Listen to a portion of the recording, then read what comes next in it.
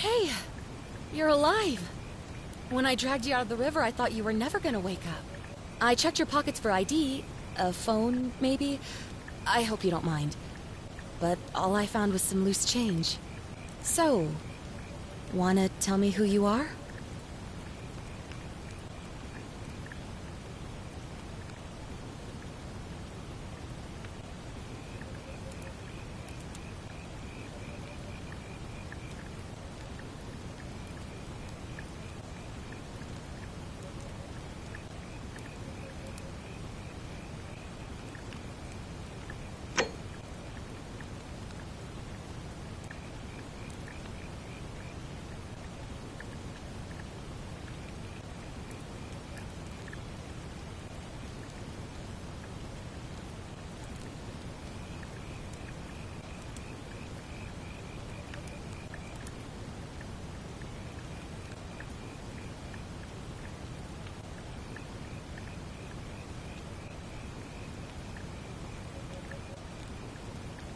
Well, it's nice to meet you. And I'm sorry to pry, but any idea why you were floating down the river? What's the last thing you remember?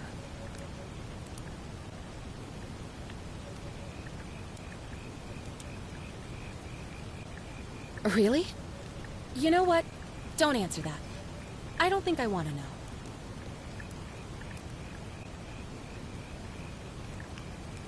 Oh, come on. In your state, I could drop you on your butt and drag you right back into that river if I wanted to. Look, you've just been through a trauma, so I'm gonna forget you said that. But you owe me, and I need a favor.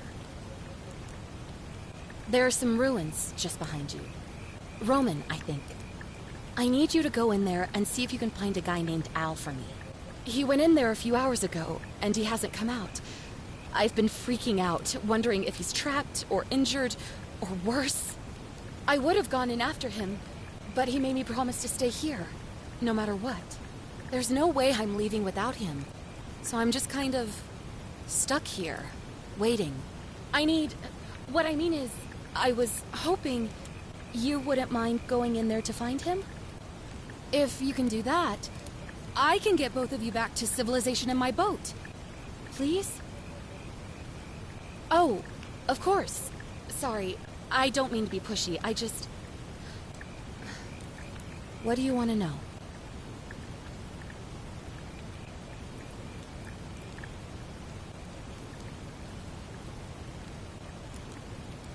Not much, really. But imagine what you might find in there. Priceless ancient artifacts. Al... Oh, there's not much to tell. Feels like I've spent my whole life in a dead-end job with an endless commute. Know what I mean? Oh, I'd rather not say if it's all the same to you.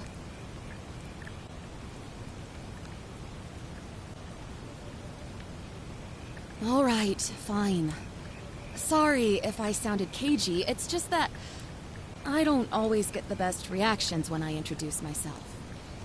My name's Karen.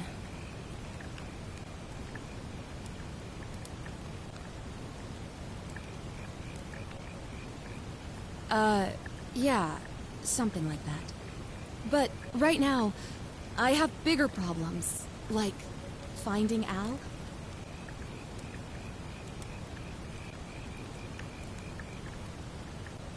You really don't remember? We're in Italy. This river is the Tiber.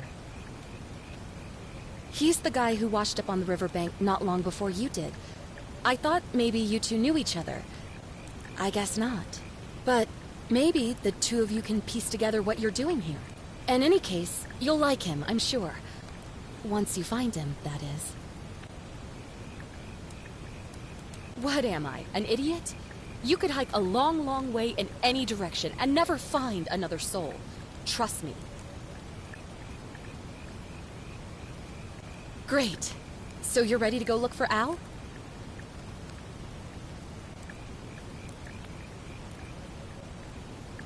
My hero. The entrance is just past those columns behind you. Oh, and he left this here. But I think you'll need it more than I will.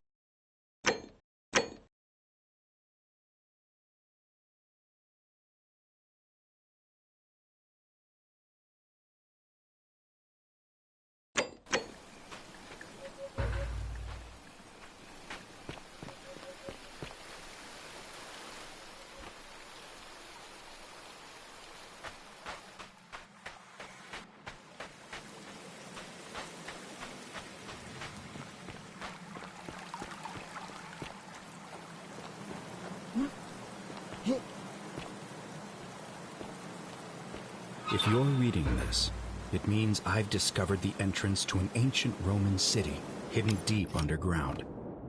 Its existence.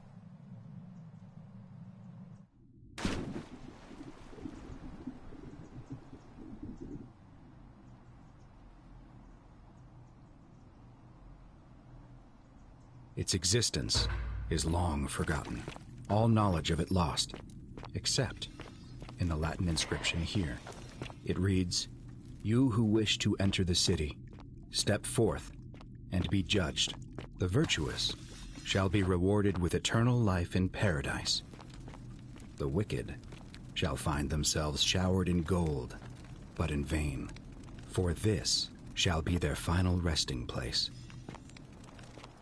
Could an underground city have remained a secret for all this time?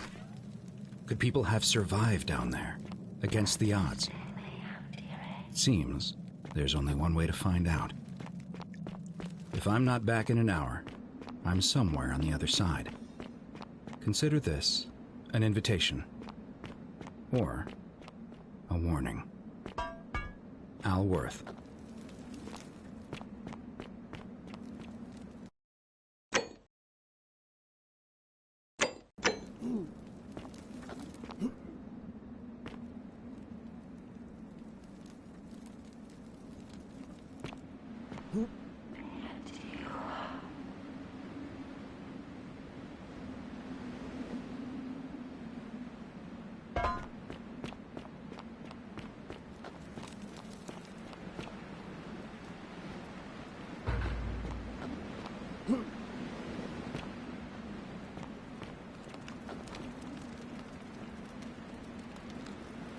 To whoever reads this, I'm sorry you had to find me like this. And worse, that you'll suffer the same fate I did. I've spent a lifetime in this place, going around and around in circles, searching for a way out. The inscription was right. There is no way back. And here there are only two options: death, and that godforsaken doorway into the past. I made the mistake of stepping through it. I wanted to set things right. And I tried. I really tried. Whatever I did, it took me right back to the beginning. Don't make the same mistake. Better to end it all now, and find out what awaits you beyond that portal.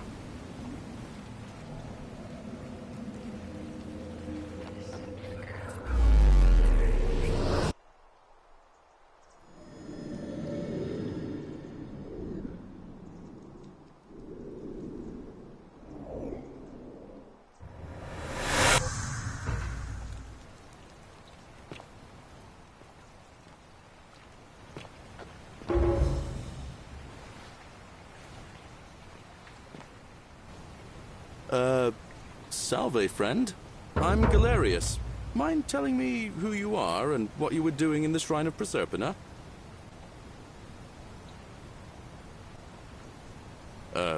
What? I'm speaking Latin. You are too, although your accent's a little strange. Oh, I see what you did there, changing the subject like that. Nice try. But I'll ask again. Who are you, and what were you doing in the shrine?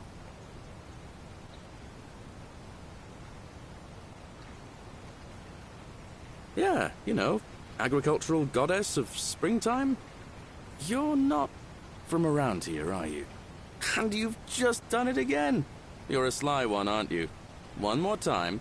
Who are you, and what were you doing in that shrine? Oh, is that right? Well, just make sure you don't get lost in any other sacred places you're not supposed to be. Can't have you disrespecting the gods by accident, can we now? But listen, most folks seem a bit confused when they get here, but you seem very lost, and in more ways than one. So let me make this nice and simple for you. Live by our law here, and we'll all get along just fine. Not laws, law. There's just one, the golden rule, and the punishment for breaking it's, well, it's kind of horrific. But our magistrate insists we take all newcomers to see him, so I guess I'll let him fill you in. So then, you coming? Follow me. When I first arrived, I couldn't believe there were people living down here. But, as you can see, we've got a nice little community now.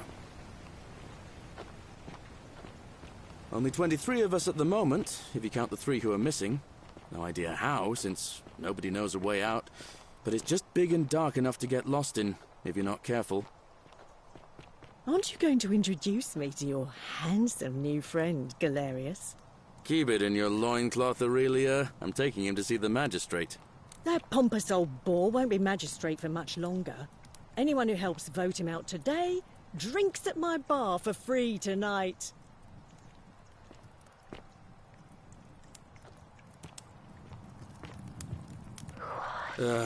Politics. I'd stay clear of it, and her, if I were you. She's... it's not my place to say. Down on your right is our farm, where I grow all the food you'll ever want. As long as all you want is leek, cabbage, and wheat. Huh. That one usually gets a chuckle. The bloodless shadows wander without flesh or bone. Don't mind Livia. She means well. She's just been in a bad place since... Well, you know, I don't know what happened to her. Up here on your right is the chasm. If you've got a weapon, it belongs way down at the bottom. Up on your left is the forum, where you can visit the market or get yourself patched up in Lucretia's clinic in the Shrine of Apollo. Most of us have almost nothing, just what we had on us when we arrived, and what we've been able to make and scrounge up since. And this central plateau is where the magistrate and the other patricians live, so don't expect a warm welcome. Galerius, you're meant to be working the farm, not trudging dirt into the villas. Take it easy, Horatius. I was just taking our new friend here to see the magistrate. Well, he's asked me to escort the newcomer personally. The farm. Go. Now. You'd better go with him. But just remember, they're not like you and me. Don't let them use you. What was that? What did you just say? I said it'll take some getting used to. Yeah, I'm watching you, farm boy. Greetings, citizen. My name's Horatius. Magistrate Sentius asked me to escort you to him personally. Follow me, please. Follow me. The only thing you really need to understand right now is the golden rule. Let me see if I can explain it this way. When I was serving in the Legion, if there was a mutiny brewing in one cohort, the legate in charge wouldn't waste time finding the bad apples among hundreds. They just divided us into groups of 10, made us draw straws, and whoever drew the short straw had to be executed by the other 9.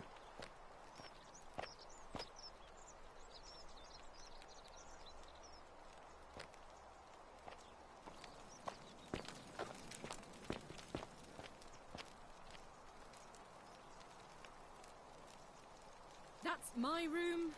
Leave before I call Horatius.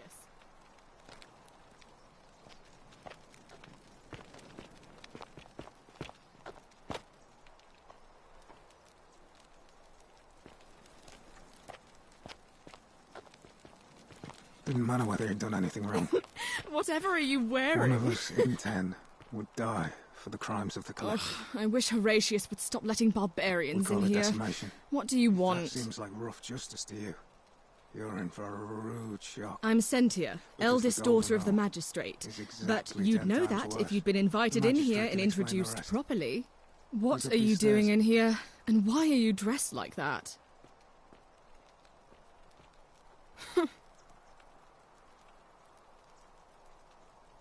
Ugh, what is it with you people? You heard the rumor that my little sister escaped and figure I must know a way out too.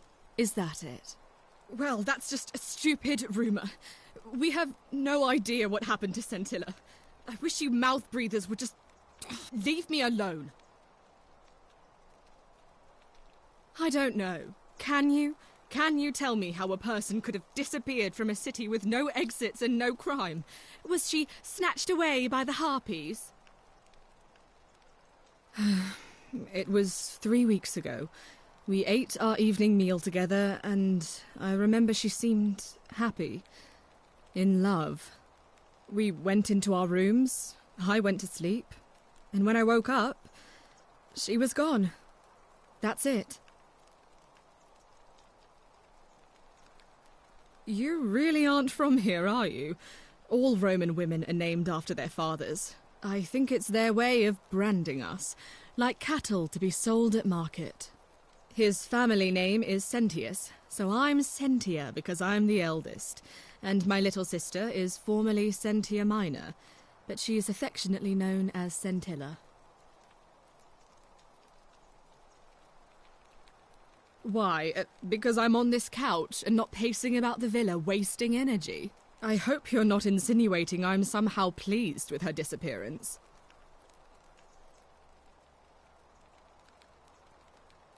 Ugh, you're awful.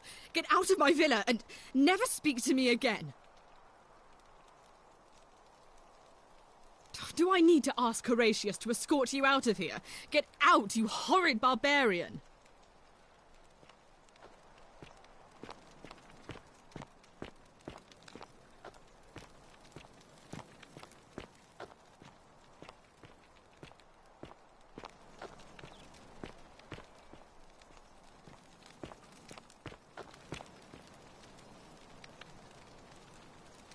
We're finally alone.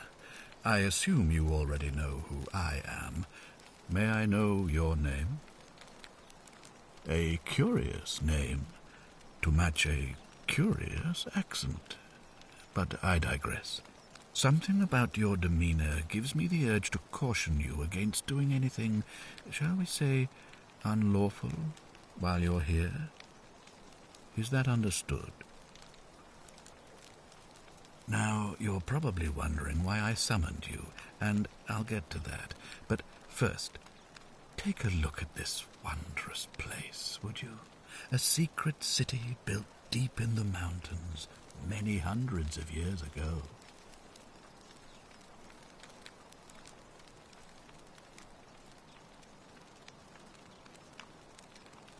Indeed. More importantly, consider the miraculous community we've built here over the last 7 months. 22 complete strangers brought together by the fates, living and working together in our own little paradise. And in all that time, not a single sin has been committed. No fights, no theft, nothing. Have you ever witnessed something so extraordinary as a city without sin? Nor could I until I came here. But the reason for this miracle is as simple as it is terrifying. If even one person commits a sin here, every last one of us will die. You see, the builders of this place, whoever they were, left inscriptions warning, "The many shall suffer for the sins of the one." From what we can gather, breaking the law here will anger the gods and provoke a terrible punishment. Like the curses of Medusa and Midas combined, turning us all to gold. We've come to call it the Golden Rule. It's extraordinary that we've survived as long as we have, and each day I grow more and more afraid that our time in the sun is almost up. And now it seems that day is finally here. All that matters is that somebody in this city is about to break the Golden Rule. Why else would Proserpina send you now? Unless you and I can stop them, our doom is assured. I know that's a lot to take in, and you look like you have questions. Please, ask away. An intelligent question. There was a good deal of debate about that in our first weeks here.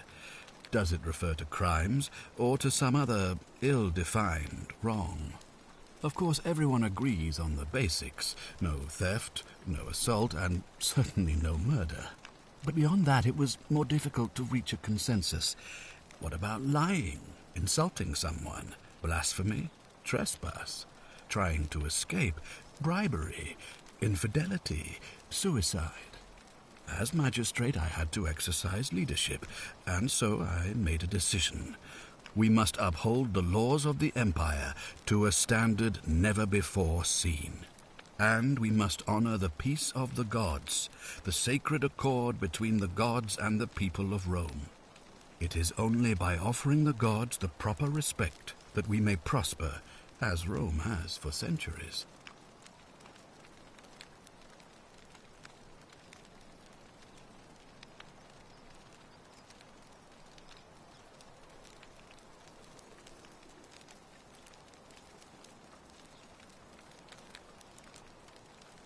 Barbaric? Barbaric? What are you talking about? The Empire is the most civilizing force in the known world. Rome is a beacon of light in the darkness. For 800 years she has borne great statesmen, philosophers, poets, artists, and engineers. We have comprehensive laws protecting the rights of our citizens, which have unified countless warring tribes all across the Mediterranean and beyond, from Gallia to Judea. All our citizens are treated the same, regardless of the color of their skin or their sexual preference. Can you say the same? When our people are starving, they are given food rations, and when they are wronged, they have the right to bring the guilty party before the magistrate. Our laws forbid treason, murder, assault, and rape, as well as theft and arson, and so on. No other civilization in the world is so advanced, and you have the hubris to call us barbaric?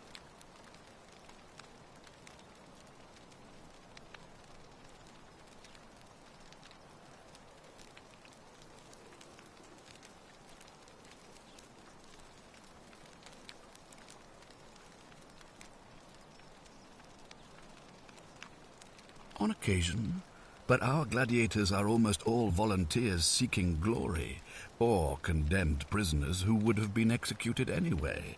I do not see the harm.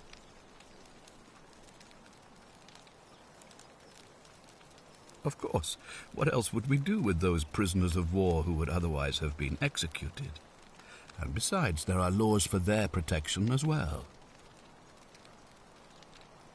Of course, but with fewer rights come fewer responsibilities, and the right to be protected by their fathers and husbands.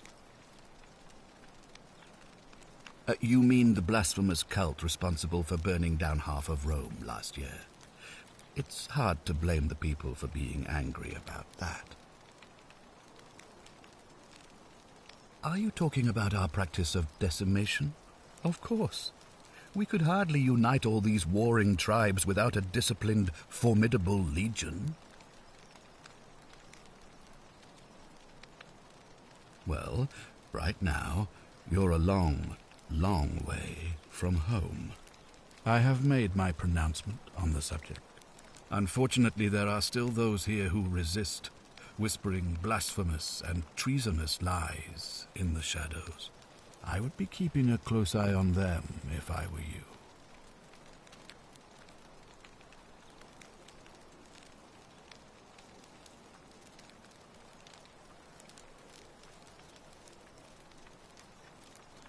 You see, In my search for a way to save my people, I learned of an ancient ritual to Proserpina, the goddess of the cycle of life and renewal. It's said to open a doorway in time, so that if the unthinkable happens, one person can pass through it and travel back to the past. And when I saw you arrive in a flash of light from the goddess's shrine, I knew that person was you. You don't belong in our time, do you?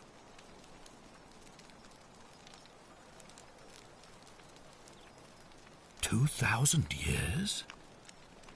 That is unfathomable. Please tell me, in your time, what did you see? What had become of us, of this city?" I have imagined it, our downfall, 1,000 times, but it still breaks my heart to hear the truth of it. Well, I believe you're in the best position to go around asking people questions. You're new here, and it'll seem perfectly normal. As for me, well, it pains me to say my attempts to impose order have not earned me many friends. I fear I may not even remain magistrate after today's election. The people here would only treat my curiosity with suspicion. You shouldn't have that problem, though, unless, of course, you get off on the wrong foot. All I can tell you is that it's a ritual sacrifice to Proserpina. I stumbled across instructions. I have to recite a prayer, and of course, as with all rituals, some sacrifice is involved. Usually that means wine or food, or in some cases a live animal. In this case, the sacrifice is rather more costly. The life of the person performing the ritual. I don't suppose you saw any sign of me in the future?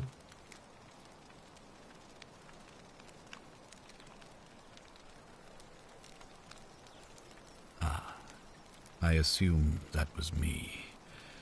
If I'm forced to perform the ritual, it's going to cost me everything. You'll try to make sure I don't need to use it, won't you?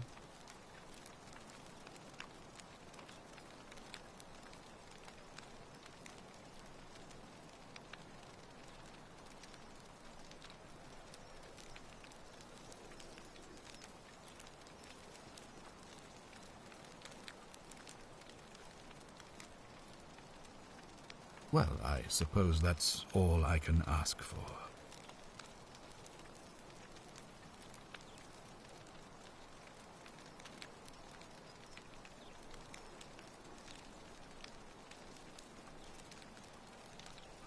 Do you ever stare at a problem for so long that you can't see it for what it is anymore? What's needed here is a fresh pair of eyes. The less I prejudice the independence of your investigation, the better.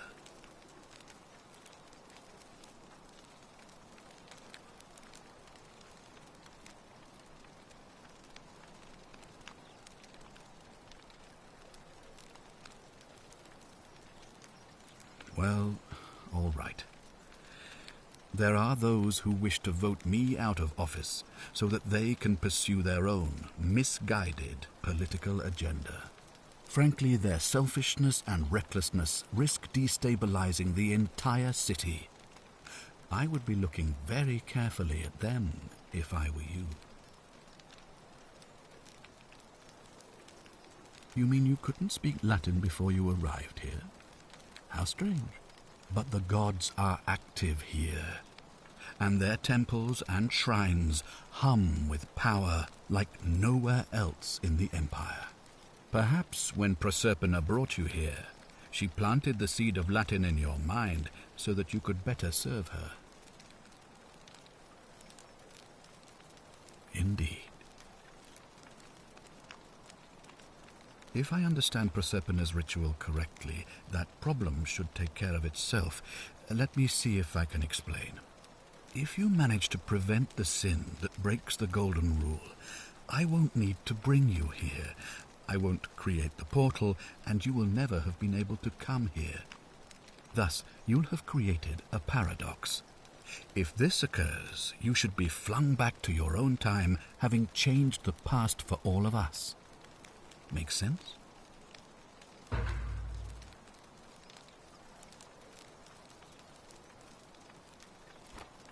Ah, good. So, are you with me? Can I count on you to figure out who's about to break the golden rule? Wonderful. Now, I need you to investigate the city, talk to everyone, help them if it'll win their trust. I authorize you to enter private homes and inspect possessions and documents, unless, of course, you're asked to leave. Figure out who the culprit is, and as soon as you have a name, come back and tell me immediately. Oh, and one last thing. If I were you, I'd start my investigation by visiting Lucretia at the Shrine of Apollo in the Forum. I heard wailing from there not long ago. Seems like something's not right.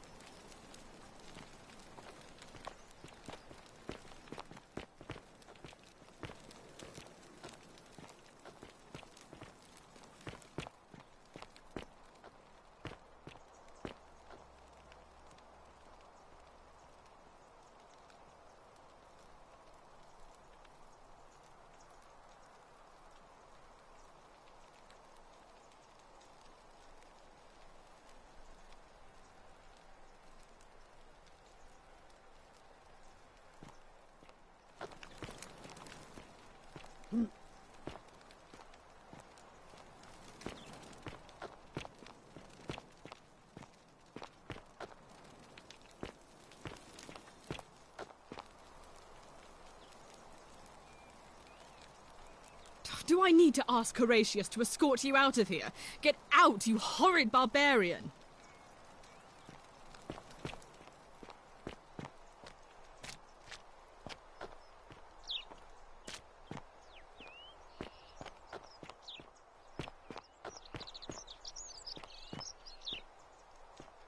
Citizen?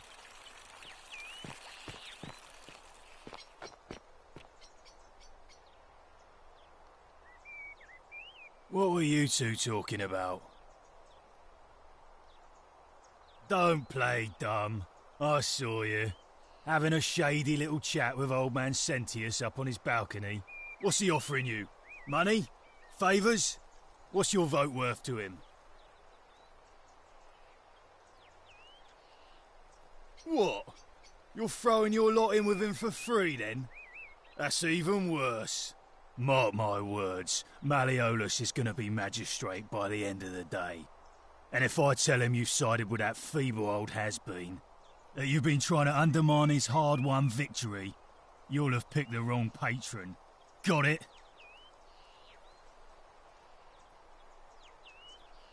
Oh, you just made a big mistake. Malleolus is going to hear all about this, and he'll make you suffer the tortures of Tartarus while you're still alive. Stircum Adite.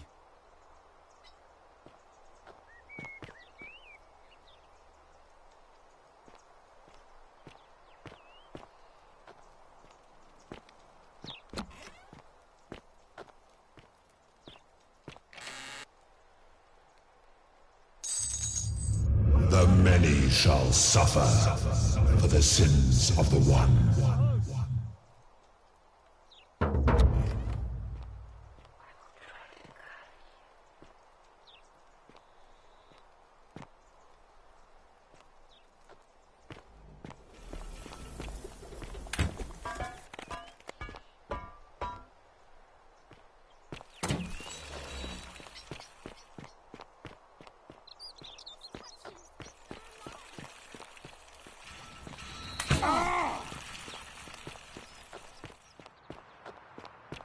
Son of this!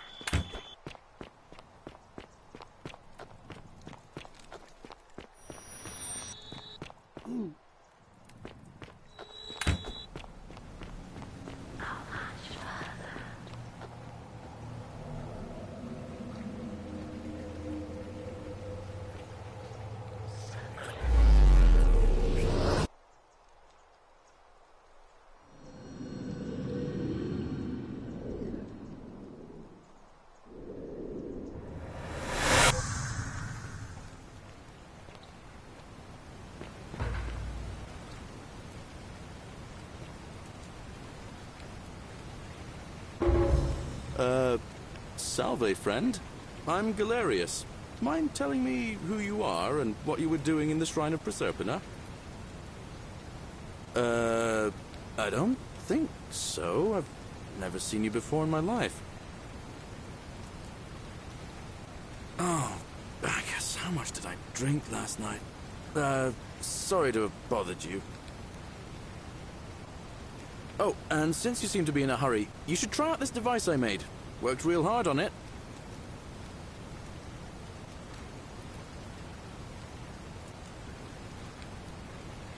Just attach the pulley to the rope over the lake and hang on to the handles.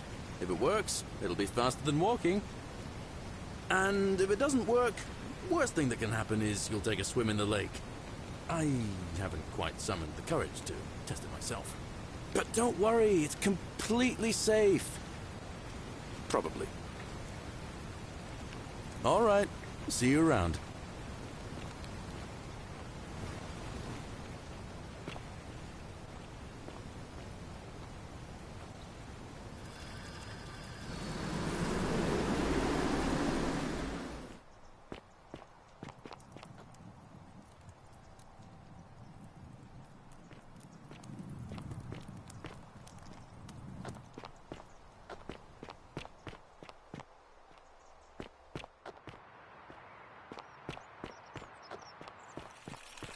Fear is proof of a degenerate mind.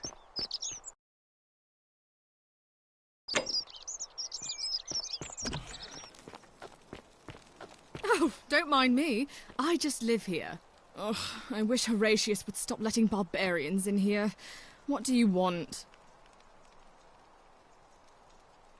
You know, some people say it's the creation of an all-seeing god who's watching everything we do. But what kind of an awful, incompetent god would let my sister go missing on his or her watch? Did you hear that?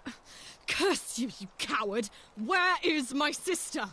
What do you have to say for yourself? No response. Nothing. That's what I thought.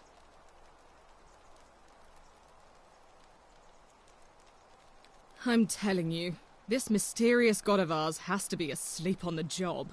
Either that, or, like people are saying, it really is just a children's fable my father is exploiting to frighten us into behaving. I suppose we will. I trust you can see yourself out.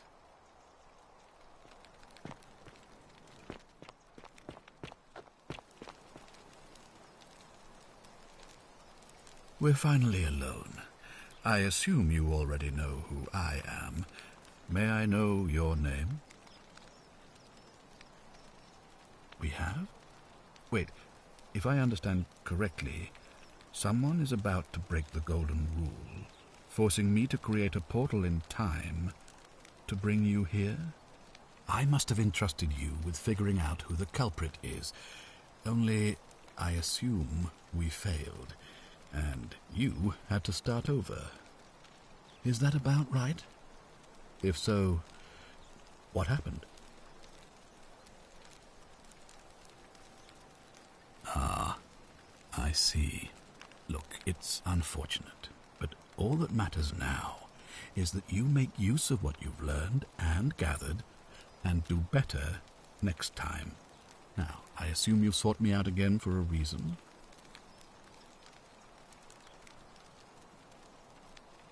Ask then. Good.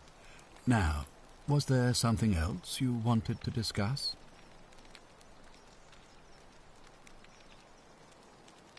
Sextus Sentius Imperiosus is my name, though magistrate is the proper way to address me. Before I wound up here, I was a decurion in the cavalry of Imperial Rome, helping protect civilization from the barbarians. It's a cavalry officer.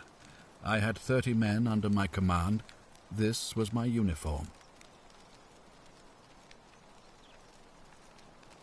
As magistrate, I usually wear a toga, but today I may need to survive long enough to create the portal for you, so it seemed prudent.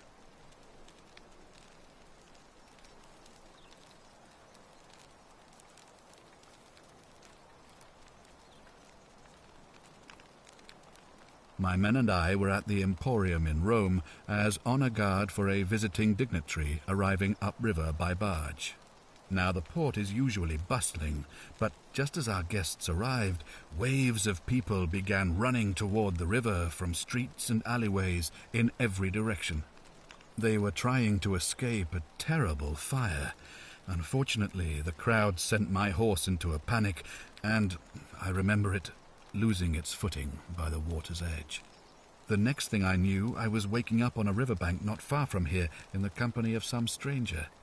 I went looking for my horse and discovered that lonely temple. You can probably figure out the rest. I was elected 7 months ago, uncontested because of my command experience.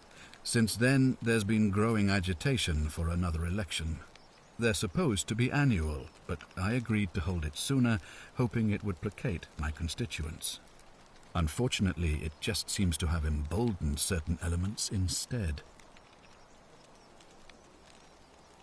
Very well. Of course. What is it?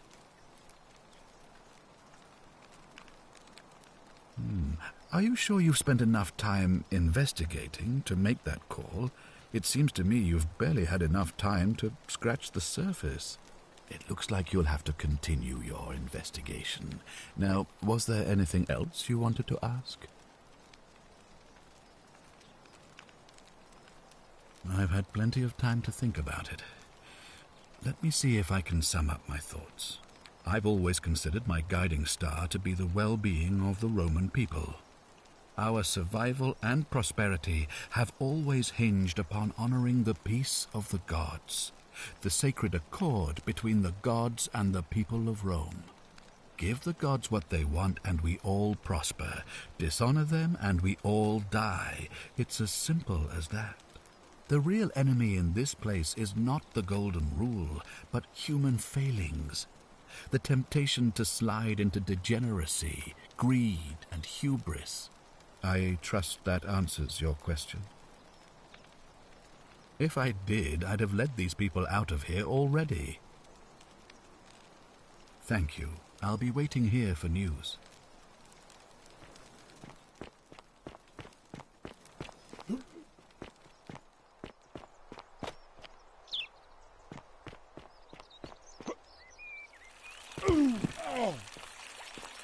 On your best behavior, I trust?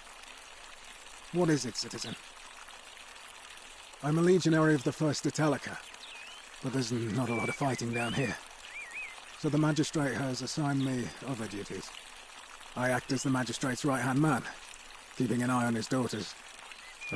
Daughter, I should say. And the others, and making sure they're all behaving. I also keep a register of new arrivals. I'm from Liguria, up north originally. I was doing all right for myself. 12 years into my service. Had a nice girl lined up for when it was all over. Not anymore. She's probably figured I'm long gone and moved on by now. I try not to think about it. My commander sent me to deliver a message to Rome. While I was there, I thought I'd do something nice for my girl and pick up a little pendant from a silversmith. That's when the crowd started flooding through the streets, shouting fire. People were screaming, trampling each other. Then some genetricum fugitor tried to take advantage of the chaos and pinch my pendant. I remember chasing him through the crowds, down towards the river. And then, nothing. Blacked out and woke up near here. No idea how I ended up floating so far downriver. But I'm fortunate to be alive, I suppose. Ah, don't be.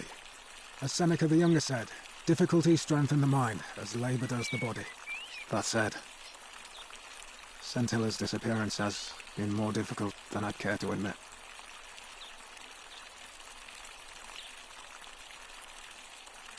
I don't see why not. Just make sure I get it back by tomorrow.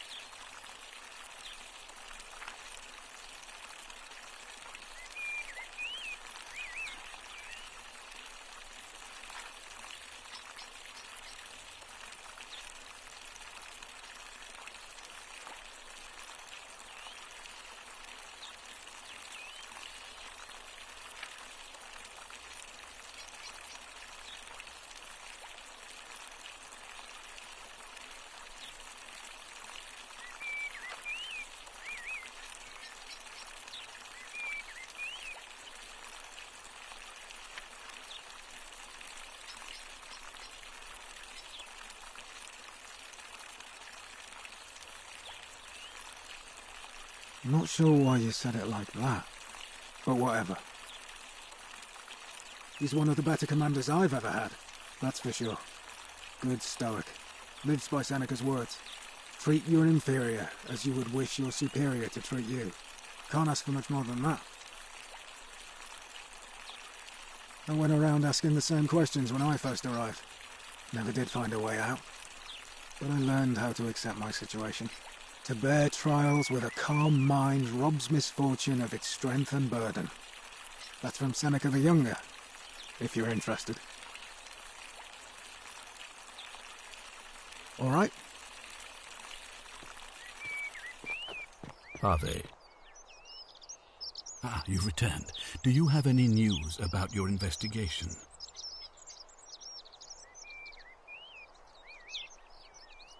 Thank you. I'll be waiting here for news. On your best behaviour, I Hey, trust? Horatius. How's it feel knowing your man's doomed to lose the election today? If you're trying to goad me into an argument, it won't work. I'm a stoic, remember? If the old man couldn't even keep his own daughter safe, how can anyone trust him to keep us safe, eh? Why do I get the feeling you lot had something to do with Centilla's disappearance? That's it. Blame everyone but yourself. If I find out you did something to that poor sweet girl, not even the Golden Rule is gonna protect you. Got it? Ha! As if I'd be afraid of you, little man.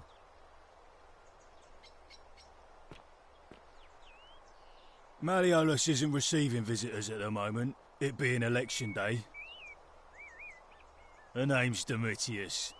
You want to get to Malleolus, you go through me.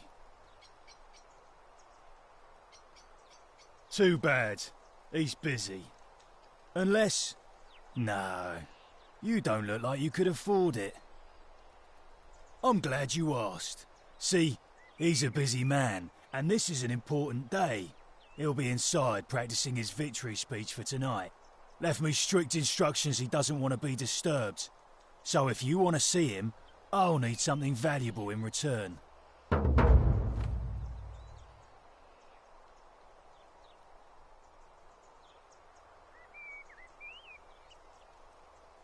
Dunno.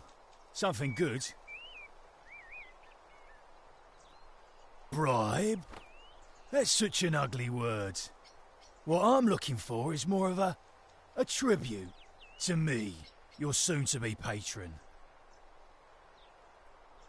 If you set one foot in that villa without permission, I'll skin you alive, you Pusilla Semitarius Mocus.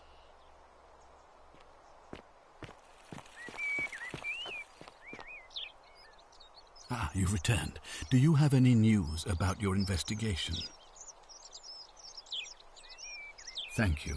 I'll be waiting here for news.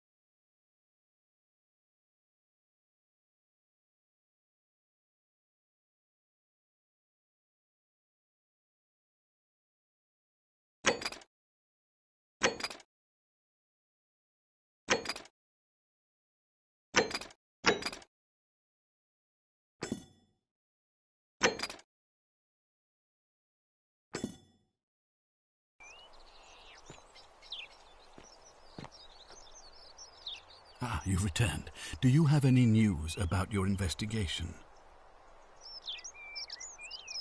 Of course. What is it? Are you sure you've spent enough time investigating to make that call? It seems to me you've barely had enough time to scratch the surface. It looks like you'll have to continue your investigation. Now, was there anything else you wanted to ask? Of course. What is it? Are you sure you've spent enough... It looks like... Thank you. I'll be...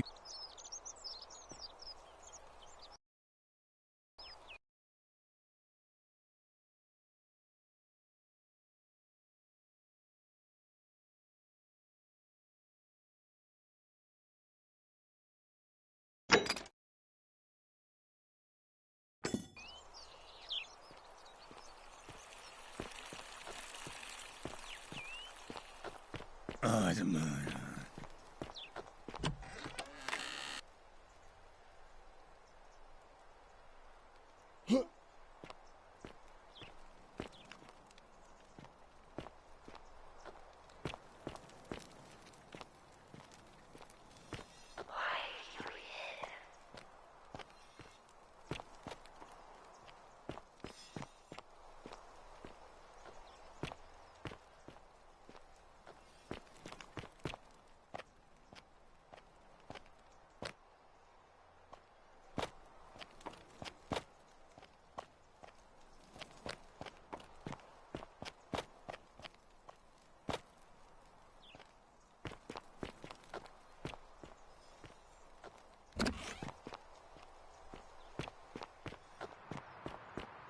Isn't the great temple majestic? A new face. Ave, and may Vesta watch over you. I'm Equitia. To what do I owe the pleasure of this visit? Oh my, I take it people are quite direct where you're from. I suppose it's quite charming in its own way. Usually, however, you wouldn't simply march up to a Vestal priestess and without due formality or courtesy ask, "What is your story?"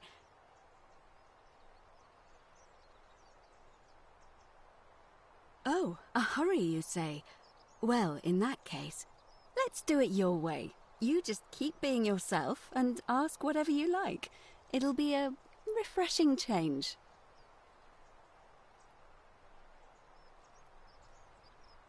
You know, I'm not entirely sure. But what about you? How did you end up here? Karen, you say? And nothing about that name seemed odd to you? Older. I see. I wonder if... No. I apologize.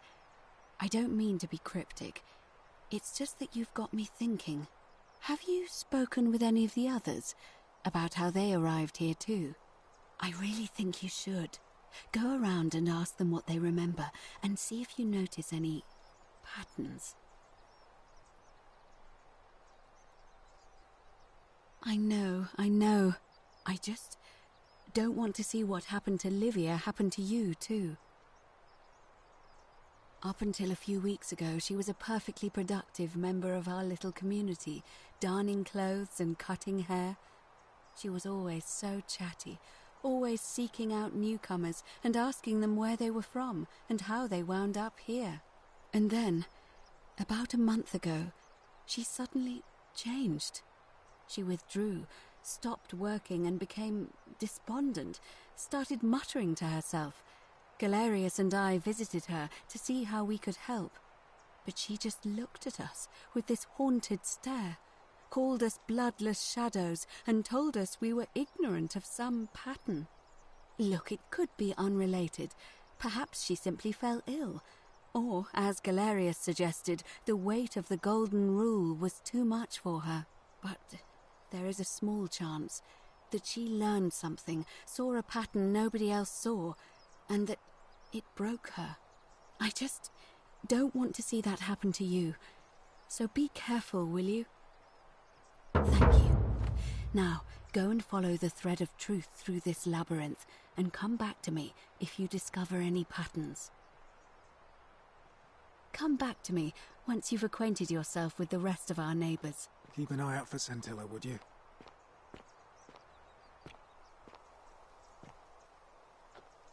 Keeping an eye on things, Horatius? As always, Priestess. Any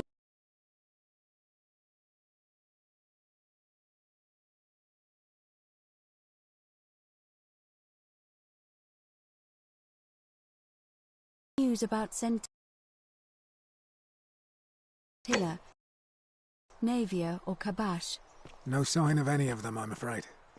But we do have a newcomer. Strangely dressed fella. Funny accent, too. A traveller from a faraway land, then? Seems that way. Then let's make sure he feels welcome, shall we? Of course, Priestess.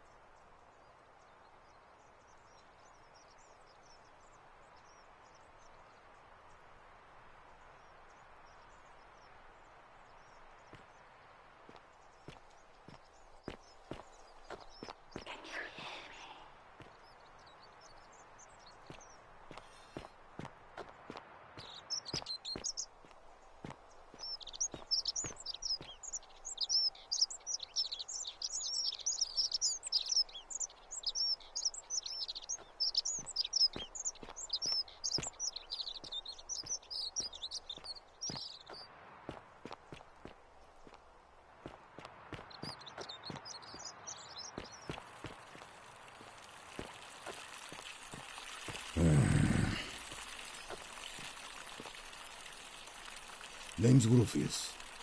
Better watch your step. Can't talk long. Got to stay sharp, but... family's from Seleucia on Tibius. Babylon province. But I've been roaming a long time now. Even joined the legions. The 6th. The one they called Ironclads.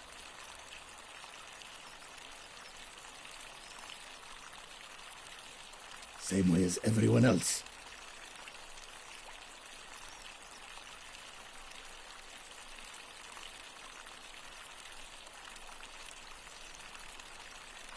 Because we're all in grave danger. Is it not obvious? The magistrate made me toss it in the chasm. Stupid. Going to have to improvise now. If you were dealing with what I am, you wouldn't be either. None of your business. In Troiti ipsum commensura. If we have to.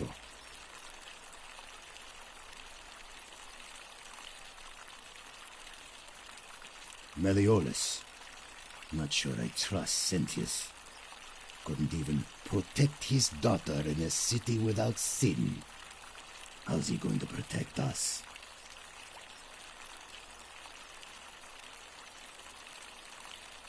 No.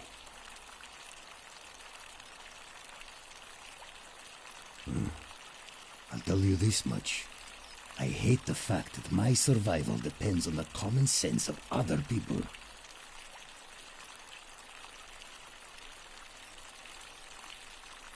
Ah, then you know what I'm talking about. I mean, all these people just bumble along like nothing's wrong. While we're one bad decision away from being wiped out. Like the last lot of people who lived here. Seems like I'm the only one ready for what's coming. Whatever that is. And when it hits, it's everyone for themselves. You've been warned. I don't know. But did you ever get the feeling some of these statues are watching us when we're not looking? Like they're waiting for something. I don't like it. Of course I am. If I did, do you think we'd be having this conversation? Whatever.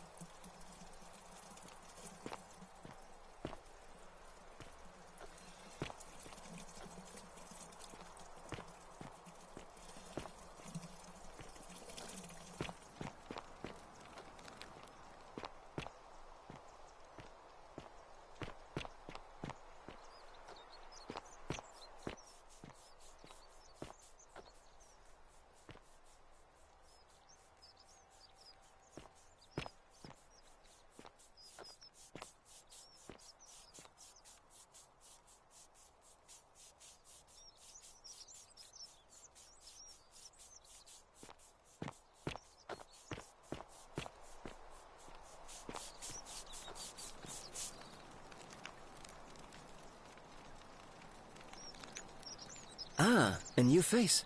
Salve, and welcome to a little community. My name's impossible to pronounce for most people, so you can just call me Virgil.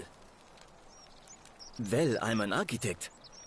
Or at least I was back in Rome.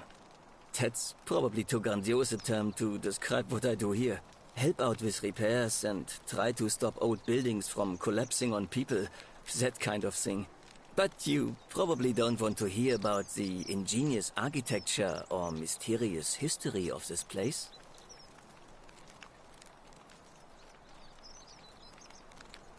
Oh, I'm glad you asked. Some of these shrines were constructed hundreds of years ago, which means Romans have been arriving here for at least that long. But there's one thing that puzzles me. The oldest shrine in this avenue isn't Roman at all. It's Greek. I'm not sure. It could mean that the Romans, who first started building here, were just copying Greek architecture, which they do all the time. Or it could mean that there were Greeks living and worshipping here before the Romans arrived. Which begs the interesting question, who really built this place? And could it be far older than any of us imagine? If only there was a way we could talk to the people who came here before us. The stories they could tell. Gladly. Personally, my favorite thing about this place is the aqueducts. Those series of adjoining arches. They're an ingenious feat of Roman engineering with a very practical purpose. They take fresh water coming from outside the city and distribute it all across the chasm. It's funneled below the palace and into a cistern beneath the great temple. Some of it flows down into another cistern beneath the villas, and the rest is funneled to the shrine of Proserpina, where it fills the lake, and allows us to fish and farm. Hey, not so loud. Just talking about that could anger the gods for all we know. I'm not saying it's impossible, but you'd have to find a way inside somehow. Just, please, try to be a bit more discreet about it. You mean the Great Temple? This one's a bit of a mystery. Given the way it's positioned so prominently, looking down on us. It's clear that whoever built it felt it was the most important temple in the city. Unfortunately, someone else went out of their way to keep its purpose a mystery. You see, usually a temple is dedicated to a particular god, like Proserpina or Diana or Apollo. Usually, that god is obvious. But in this case, it's unknown. There's an obelisk out the front, which probably used to bear the name of this unknown god. But it appears some barbarian defaced it. And of course we can't get inside because it's locked up tighter than the Temple of Saturn in Rome. And that contains the treasury. So we're all left wondering, which god is that temple dedicated to? And could it be the one responsible for the Golden Rule? Unless somebody figures out a way inside, I suppose we'll never know. Of course. You wouldn't believe how often the new ones ask that question. But I'd tell you the same thing I tell everyone else. There are much worse places to live out your days. You might have a few sleepless nights thinking about the Golden Rule, but once you get used to the fear, knowing that a single slip-up could cost you everything, it's not too bad. Nothing new to me, anyway. Oh, I just mean I grew up in the Batavi tribe, far to the north in Noviomagus, and learned to expect a bit of hostility. They weren't nearly as tolerant as the Romans.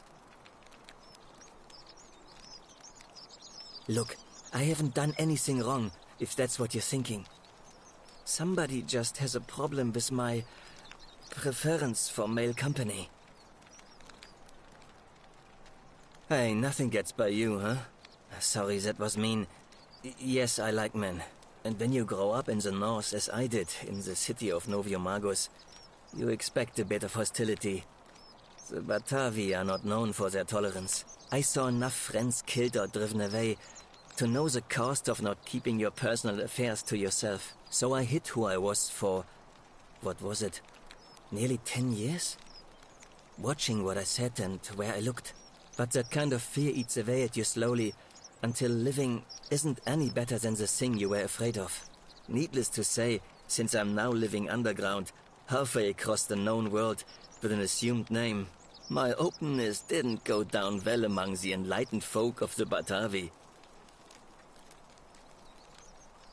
In any case, the Romans are far more accepting, and among them, I get to be who I am. Or at least, I thought that was the case. It seems I was wrong. It's not just graffiti.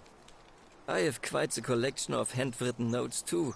The strange thing is, I keep my personal affairs to myself. I've never really been interested in any of the men here.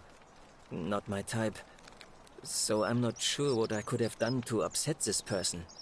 If I had to guess, I'd say it's probably one of those cultists.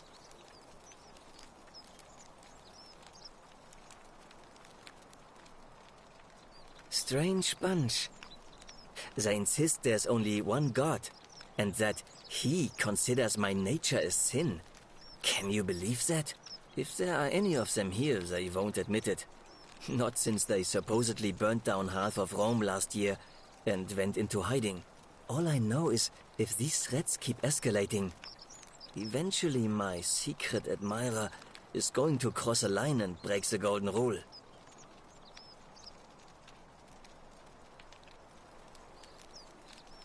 What? Really? I didn't expect that. But thanks. It's always a pleasure to meet someone so selfless. I'm glad you arrived when you did. I'd start by figuring out who the cultists are. Or maybe ask around among the merchants here. Someone who lives or works in the forum must have seen something. But if you find them, please don't hurt or humiliate them. I suspect they're just confused. Come back and let me know what you find.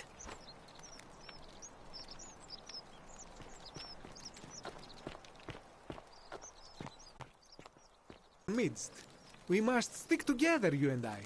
And I must say, my sartorial friend, your clothing is most extraordinary. Leather boots in place of sandals, trousers with precise stitching, and such a curious design. I have traveled distant trade routes from the markets of Damascus to the farms of India, and never have I seen anyone dressed quite like you. Tell me, I must know, from which exotic part of the world do you hail?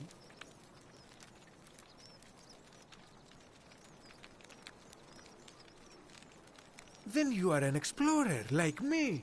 Wonderful. You must have many stories to share. I cannot wait to hear them. We will have much time here to get to know one another. But for now, do you require assistance? I know you do not require clothing, so information perhaps? My story? How kind of you to ask. I am a tailor and I run the humble shop in the forum. A good question. A very good question indeed. And I would be happy to tell you if only I could remember it clearly myself. I remember I had just been to Rome to sell an extraordinary selection of wares, and drowning in coin, I decided to celebrate my success. I rented a prestigious villa by the Tiber, invited over a few select friends, and we began making our way through some of the most exquisite wine money could buy. Quite a lot of it, in fact. Now, I have had visions and awoken in strange places before. I have even found myself naked in the desert sands more than once, but none of that compares to this. This time, I remember people screaming, then falling into a void as empty as time before creation, gasping for air, and then nothing. When I regained my faculties, I was lying naked by the banks of the Tiber, gods know how many miles from my villa. Indeed. I'm lucky I was carrying a little extra weight. I believe it kept me afloat. In any case, it seems I'd been rescued and resuscitated by a benevolent stranger. I went to find firewood for his campfire, stumbled across a cave, and discovered that trapdoor temple. And here I am.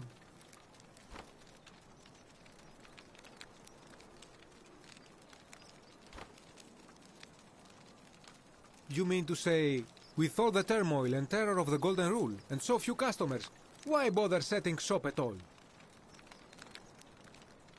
I'll tell you, it is precisely because of the Golden Rule that I wish to remind my friends of the importance of looking one's best. I say, the more of our customs we preserve down here, the more we can preserve a semblance of normality, the better our chances of keeping our heads. Don't you agree? Oh, and there is another reason too. If we all end up as golden statues for future generations to marvel at, I don't know about you, but I would like to look my best. Anything you like. Shh! Not so loud. What are you playing at? I must ask you to stop that at once. Have you not been told about the last attempt? Oh, then I suppose this duty falls to me. It is a long story. Of course, the first question any of us asks when we first arrive is, how do I escape? It is only natural after all. And scaling the chasm wall is out of the question, for it is simply too steep and too far. But as they say, if the wind fails, use the oars. And here the second option is to leave the way we came in, through the shaft above the bathhouse. See, the shaft is quite high, but if one gathered up enough wood, one could make a series of ladders and climb one's way out. I admire your enthusiasm, my friend, but please allow me to explain why this is inadvisable.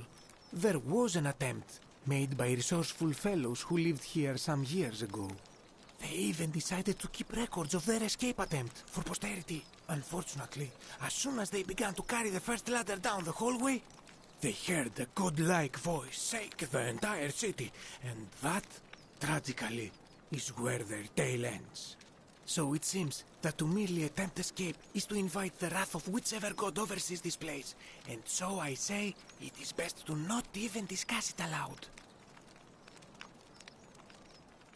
Ah, yes. The many shall suffer for the sins of the one. As a Greek, this is nothing new to me. It is how our gods operate. Have you not heard the tale of the god Hades? He was the first to learn this dreadful lesson when he abducted Persephone and imprisoned her in the underworld. When Demeter, the mother of Persephone, learned of this, she did not punish Hades, the guilty one. Instead, she changed the climate of Earth so that it became hot and dry. Nothing grew. The grain turned to empty husks and the rivers dried up. Innocent people died by the tens of thousands until at last the other gods were forced to act, lest they have no worshippers left. So yes, we know this rule. This has always been the case. The Golden Rule has merely brought it into focus. If we are to survive, I say we must each heed the simple wisdom of Thales of Miletus, first of the 7 sages of Greece, who said, "Avoid doing what you would blame others for doing." It does, doesn't it? But it is not enough for us to do this alone. For even if 99% of us adopt this principle, that will never be enough. Sadly, no matter how well we protect ourselves, the life's work of many good people can be undone in the blink of an eye by a single selfish act.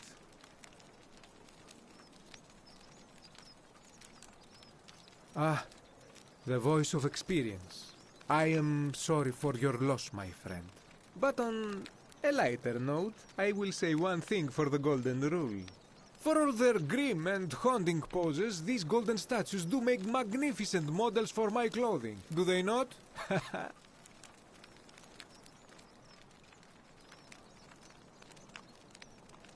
That, my friend, is quite the dilemma. But after some reflection, I'm leaning toward voting for Malleolus. I do not enjoy the thought of another visit from Domitius if I voted the wrong way.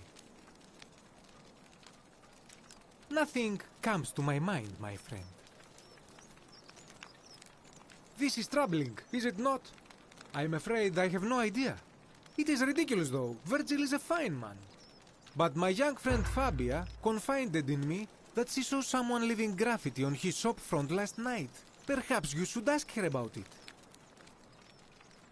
I hope that our paths cross again soon, my friend.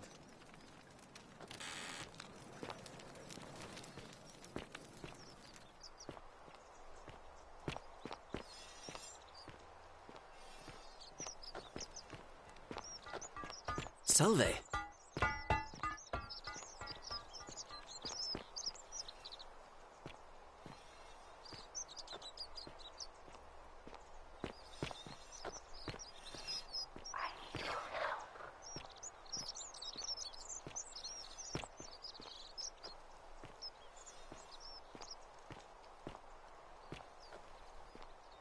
Hey, Virgil, how much would you want to make me a bow? For the last time, Dacius, I'm not making you a bow. But why? You know why. But how am I going to defend myself against someone else with a weapon? There are no other weapons in the city. We all went along with the magistrate's weapons ban, so it wouldn't be an issue. That's why I've got to get in first before someone else beats me to it.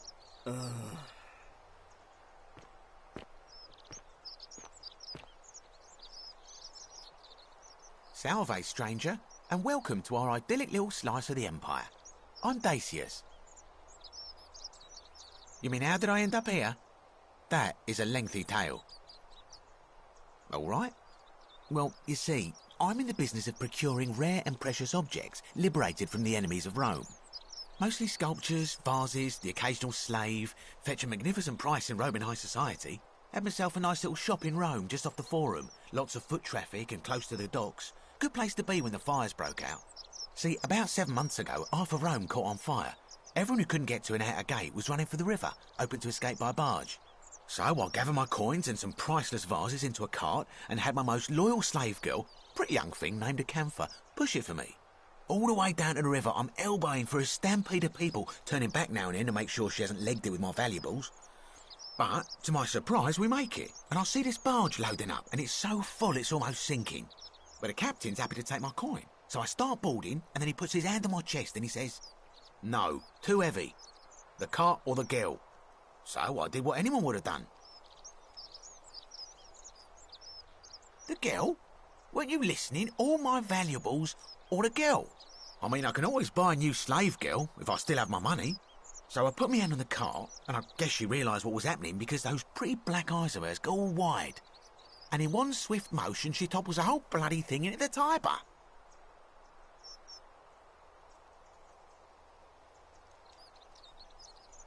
No, I dived in after it, of course. Aren't you paying attention? That was a bloody fortune. Only, I guess I must have hit my head or something, because everything went black. When I came to, I'd washed up on the riverbank, not far from here, with nothing in the world but a single silver coin. Thank you, friend.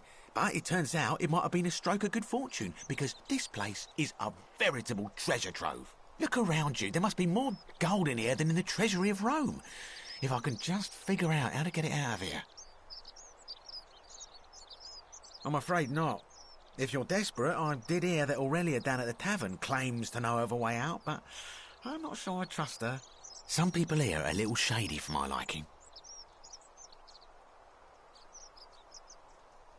It's terrible for inflation is what it is. There's so much gold just lying around, it's practically worthless. At least down here. Of course, I have an idea for generating real wealth, but what I need is a bow. Just a simple composite bow. I've scoured this city from top to bottom with no luck. But if you happen to find one, bring it to me and we'll talk. Thank you, friend. I don't, I'm afraid. But I did overhear Fabia telling Georgius she saw something. She was headed to the baths not long ago. Malleolus. I mean, Sentius couldn't even keep his daughter safe. What hope does he have of protecting us? Not going to happen. Very well. Another time.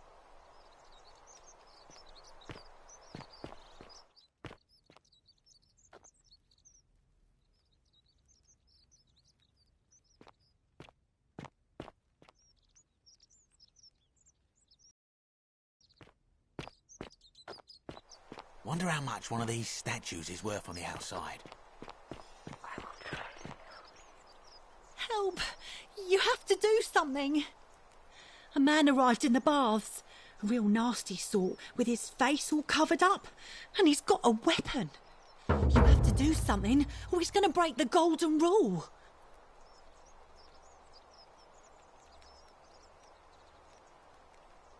Are you serious? This is an emergency.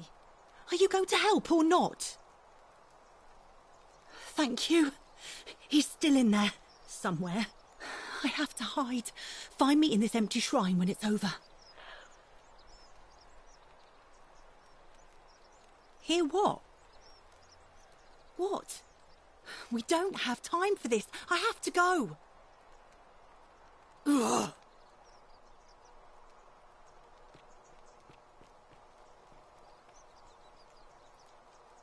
The shrine is collapsing!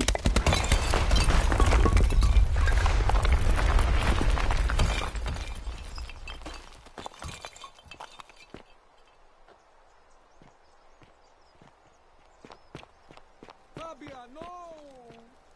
Oh God, she's dead! Did anyone see that? The whole shrine just collapsed on her!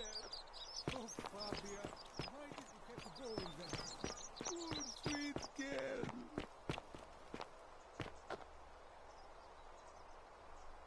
I can't believe she is dead. Fabia, I mean.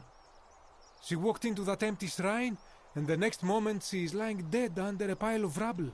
The gods are cruel and unjust. She was like a daughter to me. I'm sorry, friend. It's not right for me to lay my burden upon you.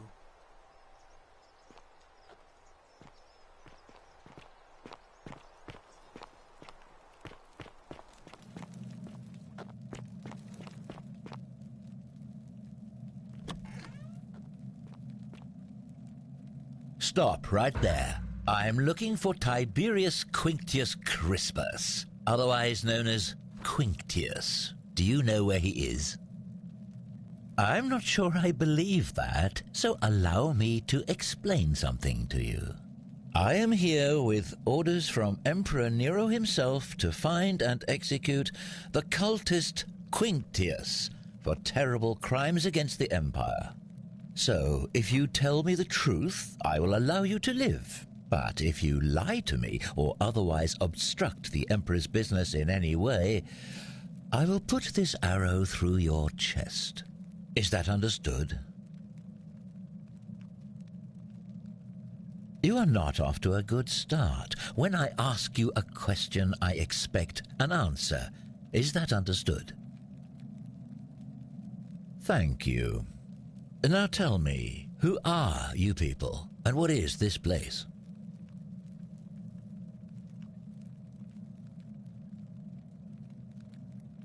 Oh, how very welcoming of you. You want me to let my guard down, is that it? You're not going to get your claws into me. I was told Quinctius was a cultist, but I never thought he'd be foolish enough to lead me right to the heart of his mystery cult. Oh, don't play coy with me. I don't care if you're worshipping Bacchus, Magna Mater, or Christ. You lot are all the same to me. Always sneaking off to your secret sanctuaries, indoctrinating each other with your little mantras. The Emperor may have tolerated your activities up until now, but after what Quinctius did, those days are numbered. You say that, but if you're not a cult, then why go to such great lengths to keep this place a secret? So you admit you're not allowed to leave.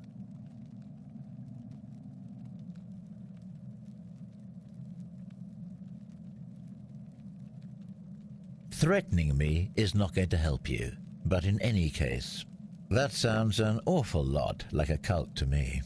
And I saw the inscription saying, "The many shall suffer for the sins of the one." I take it this is some kind of mantra you all believe? A distinction without a difference. You've clearly been indoctrinated into this nonsense. Now tell me, where did you lot get enough gold to make all these statues? You lot are practicing human sacrifice too. You people disgust me. Of course you'd say that, but that's what your kind do, isn't it? Our God told us to do it. It's all clear to me now. The secret sanctuary, the indoctrination, the mantra, the human sacrifice. You're cultists. There's no doubt in my mind.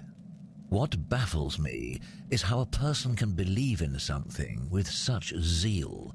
They just can't see what they've become. However, you still have a chance to redeem yourself by telling me where Quinctius is. Do not waste it.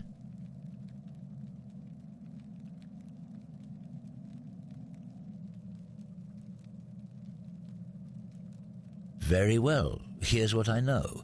He's a 40 to 50-year-old man with distinctive eyes, one green and one blue. He's also known to have delusions of grandeur. The Emperor says he and his cult, your cult, are responsible for starting the fire which burnt half of Rome to the ground and killed thousands in the process.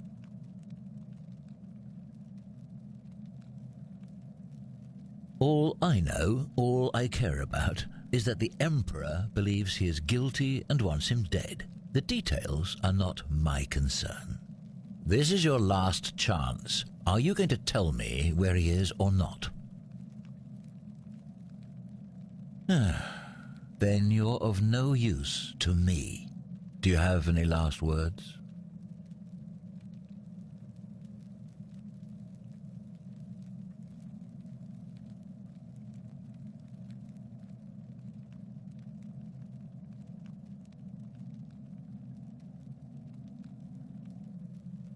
Well, I'd say that's rather convenient, since I was planning to kill you all anyway. The many shall suffer for the sins of the one.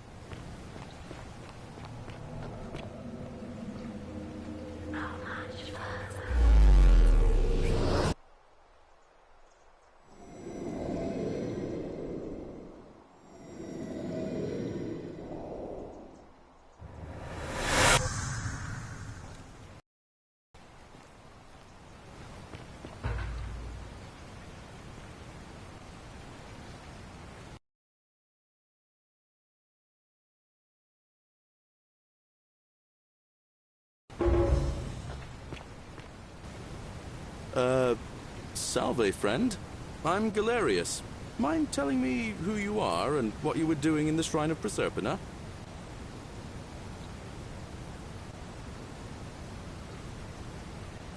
I don't think so. I've never seen you before in my life.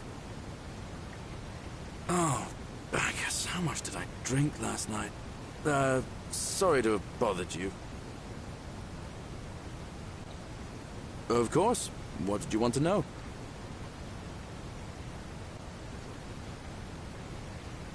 I can't see how I could vote for either candidate. I don't like Sentius much, but Malleolus is almost as bad. Even I could do a better job. Me, a farmer. And I've never given a speech or put on a toga in my life. All right. See you around.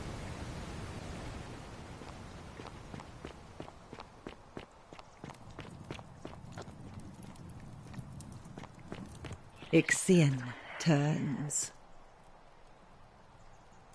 Just as the ocean accepts the rivers of all the world, so this place accepts all the souls. But Don't you it just does love not springtime? notice the crowds that come.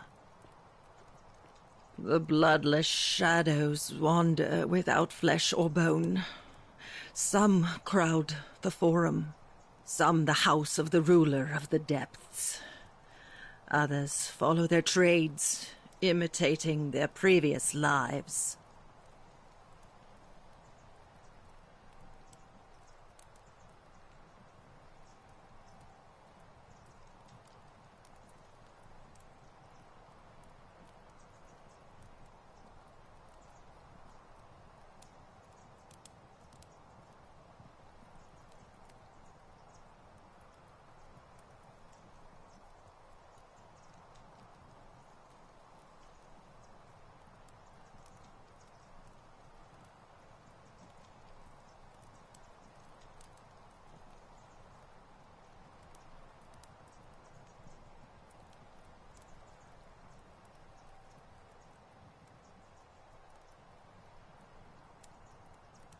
They never do.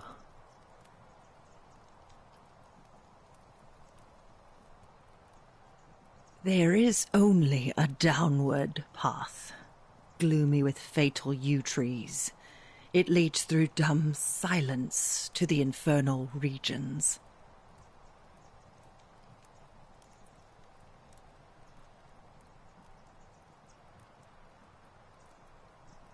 Help me. You cannot help me. I have seen things. A pattern, a terrible pattern. It is better for you if you remain ignorant. Pandora's box must stay closed. I'll say no more. The bloodless shadows. This is their punishment.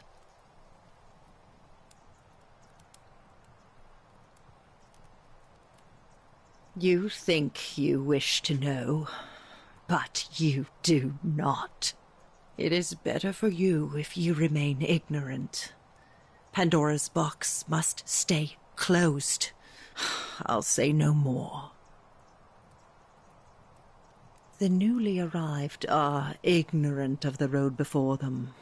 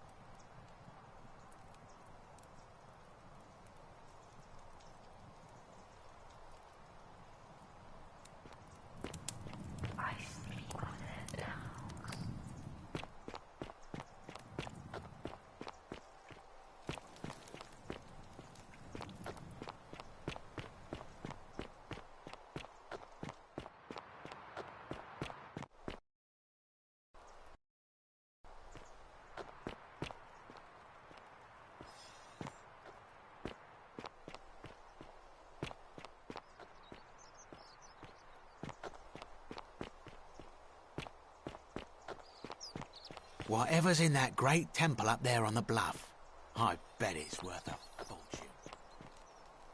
Help! You have to do something.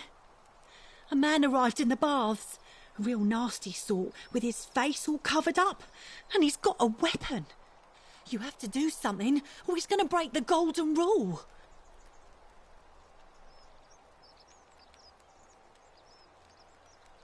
None of us do. The magistrate made us throw them all into the chasm. So now this man's bow is the only one in the city. You'll just have to improvise. Are you daft or just callous? If you don't stop him, we're all going to die. Ugh.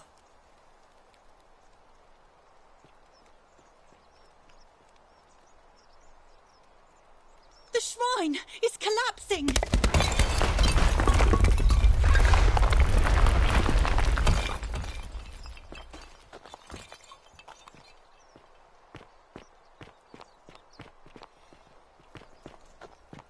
Fabia, no! Oh gods, she's dead! Did anyone see that? The whole shrine just collapsed on her! Oh Fabia, why did you have to go in there? Poor sweet girl.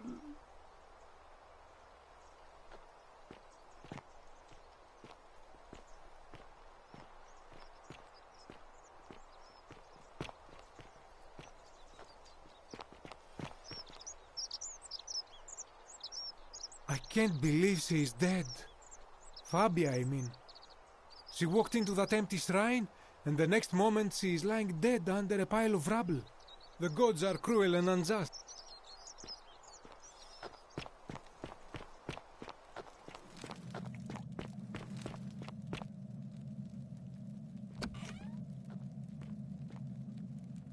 Stop right there. I'm looking for Tiberius Quinctius Crispus.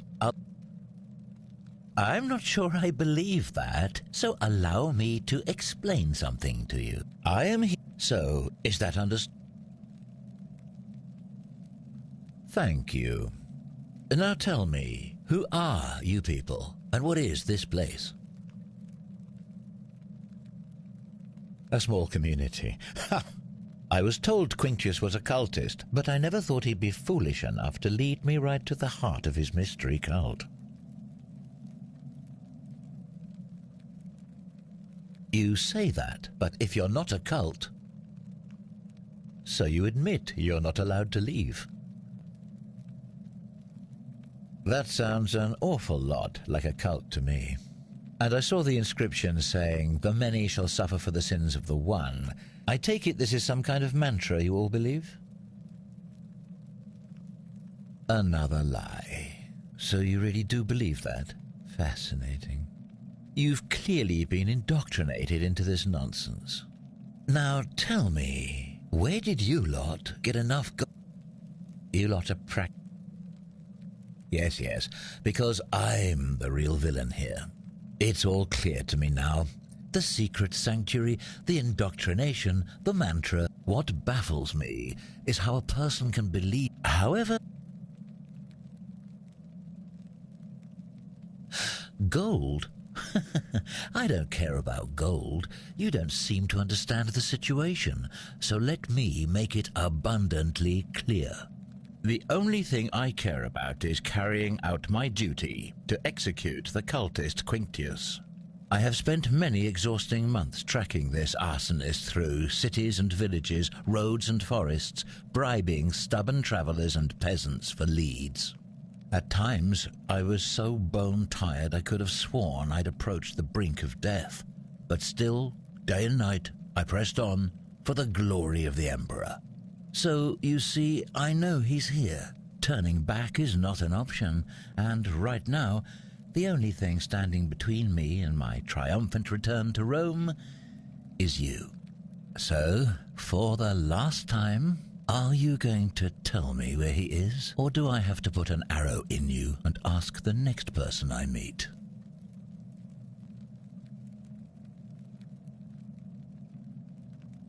Then you're of no use to me. Do you have any last words?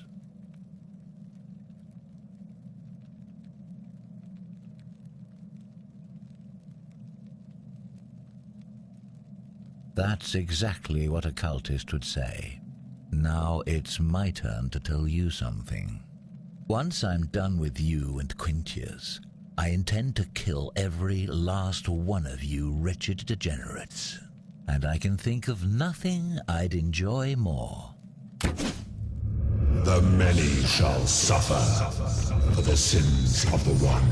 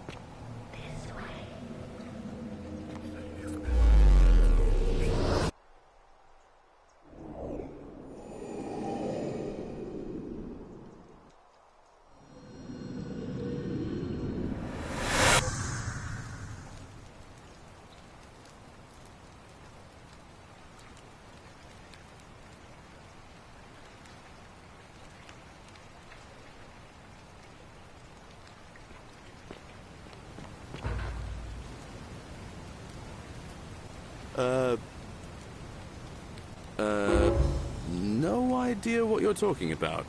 Oh, wait. Are you a bit, not right in the head? That's all right, friend. Everyone's welcome here. We sort of lose track of the date down here, but it feels like the beginning of spring to me, so I'd say early March? It's 817 AUC. Sorry, you look confused. 817 years since the founding of Rome. Which part of the Empire are you from, exactly?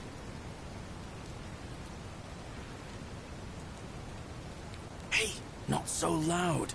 Just saying that name could land you in trouble here. If you haven't heard, his cultists burned down half of Rome last year. Horrible business. I heard Nero executed some of them, but a lot of people are still angry with them, even down here. So, if you're one of them, keep it to yourself. But listen, most folks seem a bit confused when they get here, but you seem live by our law. All right, friend, suit yourself. Just don't do anything too reckless till you've spoken with Magistrate Sentius in his village.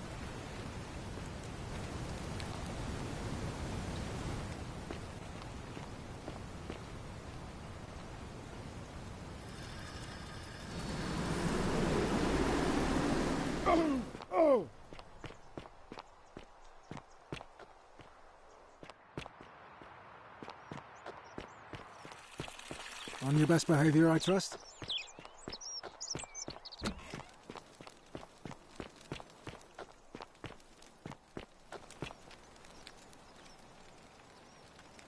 We're finally at... We have? Wait, if I understand correctly, I must have entrusted you. Is that about? Seems rather brash, but all right. Why have you sought me out?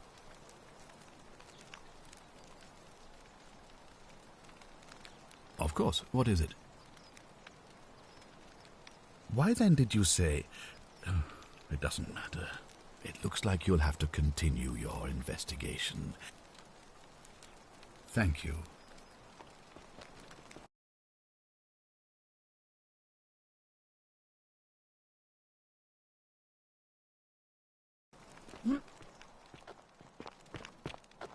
Oh, another one fresh out of the baths, I take it.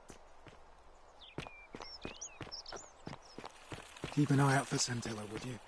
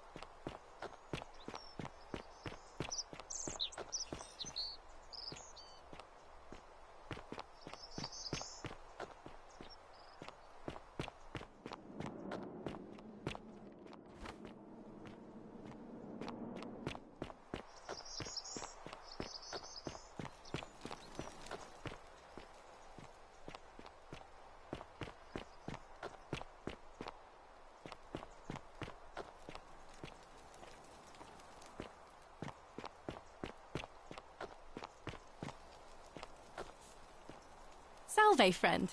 I'm Octavia. Welcome to life under the Golden Rule. It's a ghastly thing, is it not? How are you faring so far? Ah, another stoic, perhaps. We all need something to help us through times like these. We've all been where you are now. I remember when I first arrived. I used to lay awake at night contemplating the big questions. Why am I here? Is there a way out?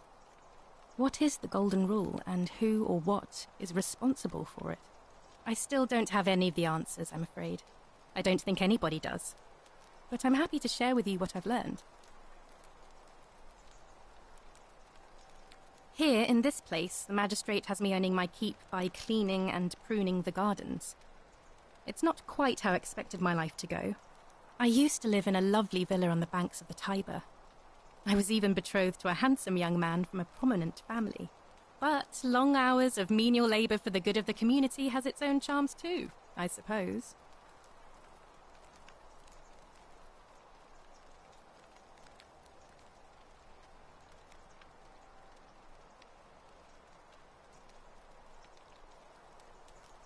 Oh, much the same way as many of the others.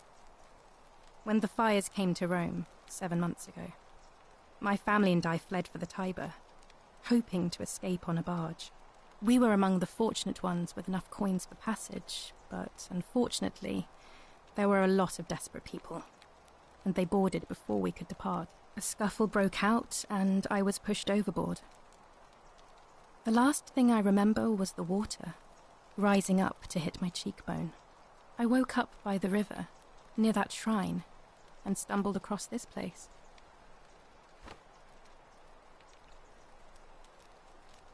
Oh, that's all right. I'm sure it's all part of God's plan for me.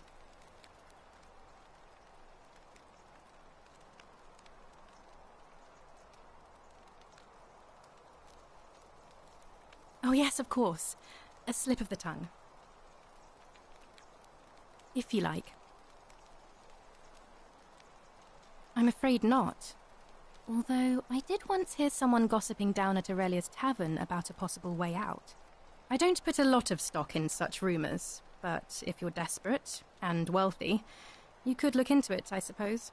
If that doesn't work, then I suppose we're all stuck here until the gods decide our fate. I hope it works out.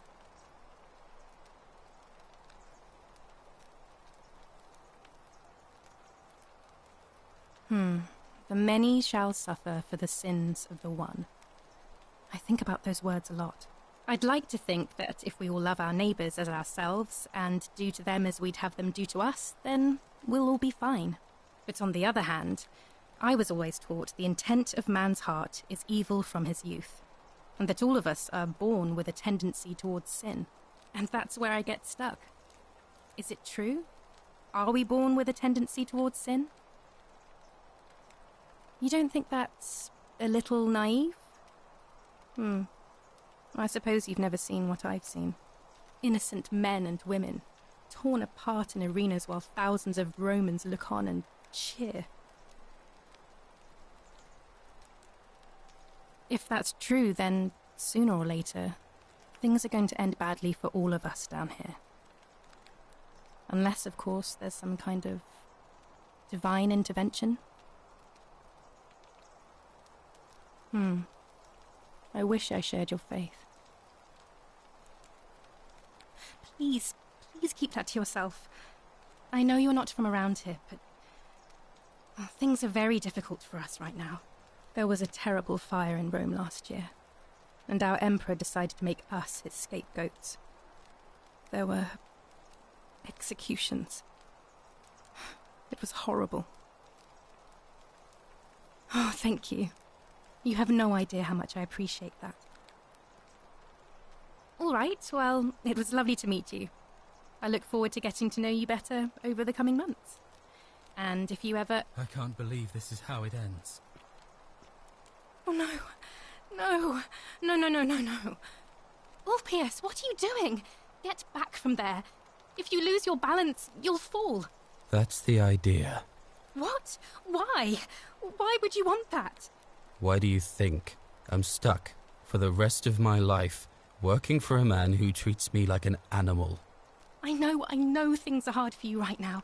They're hard for all of us. We're all in this together, Ulpius. Please just think this through. If you do this, it could be the sin that seals all of our fates. Is that what you want? I'm sorry, but I just don't care anymore. Please, Ulpius. Help him. If he goes through with it, it could be the end for us all. I don't know what to do. I've never had to deal with this sort of thing. Please, you need to talk to him. Thank you. And please, choose your words carefully. Let me guess. You're going to lecture me on how suicide is a crime against the Empire. I screwed up my life. That's what's wrong. I borrowed money, and when I couldn't pay it back, I wound up in debt bondage. I'll be stuck slaving away for that Culus Cumulatis Malleolus for the rest of my life. I'm out. Wherever you are, Scintilla, my love, I'm sorry. Ulpius, no!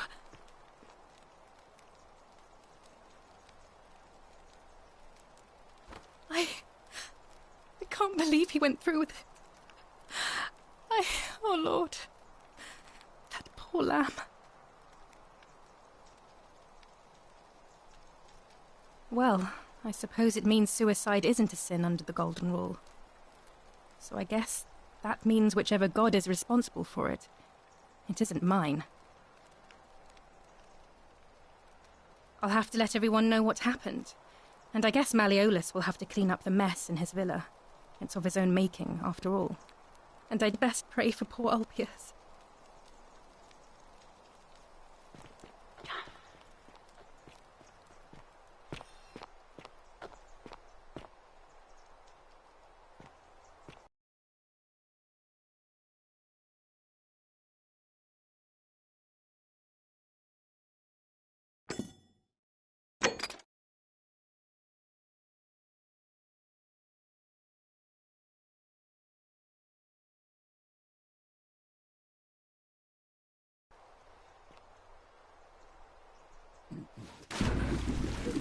Thank you.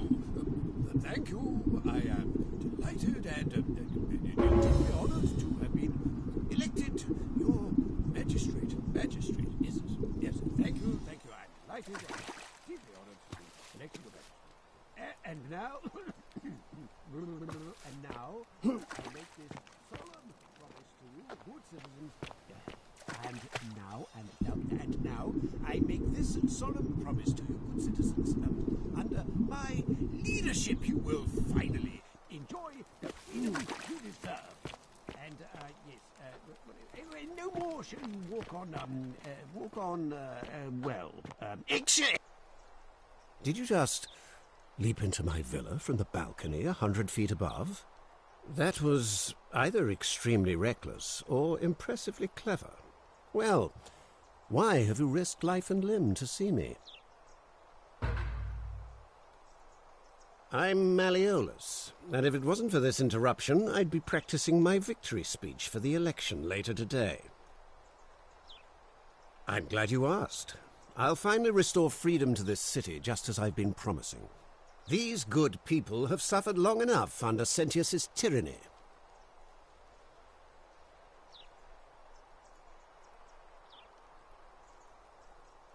By declaring there's no such thing as the Golden Rule.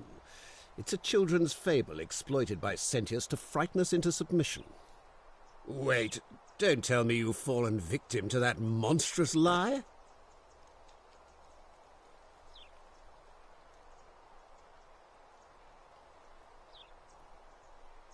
Nonsense! There's no way you can prove that. If it was real and you'd seen someone break it, then you'd be dead already.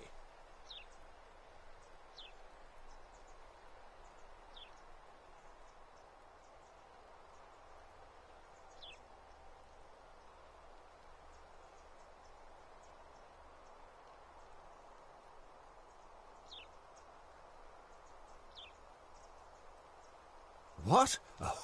Oh, I see what's happening here. Another poor, vulnerable soul taken in by Sentius's machinations. He won't get away with this much longer.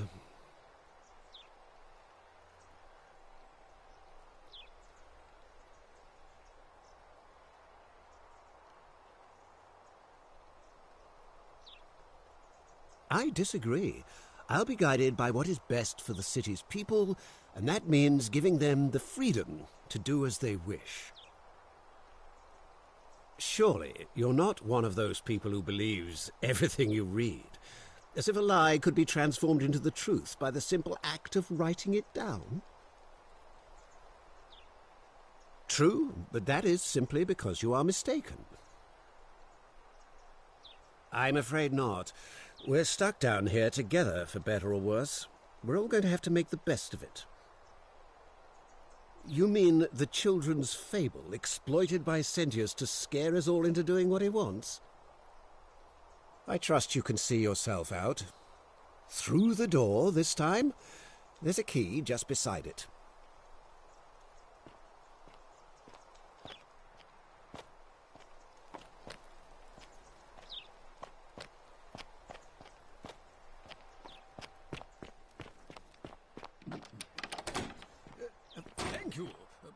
Thank you. I am delighted and deeply honored to have been elected your magistrate. Yes, thank you. I'm delighted and deeply honored to be elected. And now, I make this solemn promise to you, good citizens. And now, I make this solemn promise to you, good citizens, under my leadership you will finally enjoy the freedom you deserve. And, yes, no more shall you walk on, eggshells, yes.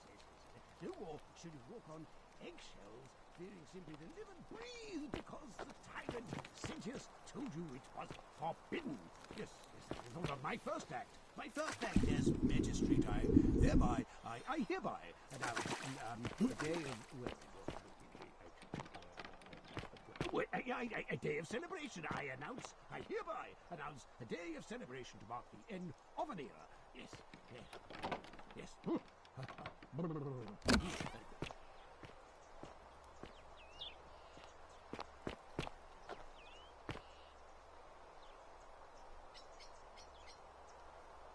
What now? Malleolus, of course. If old man Sentius can't even protect his own daughter, how can we trust him to protect us? When Malleolus wins the election, this place will change. You won't even want to leave. You'll see. I think it's gone on long enough, and Malleolus is going to put an end to it once he's elected.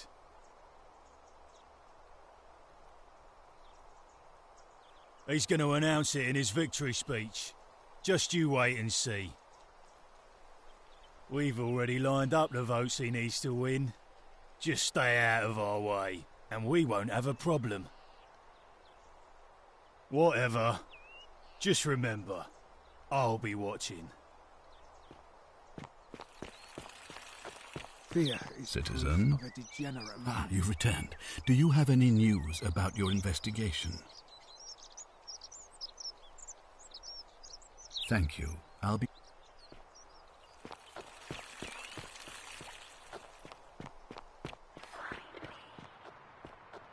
Arve. A new face. Arve, and may Vesta watch over you. I'm Equitia. To what do I owe the pleasure of this visit?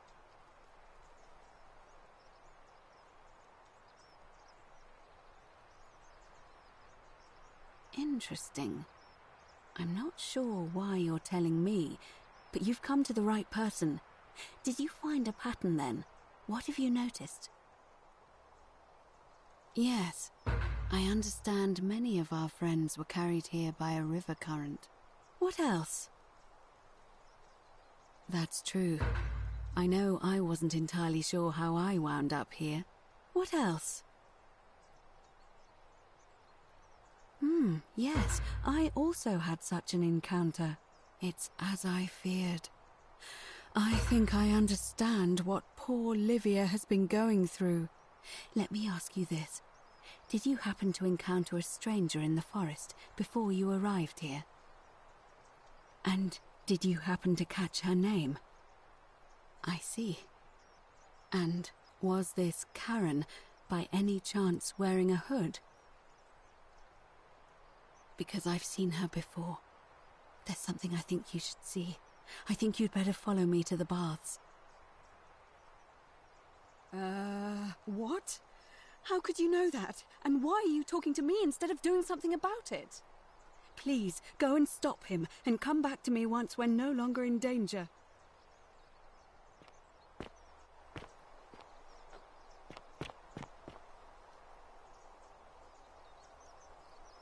Name's Rufius. Better watch your step. Whatever.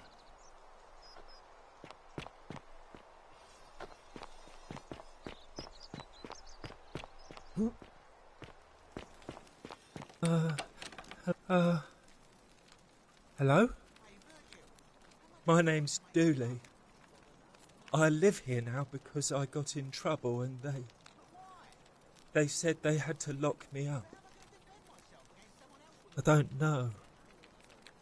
I don't remember things so good. I think it's just because I was looking for treasure. Yes, but I wasn't. I was just looking. They said I did it more than once, but I can't remember things so good. Then they called me mean names. They called me a liar, Billy.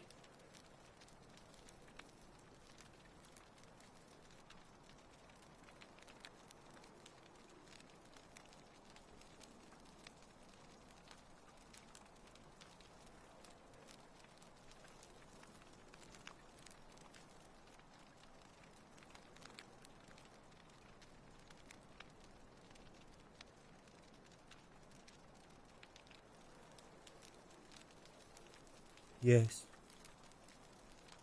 They said I have to live here now, and gave me this letter. But I'm not good with words. Do you think you could read it for me?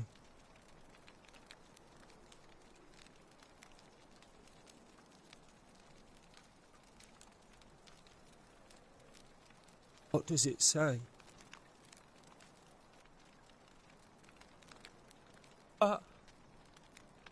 My treasure. My friend Hannibal used to look after me, and he said he always would. But then, he died. It was very sad. He said if anything ever happened to him, I had to find something very precious hidden away. He gave me this key and made me promise to keep it safe until I found the treasure. But I couldn't find it. All I remember is he said something about the cisterns, but when I went up to the high one, they put me in here. Now nobody looks after me, except my friend Galerius and Ek, the priestess lady. She's a nice lady. Hannibal said I shouldn't give it to anyone I didn't trust. But maybe you could help me get out of here. Then I would trust you a lot.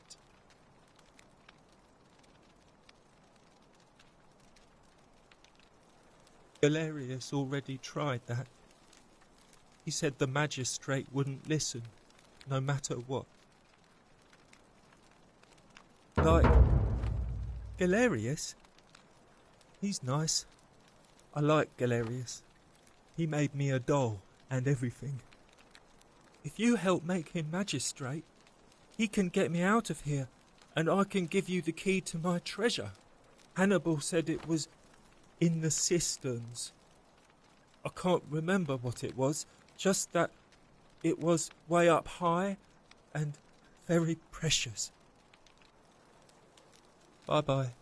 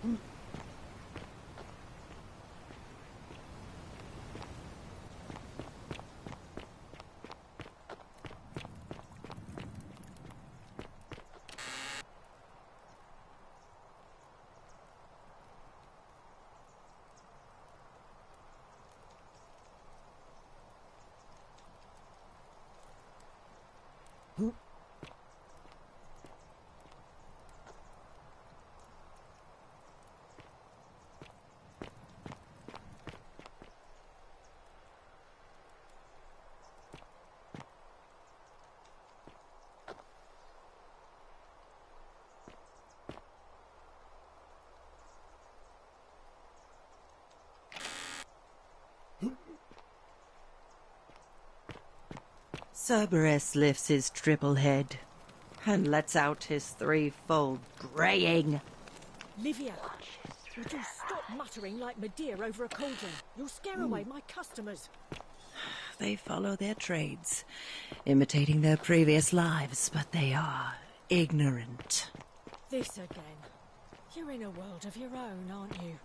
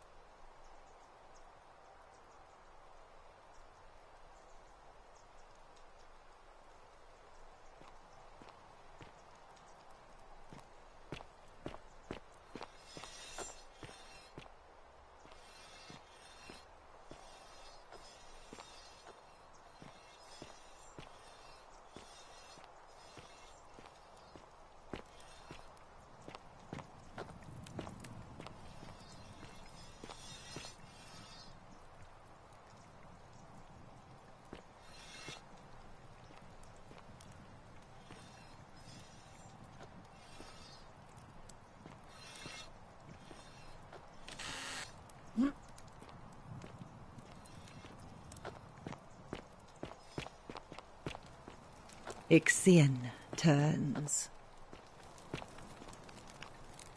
Just as the ocean accepts the rivers of all, but the newly... I love your clothes. So exotic. Ah, you're here. I'm so glad you decided to visit. I'm Aurelia. And I hope I'm not being too forward, but the moment I laid eyes on you, I was intrigued. There's something dangerous about you, like a prowling manticore.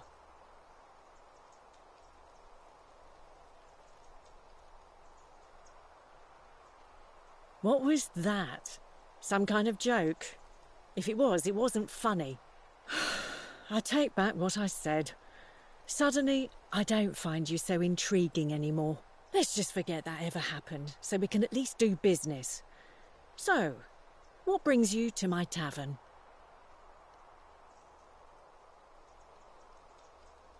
Certainly, for 10 denarii. Whatever you like.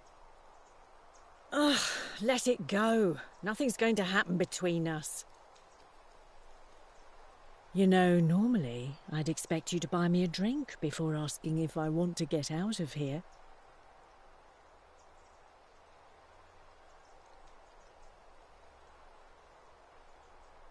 Straight to business, huh? I can work with that. As a matter of fact, I do know a way out. I'm happy to tell you all about it, but this is valuable information we're talking about, and I don't just give it out like some cheap oracle. So, how badly do you want it? Is it worth, say, 1,000 denarii to you?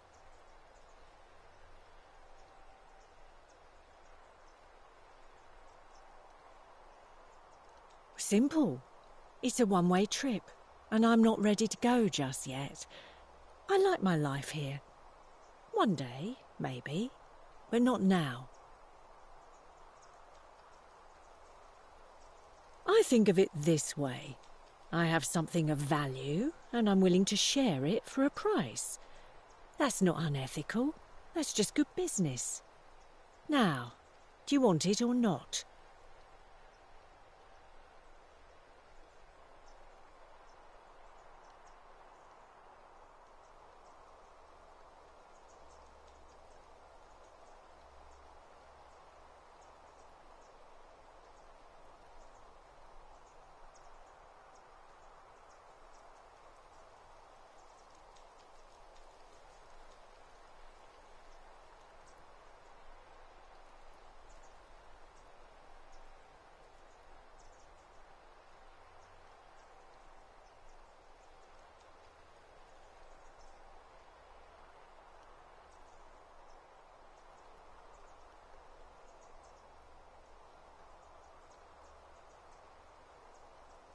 If I took your money without giving you what I promised, I'd be breaking the golden rule, wouldn't I? And I have no interest in doing that. Well, I can't tell you too much, or you'd figure it out for yourself.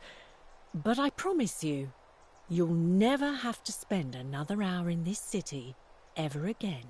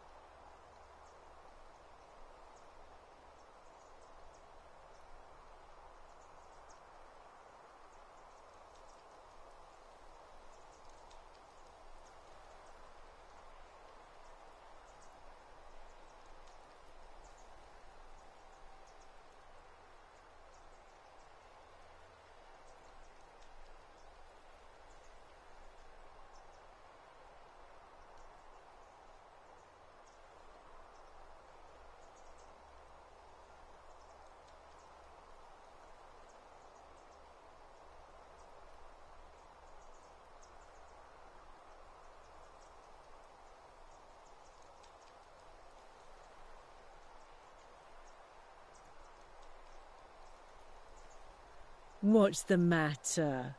Can't afford it? Well, perhaps you could take out a loan.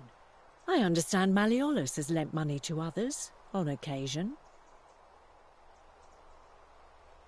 I just try not to think about it. Drink helps with that. As the saying goes, to drink is human, so we drink. All right, see ya.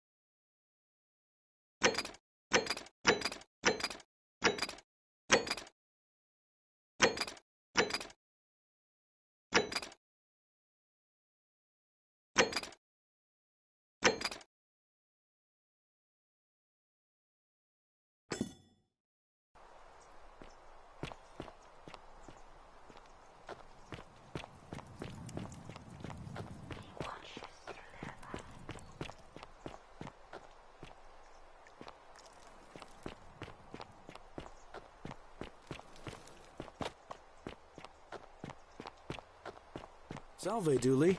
How are you doing today? I'm sad. Am I going to die in here?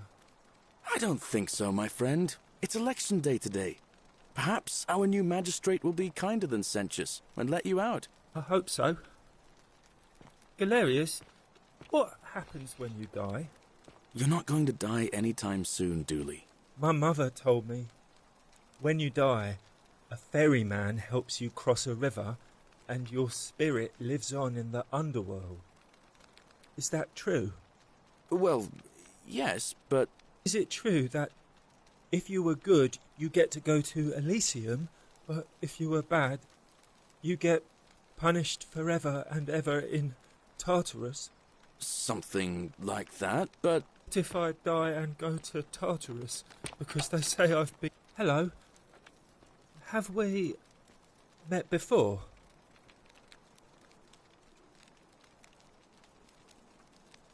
Bye-bye.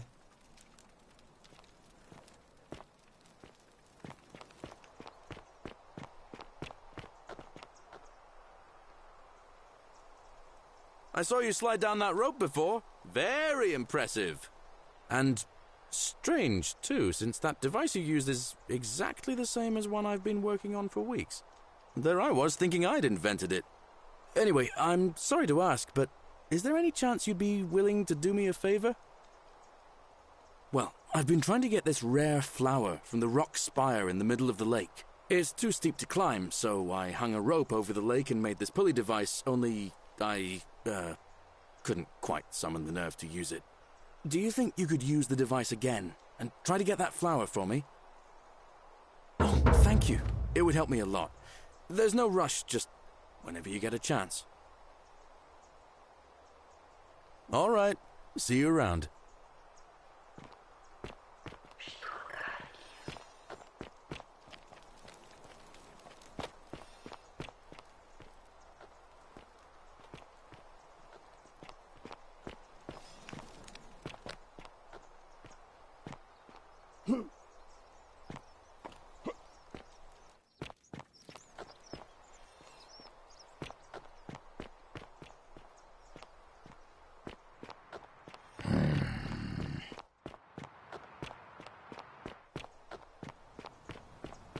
Salve.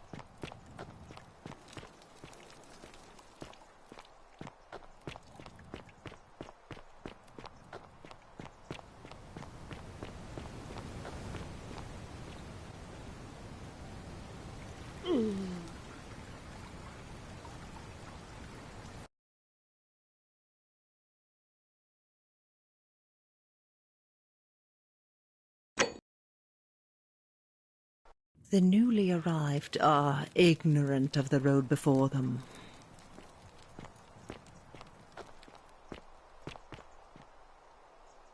Ah, you're here. I'm so glad you decided to visit. I'm Aurelia, and I hope I'm not being too forward, but the moment I laid eyes on you, I was intrigued. There's something dangerous. Ugh, coming on a bit strong, don't you think? I take back what I said. Suddenly, I don't... Let's just forget that ever happened, so we can... Certainly. Have you met Livia? She used to do my hair, until one day she just... snapped.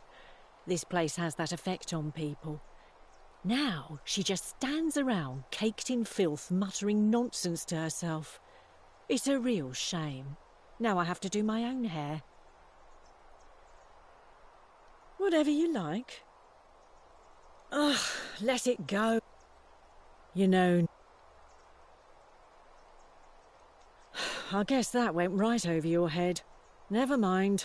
As a matter of fact, I'm happy to tell you all about. So, what's the matter? Well, all right.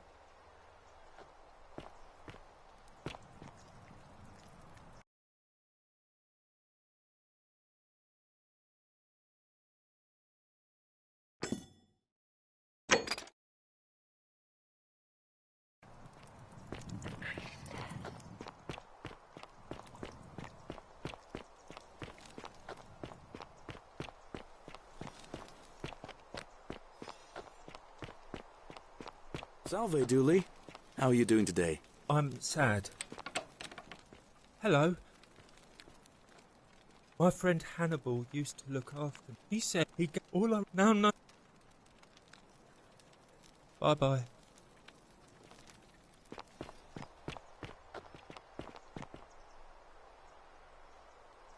I saw you... Anyway... Well, do you think... All right.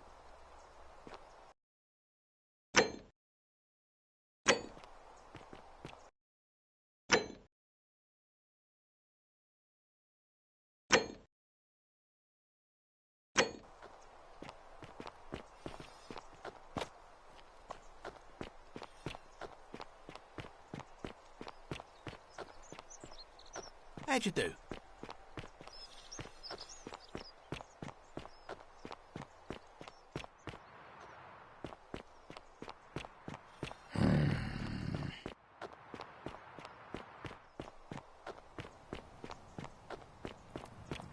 Salve.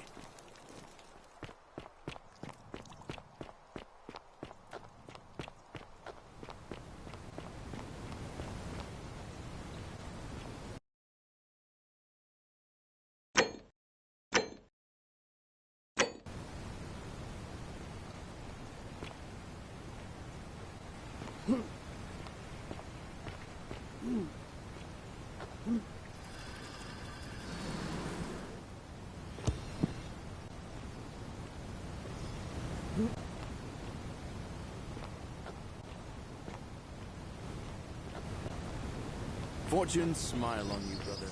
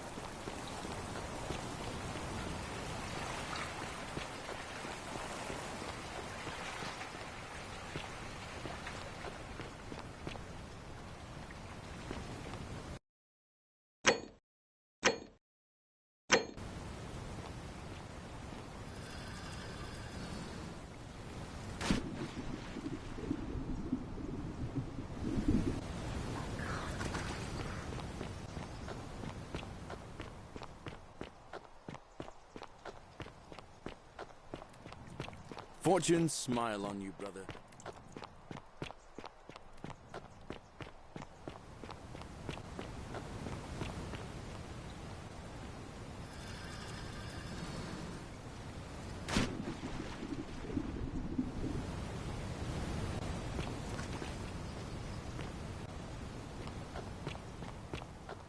Don't you just love springtime?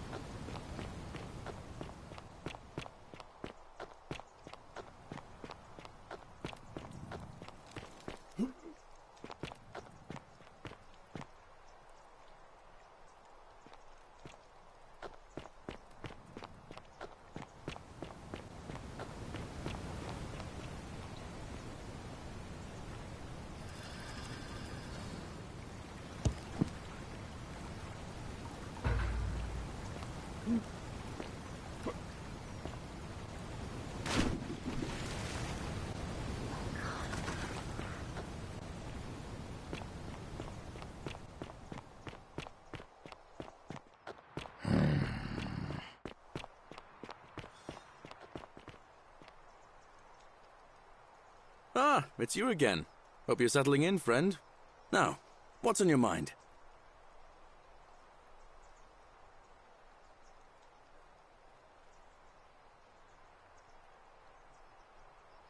Brilliant! You did it! Well done! This is going to make her so happy. Equitia, I mean. Now I just have to figure out how to give it to her. What I really want to do is walk up to her, give her the flower, and confess I've been madly in love with her since the moment we met. But on the other hand, I can't shake the feeling that the consequences could be terrible.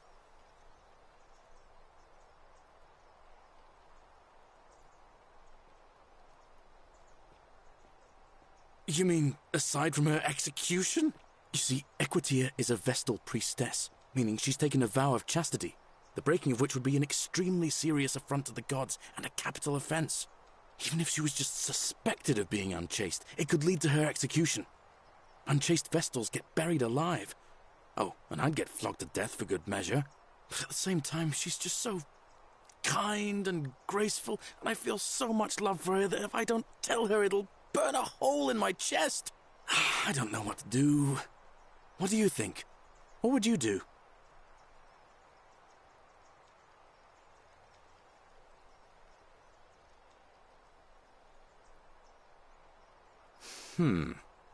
Now that I hear you say that out loud, I hear how crazy it is.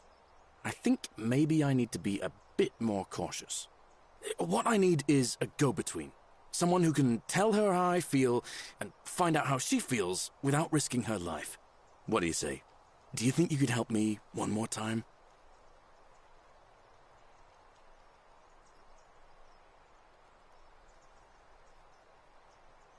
Wonderful! Now, all I need you to do is give her the flower and tell her it's from a secret admirer. Tell her I'll keep my distance and that I just want her to know that she's loved.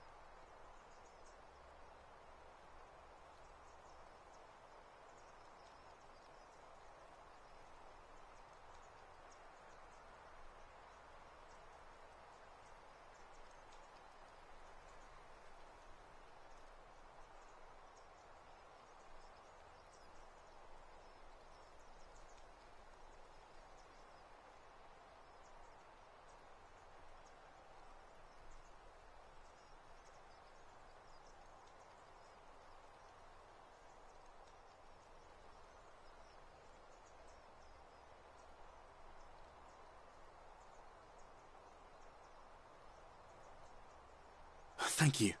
Come back as quick as you can and tell me what she says.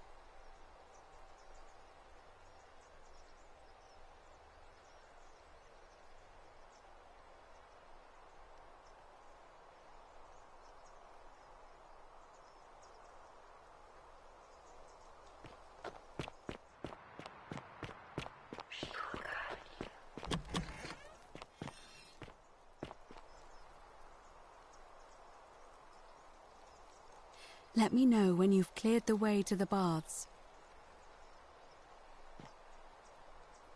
Let me know when you've cleared the way to the baths.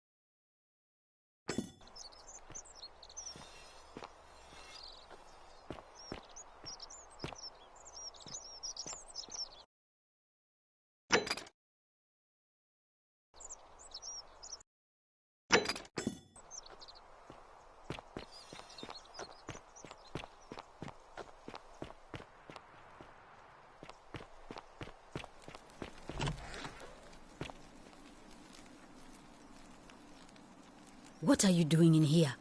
Can't you see this woman is dying? She's been poisoned. She needs the resin of a plant called Silphium, but that Culus cumulatus decius won't give it to me.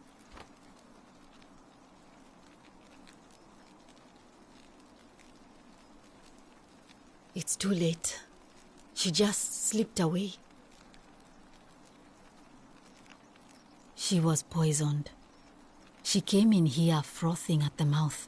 Normally, I'd treat her with resin of Silphium, a rare plant which is perfect for this sort of thing. And I knew Decius had some at his market stall, right around the corner. So I ran over there, but he just looks at me with this evil smile and says, "That'll be 1,000 denarii." There was no way I could afford that, and he knew it. Then that toad shrugs and says, "Supply and demand. I guess you don't value your friend's life that highly." Anywhere else, I'd just pay a thug to steal it from his stall. But there's no way I can do that down here with the golden rule. So all I could do is come back here and just watch her die. I kept on apologizing. And now I'll never know who poisoned her, or how they managed to do it without breaking the golden rule, or why she cursed that snake's cruel black eyes with her dying breath. Well, unless you have the power to bring someone back from the dead, there's really just one thing you can do. Get me that Silphium resin. I'm going to have another patient in here soon. could be in the next day or in the next hour. And I will not allow this to happen again. I don't care how you get it, but you have to make it happen. Because if I lose another patient this way, I swear to the gods below, not even the golden rule will stop me from marching up to that Genetricum Fututo and scratching his eyes out. Well, come back if you get sick or injured. Day or night, I'll do what I can.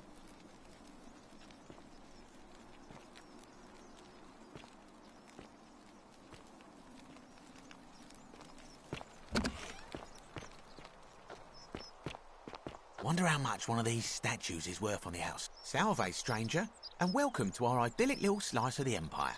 I'm Dacius. Terrible shame what happened to Yulia, but we just have to carry on, don't we? Certainly. All I ask is a reasonable price of 1,000 denarii.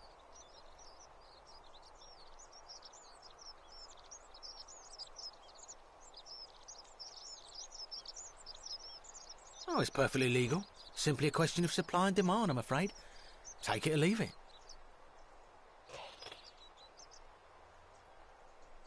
Hear what?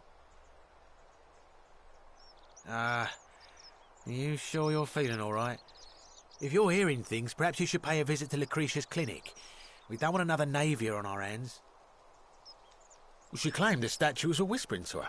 Nobody else could hear it. Then she shut herself in the palace and we never heard from her again. But I digress. Do you want this silphium or not? Well, if you did that, you'd break the golden rule, and we'd share the same fate as the last lot who lived here. Is that what you want?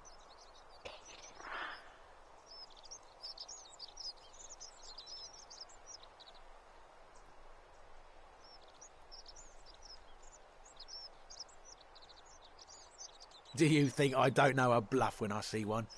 Nice try. That's hardly my concern. But if you get a job, work hard and save your coins, you should be able to afford it within, say, 5 years? Very well. Perhaps I can interest you in something within your budget?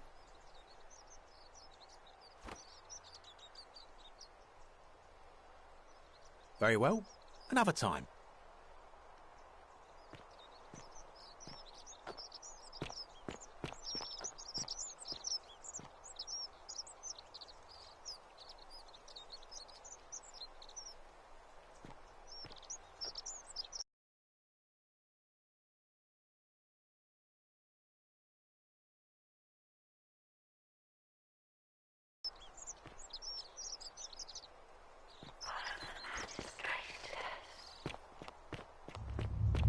The many shall suffer for the sins of the one.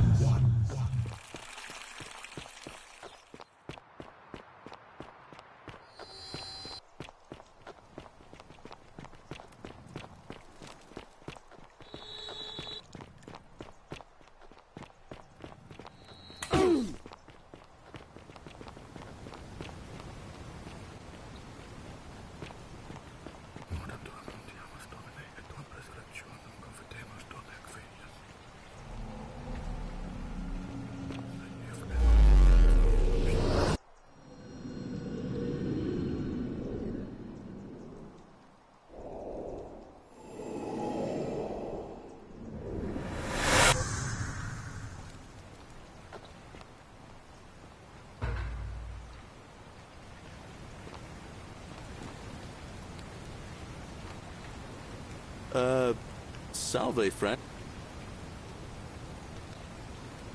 Oh.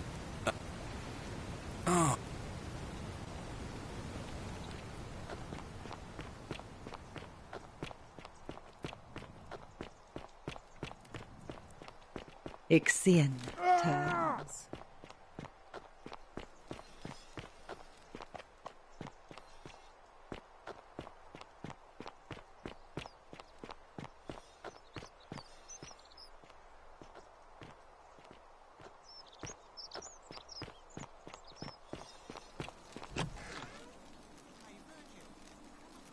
What are you doing in here? Can't you see this woman is dying? She's been poisoned. She needs the resin of a plant called Sylphy. What? Quick, give it here. Yulia, you need to swallow this. Here, let me help you.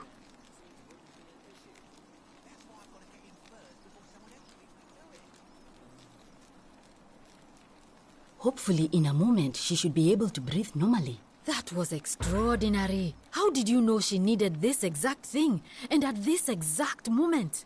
Are you some kind of oracle? Look, if you don't want to tell me, I won't look a gift horse in the mouth. But no matter. That was like the gods hearing my prayers and intervening. You just saved a person's life, and you should be proud of yourself. She might even be able to thank you herself in a few moments. And maybe she can tell us who poisoned her, and who she meant when she was muttering about that snake's cruel black eyes. In the meantime, I'm happy to help you with whatever it is you need. I'm Lucretia, and I'm going to be straight with you. I'm not a physician. This is Nevia's clinic. I've just been filling in ever since she disappeared. I'm tired and out of my depth and miserable all the time. But I'd rather take this on myself than let one of you lot mess it up. My husband and I moved to Rome from Caesarea. He embraced the Roman way more than I would have liked and turned into an awful philanderer. I would have divorced him and demanded the return of my dowry, but I knew he would sooner have me killed than give me my right. So I waited for the right time to take what was mine and disappear. And then the fires came. As he prepared to evacuate our villa, I gathered our most precious belongings, coins and gemstones, and the moment his back was turned, I ran. I could barely see for the smoke, and the streets were full of people trampling each other. I ran for the river, like everyone else, and leapt in. The next thing I remember, I was waking up on a riverbank, not far from here. It's all right. Say what you will about this place. At least my fornicating husband will never find me. And while there's no shortage of snakes here, at least with the golden rule, they have to try to be discreet about it.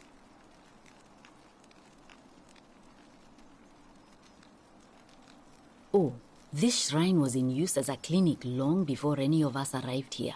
Kind of strange to set up a clinic in the temple of the god of disease. But the god who inflicts a curse is also the only god who can undo it. So I suppose praying to Apollo for healing kind of makes sense.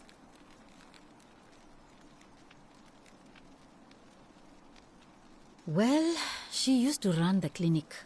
She was a midwife, not a physician. But she was the closest thing we had down here. And she was good, too.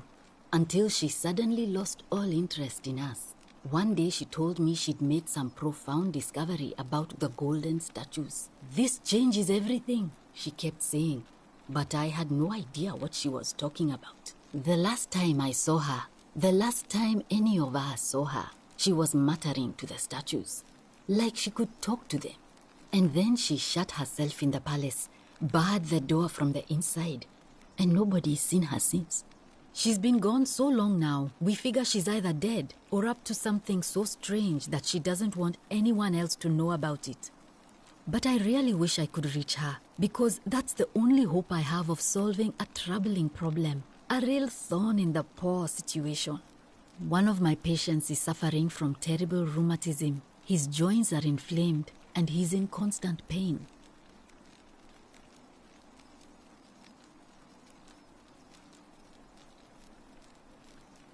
I really shouldn't say. He wouldn't like it. And he's a little bit scary. He's become so irritable that the smallest things set him off. And I worry he'll end up losing his temper and lashing out. And you know what that means. I just know Nevia would know how to treat him, assuming she's still alive. But nobody seems to know how to get into the palace. Really? That would be wonderful. Thank you. Let me know how you go.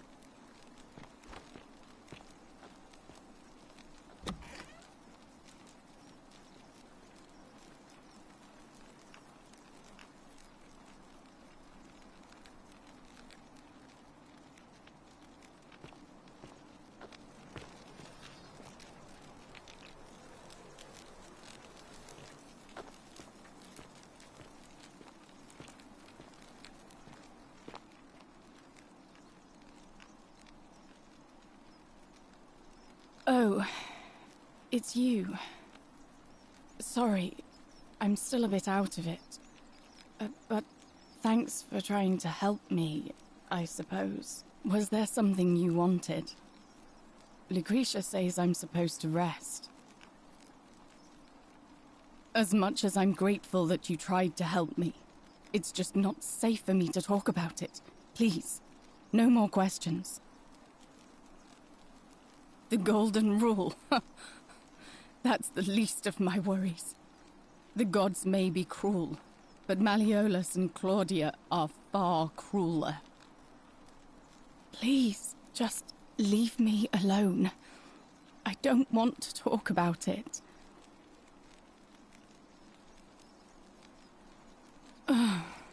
Persistent as Nemesis, aren't you? I can tell you, but it's a long saga. All right. I'd been here about a week when it dawned on me I'd be trapped here for the rest of my life. I could hardly breathe, and I knew I had to get out somehow. So when my new friend Aurelia offered me a secret way out, I would have done anything. And then I learned her asking price. 1,000 denarii. She was supposed to be my friend. I told her it would take me years to save up that much.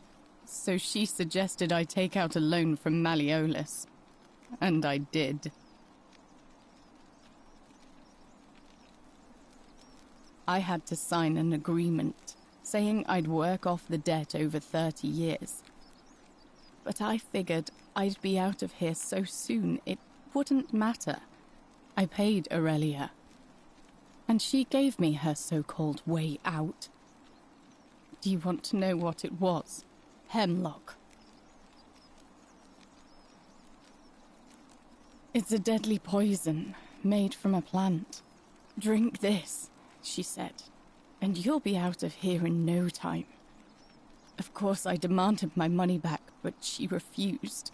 She pointed to a sign on her tavern saying, "Let the buyer beware." Then she just looked at me with those cruel black eyes, and she laughed. She immediately told Malleolus I'd tried to escape without paying him back. Only he didn't seem upset or surprised at all. In fact, he just thanked her. And that's when I realized the two of them had planned the whole thing from the beginning. That's what I said to the magistrate. I went to Sentius and begged for help, but he said the law was clear. I'd signed over my labor for 30 years and there was nothing he could do. I thought about resisting too. But Malleolus said if I didn't submit, I'd break the golden rule. And I couldn't be responsible for all those deaths, so he locked me in his villa. Confiscated everything I owned as collateral, and made me wear immodest, humiliating outfits while I worked day in, day out. His wife Claudia was just as bad. She sent me to work on an endless stream of futile, demeaning tasks. I'd be on my hands and knees, scrubbing the floor clean for hours, only for her to pour slop on it and hiss, "You missed a spot." Those two took everything from me. I just wanted it to be over, but it seems I messed that up too. Should have drunk all of it. Don't you think I know that? I brought it on myself. I trusted one of the most callous human beings I've ever met, and tried to swindle the other. I don't know how I could have been so stupid. When I've recovered, I expect their thug Domitius will come for me. He'll escort me back to their villa, and I'll be right back where I started.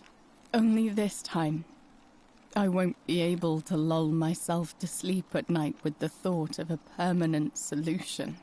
Honestly, it would have been better if the poison had been allowed to run its course. I doubt it. It seems this is the fate the gods have chosen for me, for trying to escape. At least until someone breaks the golden rule. Maybe it wouldn't be so bad.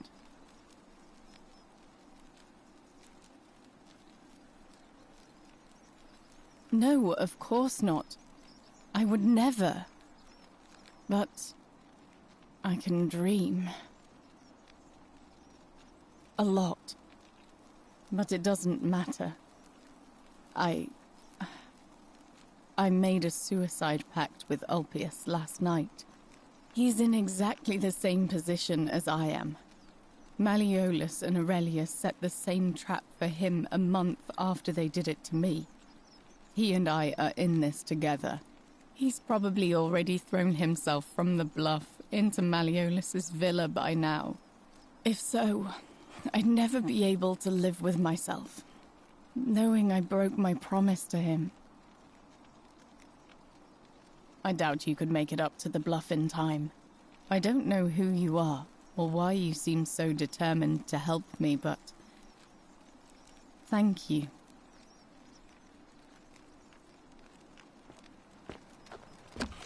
May Apollo keep you safe.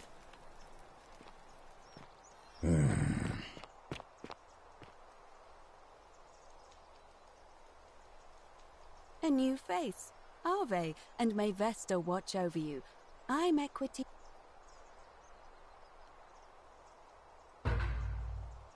Oh, how lovely. It just happens to be my favorite, too. Who do I have to thank for this? I see. So, it's from Galerius, then? Of course I do. I think everyone in the city knows. That man is a wonderful human being, and my favorite person in the world. But he is the least subtle secret admirer you could imagine. The way he looks at me with those puppy dog eyes. Plus, he's been trying for weeks to get his hands on this flower. He went to so much effort, too, suspending that rope above the lake, inventing that pulley device all on his own. He'd just stand there each morning, looking at the flower, trying to summon the courage to seize it. Oh, my heart. Tell that adorable oaf that my Vestal's vow of chastity ends once I turn 36. So if we ever make it out of here, and he doesn't mind waiting a few years, then tell him I love him too. I hope so.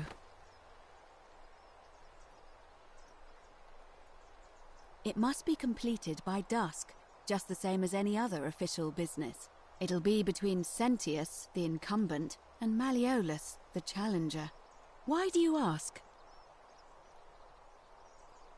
I like the idea, but I know Galerius well, and his position has always been that he won't run unless Malleolus withdraws. It was only yesterday that he said to me he'd only ever run if it was absolutely necessary to make sure Sentius wasn't re-elected. So, I suppose if you'd like to see Galerius elected magistrate, you'd need to persuade Malleolus to withdraw somehow. All of the male citizens who are willing and able to attend, unless they're running, of course. Well, you're not a citizen yet, so no, I'm afraid not. But if it's any consolation, there are other ways to influence the outcome of an election. By using whatever gifts the gods gave you. Nothing untoward, of course.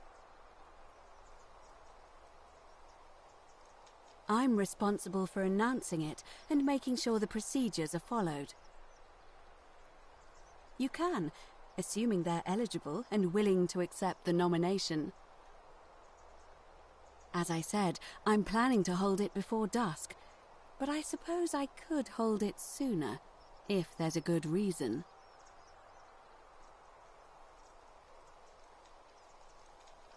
Well, I wouldn't describe impatience as a good reason exactly. Yes. I have overheard some rather unpleasant arguments. The last thing we need here is additional conflict. Very well. I'll get things started right away. Citizens, it is time. Let us meet to elect our magistrate. Time to go to the theater.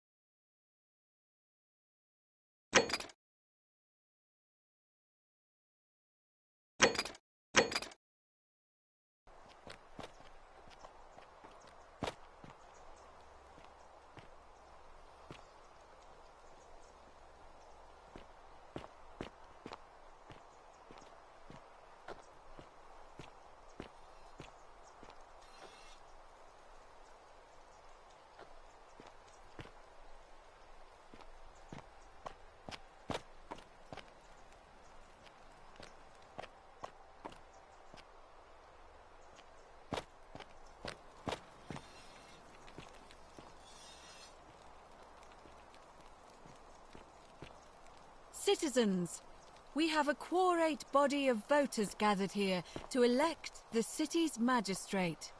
The candidates are Sextus Sentius Imperiosus and Marcus Malleolus Gurges. As agreed, we shall dispense with ballots and candidates will abstain from voting. Let's make this quick. As I say your name, call your vote. I'll start with you, Horatius. Sentius, of course. Georgius. Malleolus. Dacius. Malleolus. Galerius. I abstain. I'm just here to observe. Virgil. Malleolus. Rufius. Malleolus. And finally, Domitius. Malleolus. Who else? Citizens, you have made your decision. Your new magistrate is Marcus Malleolus Gurges. Hail, Magistrate Malleolus. I said, hail, Magistrate Malleolus.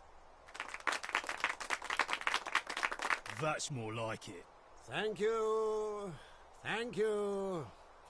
I am delighted and deeply honored to have been elected your magistrate. And now, I make this solemn promise to you, good citizens. Under my leadership, you will finally enjoy the freedom you deserve. No more shall you walk on eggshells, fearing simply to live and breathe, because the tyrant Sentius told you it was forbidden. For my first act as magistrate, I hereby announce a day of celebration to mark the end of an era. The myth of the Golden Rule is no more.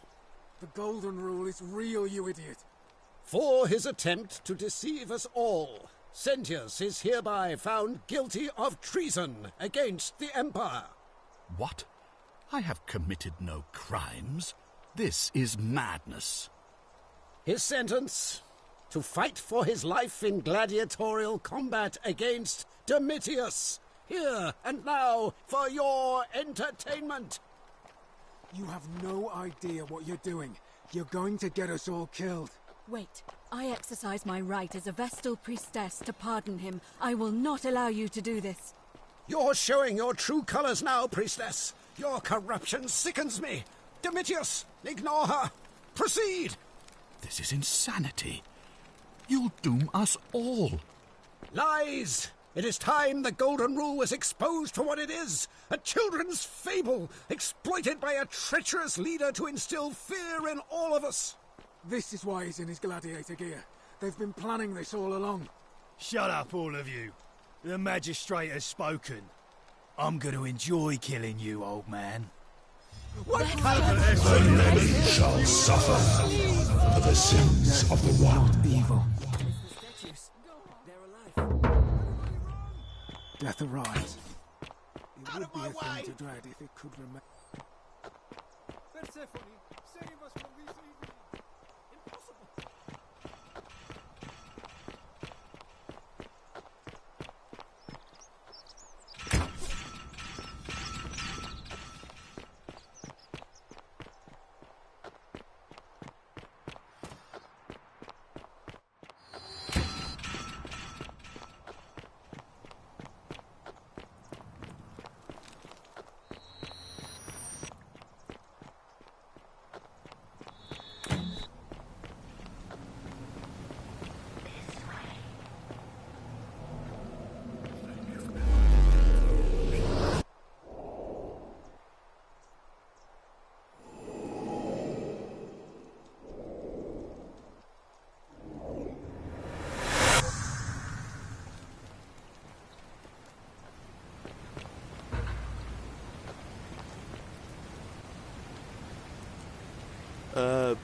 Salve, friend. I'm Galerius. Mind telling me who you are and what you were doing in the Shrine of Proserpina? Oh, it sounds serious. I'm listening.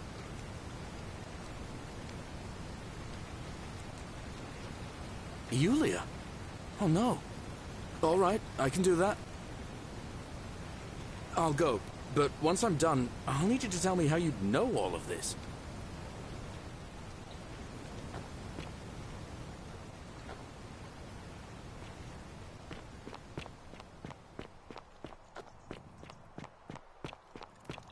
Ixion turns.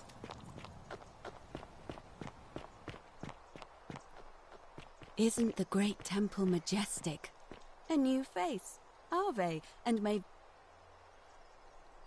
I'm quite sure we are, but would you... Wonderful. It goes like this. Until they be... It says, and they could mean... But...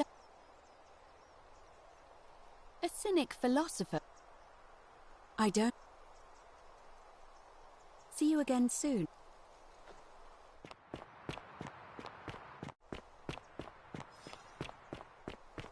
Can't stay. Places to be.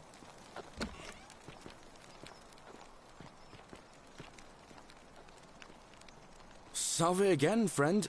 I went and did as you asked, and it worked. How is it possible that you've just arrived here and you already know everyone and exactly what's about to happen to them?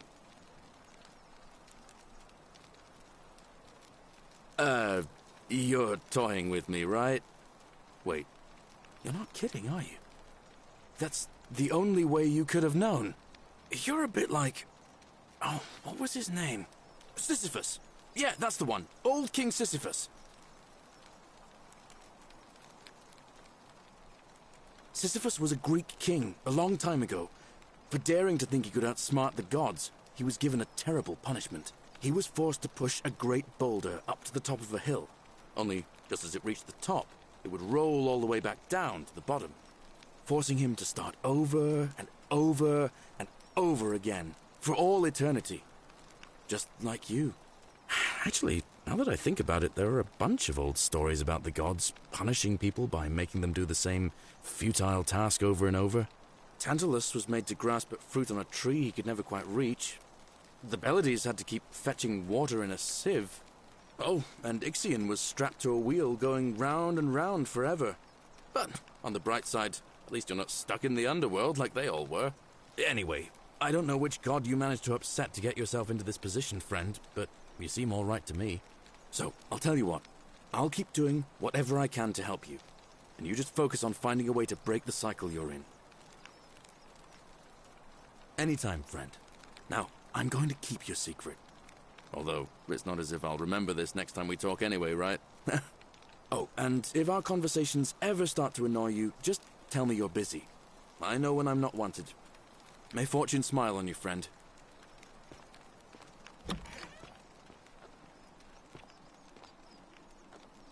I hope you're coping. Welcome.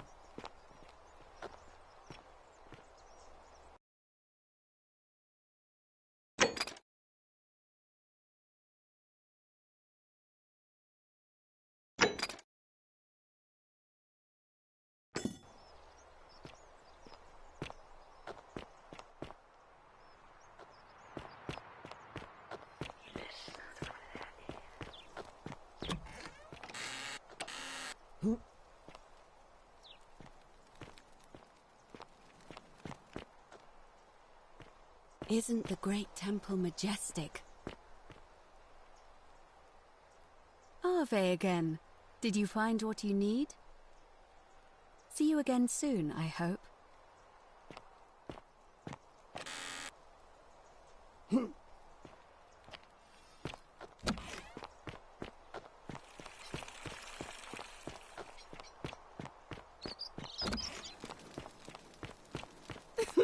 Whatever are you wearing? Oh, I wish Horatius would stop letting barbarians. I trust you can...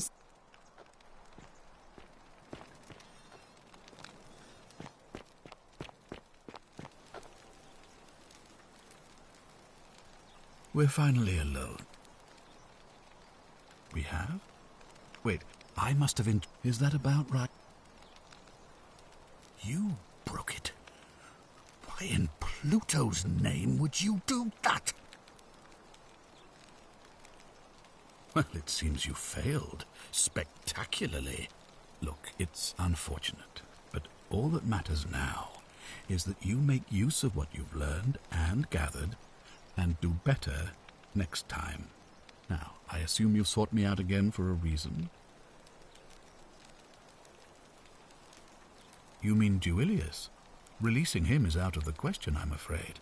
That man is a liability we simply cannot afford. Perhaps you're not aware he was caught multiple times, sneaking around in places he should not have been. Look, I can see where you're going with this. You think me cruel. I assure you that is not the case. You may not be aware of this, but it was not so long ago, during the Republic, the law of the 12 Tables would have required that he be killed as soon as he was born, owing to his deformities. Here we see to it that he has food, water, and shelter, and, most importantly, he is able to continue living. A privilege that would be taken away from all of us were he to be released and commit the crime of trespass. The man has no self-discipline, poor comprehension of what is going on around him, and is an incorrigible rule-breaker. I will not jeopardize the lives of my people so that one man can go free. Now, was there something else? Thank you. I'll be waiting here for news.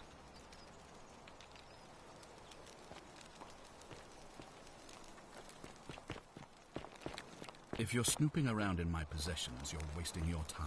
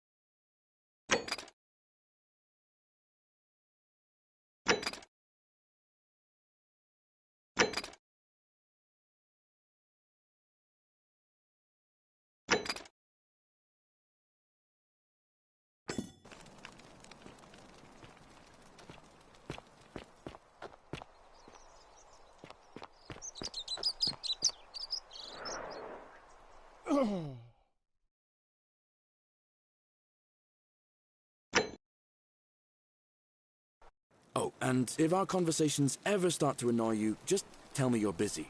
I know when... Welcome.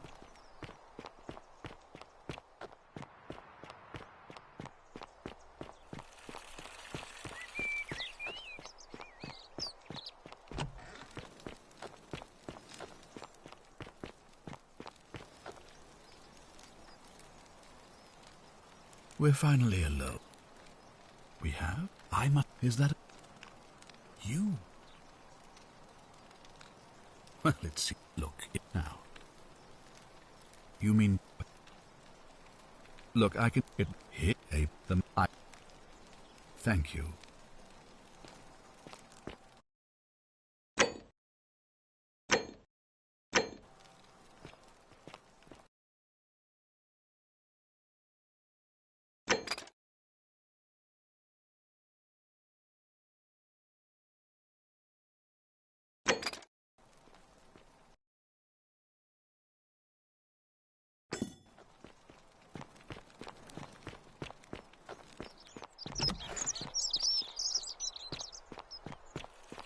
Keep an eye out for Centilla, would you?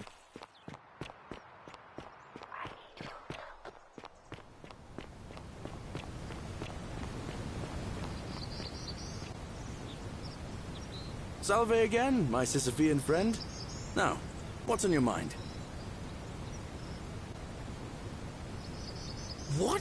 How did you know? Oh, I see. We talked about it in a previous loop, didn't we? Well, what did she say?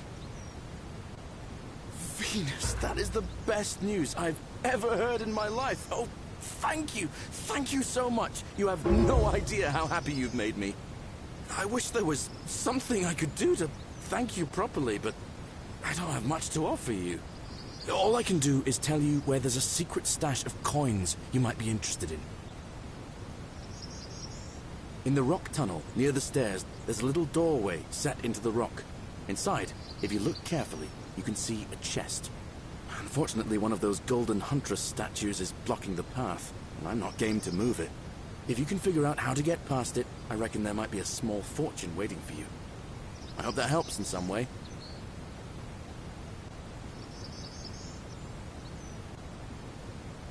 I've bounced the idea around once or twice, mainly as a way of getting Dooley set free. God knows Sentius is never going to do it. But from what I hear, Malleolus has the election stitched up. Nobody's going to take him on and win. And maybe that's not such a bad thing. I mean, he talks a lot about freedom, so I'm hoping if he's elected, he'll release Dooley from his cell. And that's good enough for me.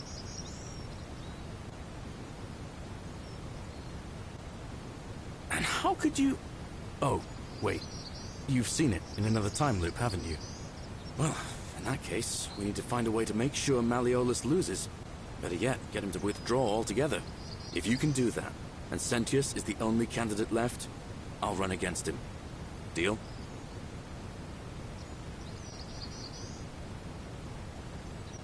Oh, I don't give it much thought these days. But if anyone knows for sure, it'll be her sister, Sentia. But she'd never tell the likes of me. Well, it's a long one, and kind of sad, but I don't mind telling it. I'm a farmer. Always have been. I grew up in a small village in Britannia, Camulodunum, with my parents and 2 little sisters. Lovely part of the world. One day, when I was about 20, my father and I were in the top paddock, loading our cart, when some Roman legionaries came along, demanding produce for their men. My father told me to run into the house for his axe, and so I did. Sprinted so fast I almost threw up. But by the time I got back, he was bleeding out on the ground, and our cart was empty. My mother more raped one night. I got that. Yeah, well, and I spent trying to every the next. That's what he even. Thanks, friend. I knew. Anyway. All right, friend.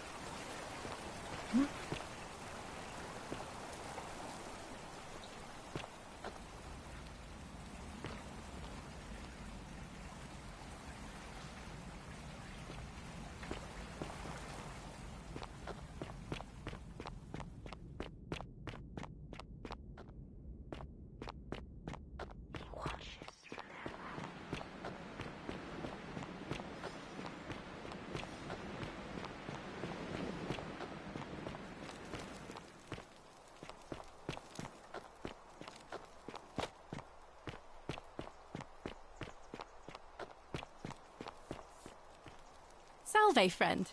I'm Octavia. Welcome to life on... All right, well, it was lovely to meet you. I look forward to getting to know you better over the coming months. And if you ever... I can't believe this is how it ends. Oh, no. No. No, no, no, no, no. Ulpius, what are you doing? Get back from there. If you lose your balance, you'll fall. That's the idea. What? Why? Why would you want that? Why do you think I'm stuck for the rest of my life working for a man who treats me like an animal? I know things are hard for you right now. They're hard for all of us. We're all in this together, Ulpius. Please just think this through. If you do this, it could be the sin that seals all of our fates. Is that what you want? I'm sorry, but I just don't care anymore. Please, Ulpius. Help him. If he goes through with it, it could be the end for us all. I don't know what to do. I've never had to deal with this sort of thing. Please, you need to talk to him.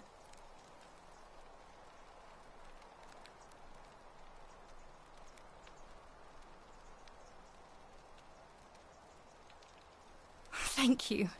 And please, choose your words carefully.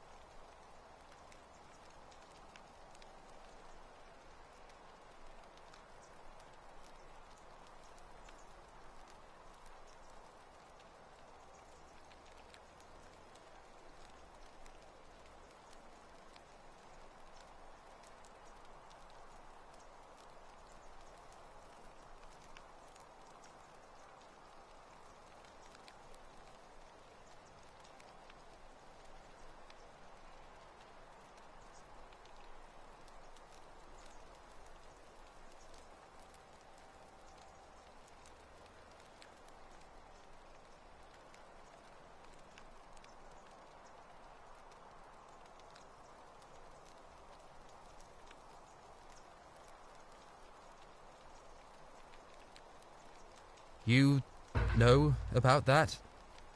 How is that possible? I mean, I've never mentioned it to anyone. Well, if you say so. You don't understand. I don't want to hurt anyone. I just want it all to be over. It's too late for that. Yulia and I made a pact, and she's already swallowed hemlock this morning. If I backed out now, I'd be betraying her. I can't do that. Oh, really? That changes things a little. But we're still in debt bondage to that monster. Unless you happen to have 2,000 denarii to pay off both of our debts.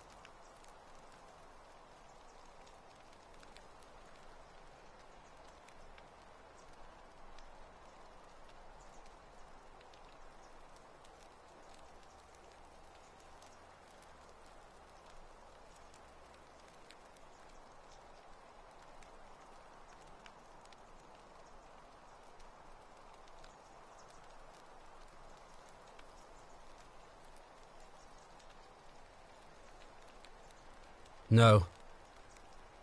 No. Time's up.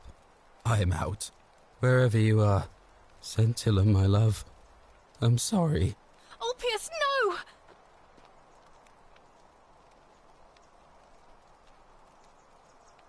I can't believe he went through with it. Oh Lord. That poor lamb.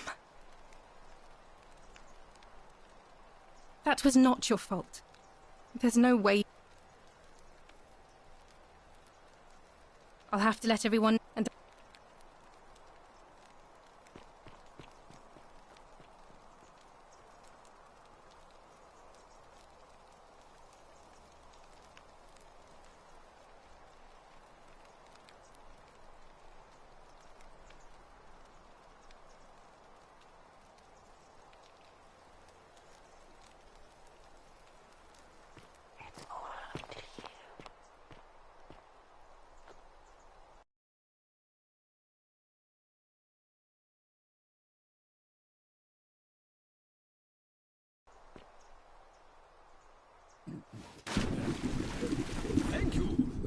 Thank you. I am delighted and deeply honored to have been elected your magistrate. Magistrate, yes, yes. Thank you. I'm delighted and deeply honored to be elected. And now, I make this solemn promise to you, good citizens. And now, I make this solemn promise to you, good citizens. Under my leadership, you will finally enjoy the freedom you deserve. And yes, no more shall you walk on. Did you just leap into my villa? That was, well... Are you insane? You barge into my villa uninvited and then make outrageous demands? Why would I withdraw from an election I'm bound to win?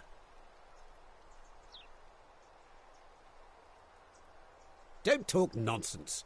There's no such thing as the Golden Rule. How could you possibly know that?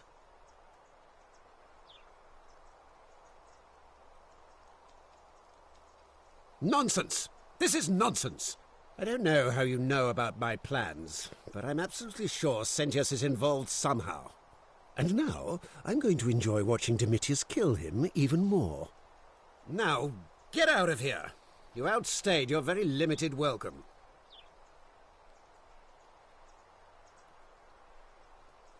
Get out of my villa before I have Domitius throw you out.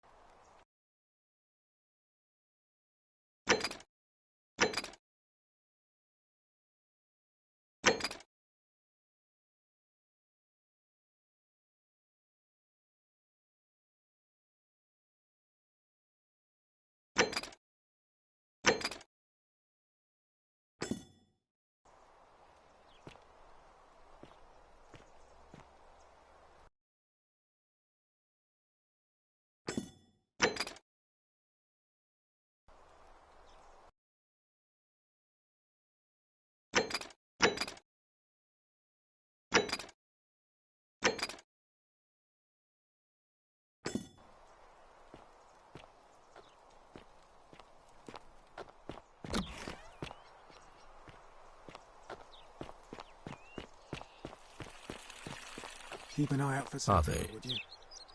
Ah, you've returned. Do you have any news about your investigation? Of course. What is it? Why then did you say... it doesn't... It looks... Thank you.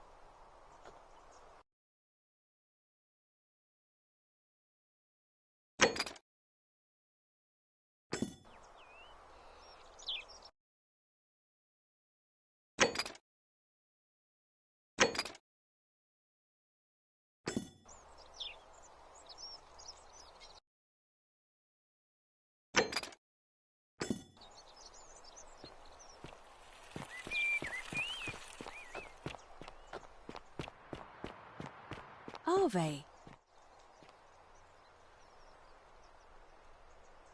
Are they again?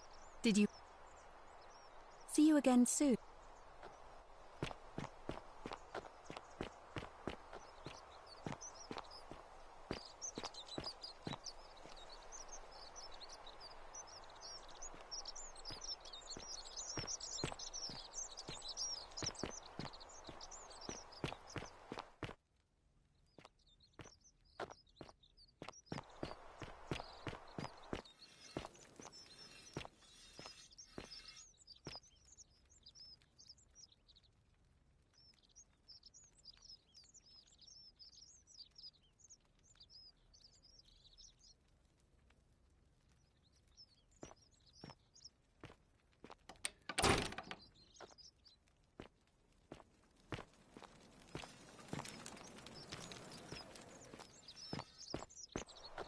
Wonder how much one of these statues is worth on the outside.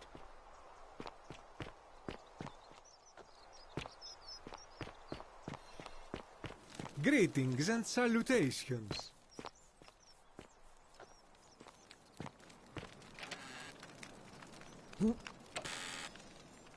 Greetings, I'm Giorgio. My friend, your words intrigue me more and more. But yes, very well, ask me what you will. I hope that our paths cross again soon, my friend.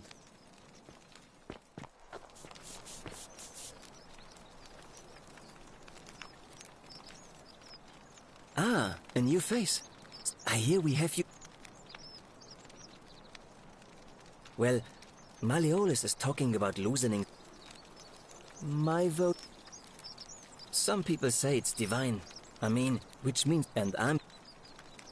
Good. The first... Good question. It's best if I say no more, but... I hope you'll give it some thought. Nice to talk to you.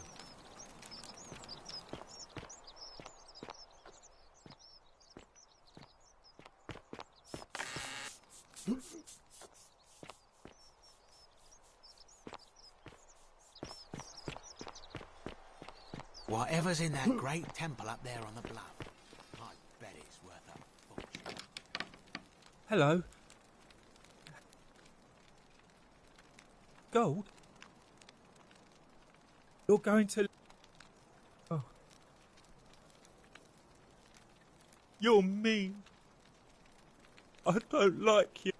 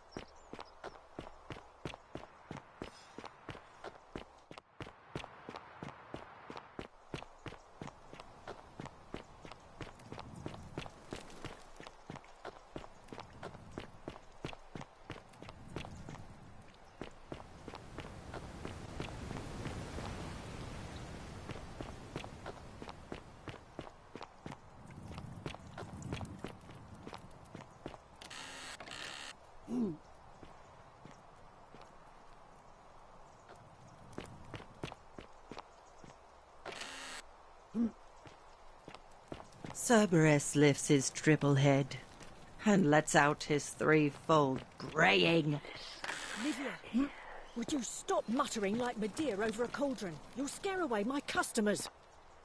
They follow their trades, imitating their previous lives, but they are ignorant.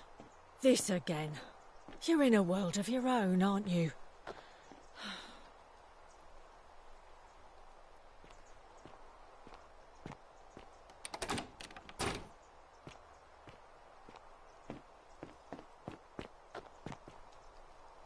Ah, you're here. I'm so glad you decided. And I hope I'm not big. There's something dangerous.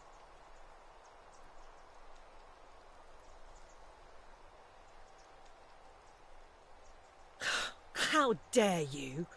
Get away. Oh, do us all a favour and drink hemlock, Caput Murder. Ixion turns just as the ocean accepts, but it... You think you wish to know. It is the new...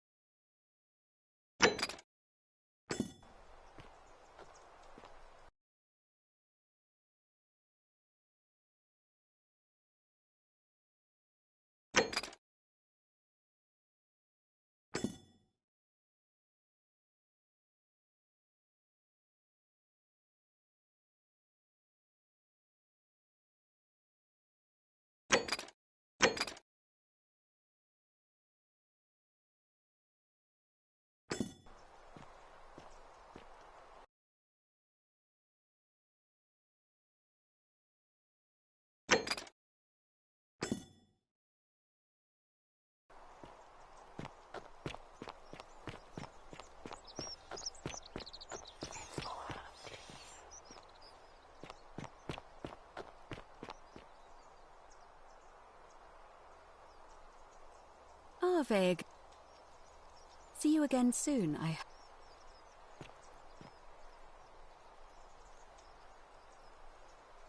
Arve again.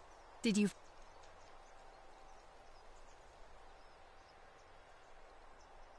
See you again.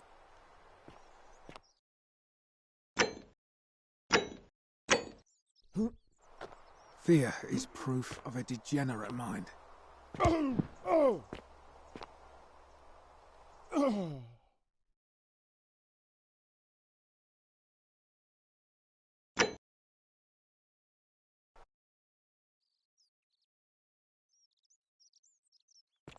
Keeping an eye on things, Horatius? As always, priestess. Any news about Centilla, Navia, or Kabash? No sign of any of them.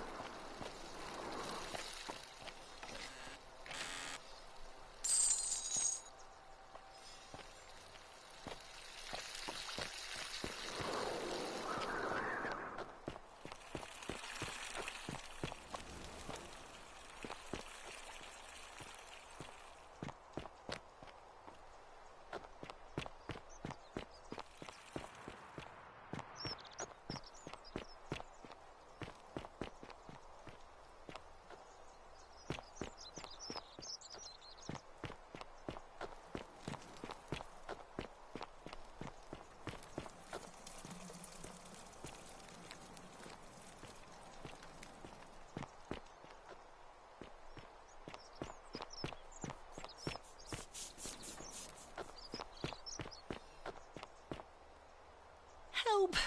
You have... You have to... Are you serious? This is an emergency. Are you going to help or not?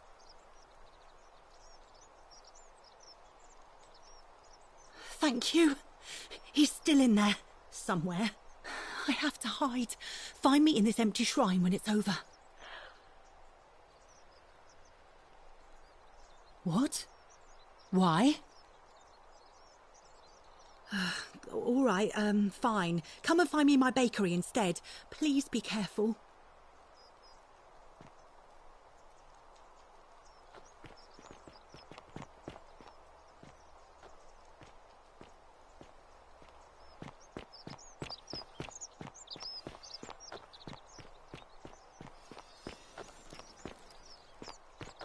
Shh, I'm hiding. Did you stop him? Well, what are you waiting for?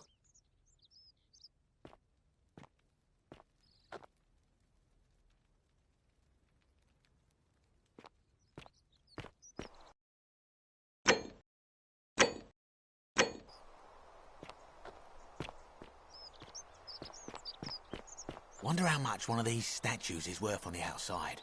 Salve, stranger, and welcome to our idyllic little slice. I don't, I'm afraid, but I did overhear Fabian.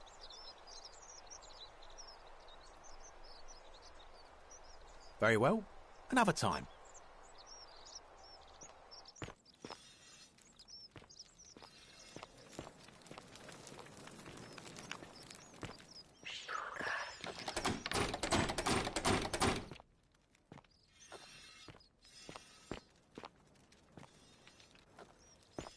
Salve.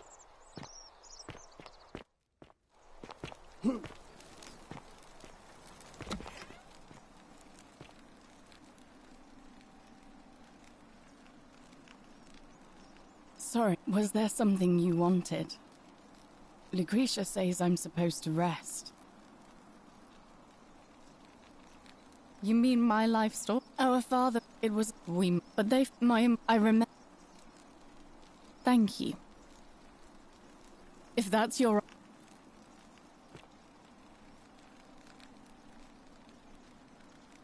I know what kind of person you are.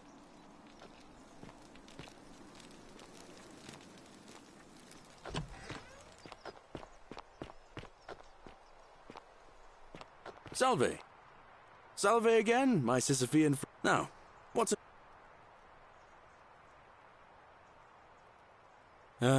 I can't see how I could vote for either. Even I could. All right, friend.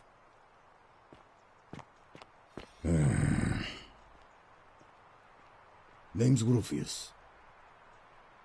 Whatever.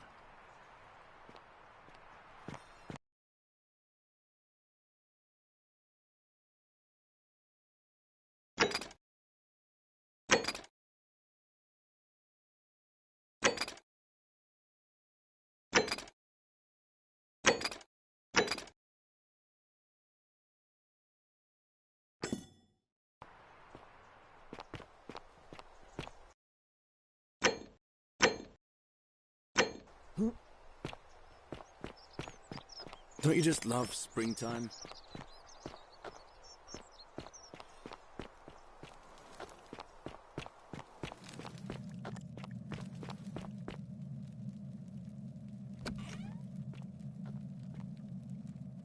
Stop right there. I'm looking for Tiberius Quinctius Crispus, otherwise known as...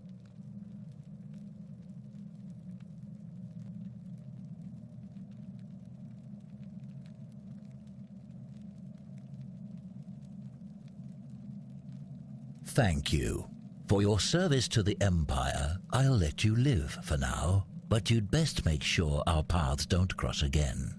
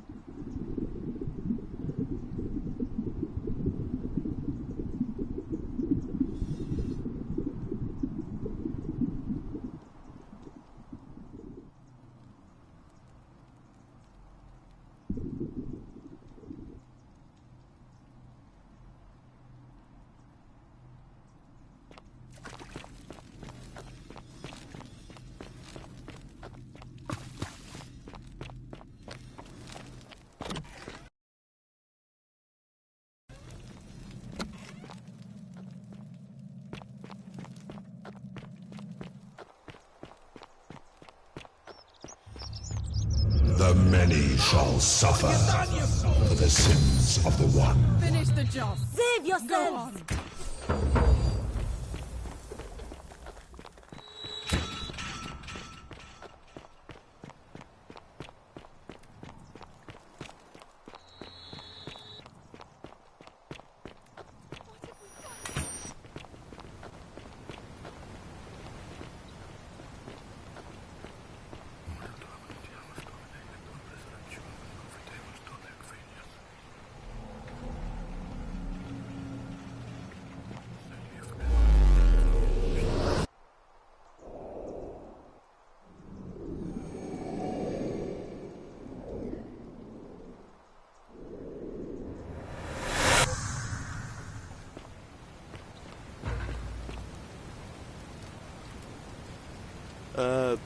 Salve, friend.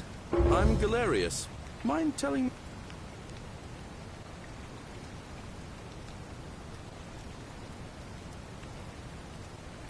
Oh, sounds serious. Yulia. I'll go.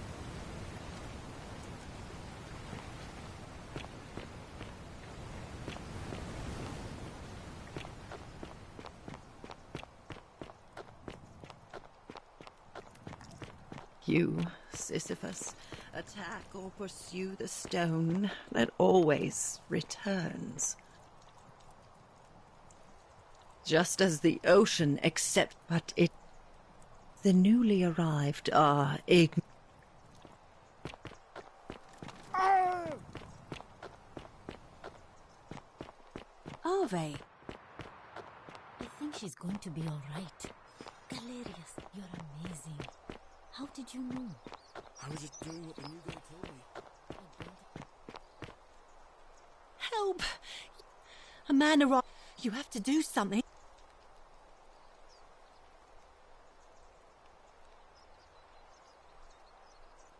Are you serious? This isn't a... Are you going to...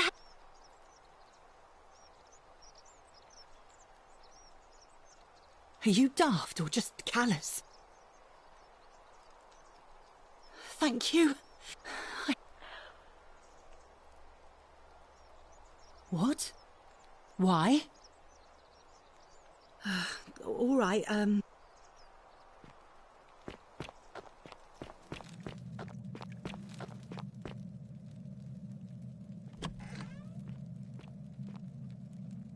Stop.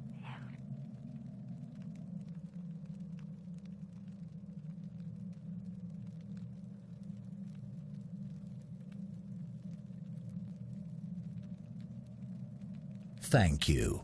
For your service to the Empire, I'll let you live for now, but you'd better...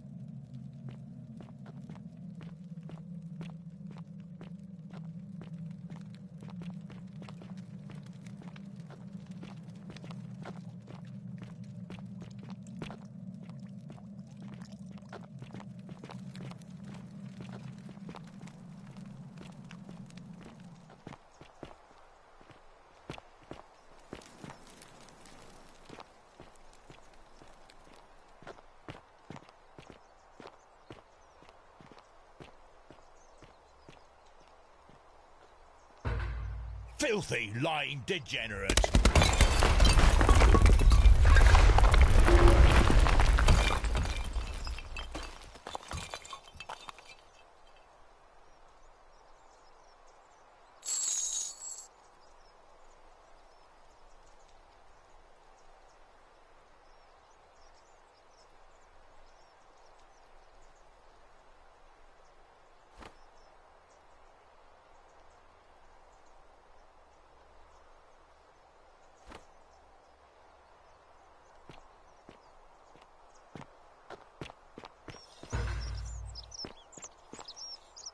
You there! I'm sorry to trouble you, but I couldn't help but notice that fine bow you're carrying. No idea how you managed to get your hands on it, especially in the light of our dear old magistrate's ban, but I'm impressed. And before you ask, no, I wouldn't dream of trying to buy it from you. I have no use for a wooden bow myself. But I would like to propose a joint business venture of sorts. Tell me, do you have any idea how people here end up as golden statues?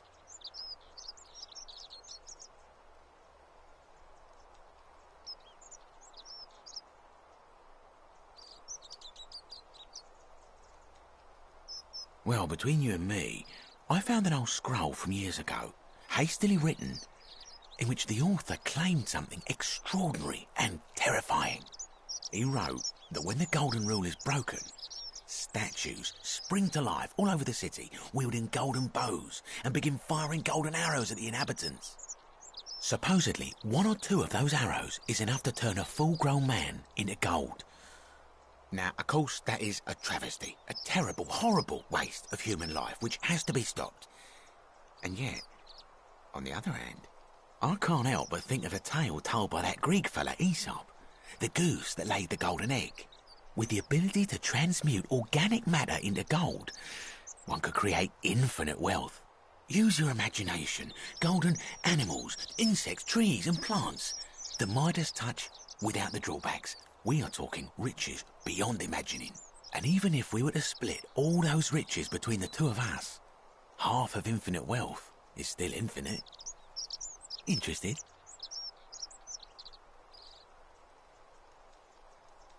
Excellent. So the first question is, how do we get our hands on one of those golden bows? Now, I have a plan, but first, tell me, are you familiar with the story of the goddess Diana? No problem. Allow me to explain. Diana is our goddess of the hunt, the moon, and the underworld, depending on who you ask. The one thing priests and poets agree on is that she carried with her a golden bow and a quiver of golden arrows. And it just so happens that there is a shrine of Diana in this very forum, with a prominent statue of the goddess herself. And would you like to guess what she's holding in her hand? Precisely.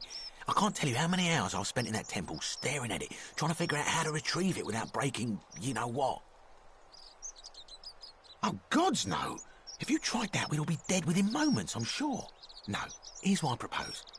You give your bow to me, I cover it in a thin layer of gold leaf, and we create a replica of her golden bow. Then you enter the shrine, extinguish the braziers, and under cover of darkness, swap out the fake for the original. It's not theft exactly, it's more of a trade. But make no mistake, this is a dangerous path, and there's no way of knowing where it will lead. But in my experience, all the best adventures begin with a risky first step. Now, you must have questions. Ask away. I'm more of an ideas man, whereas you're obviously the more resourceful and heroic type. I have complete confidence in you. Because the gods would see you, of course, hence my proposal.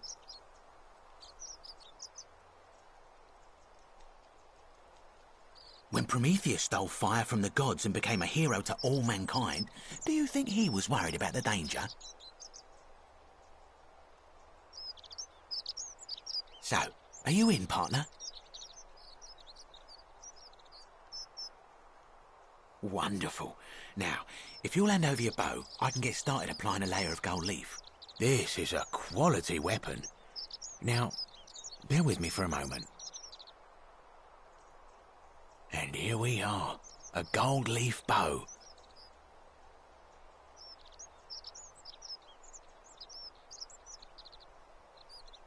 Now I've gone and unlocked the Shrine of Diana for you, so as quick as you can, head on inside. It's just at the end of the street on the left. May the gods not watch over you.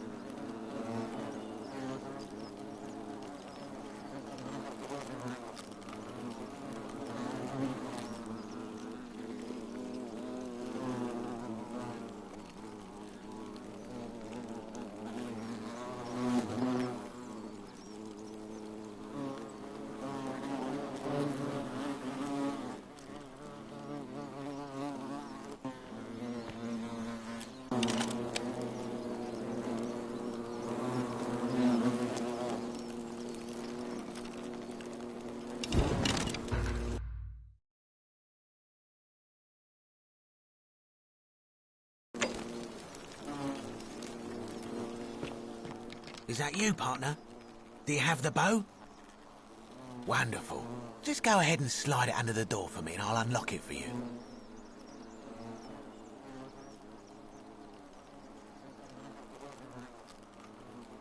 A little bit slow, aren't you? Yes, I locked you in, and until you give me my bow, you're going to stay in there, like Tantalus in Tartarus.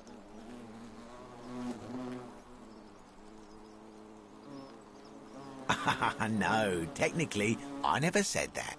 I said, if we were to split all those riches between the two of us, infinite wealth is still infinite. It's hardly my fault if you can't tell the difference between a hypothetical and a promise, now is it?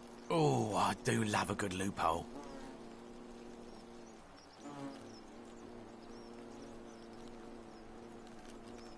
Not a very effective threat, is it?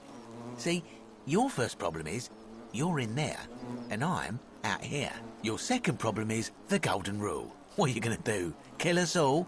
It's an empty threat. The bow, now. And don't even think about giving me the fake one. I'll recognise my own handiwork.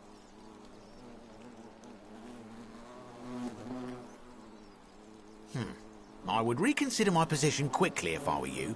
I'm not sure if you noticed, but you're stuck in there with a hornet's nest, and they can be rather aggressive toward intruders. You know, some say it takes 27 hornet stings to kill a man, but I always wondered how anyone could have known that. Let's find out if they were right, shall we?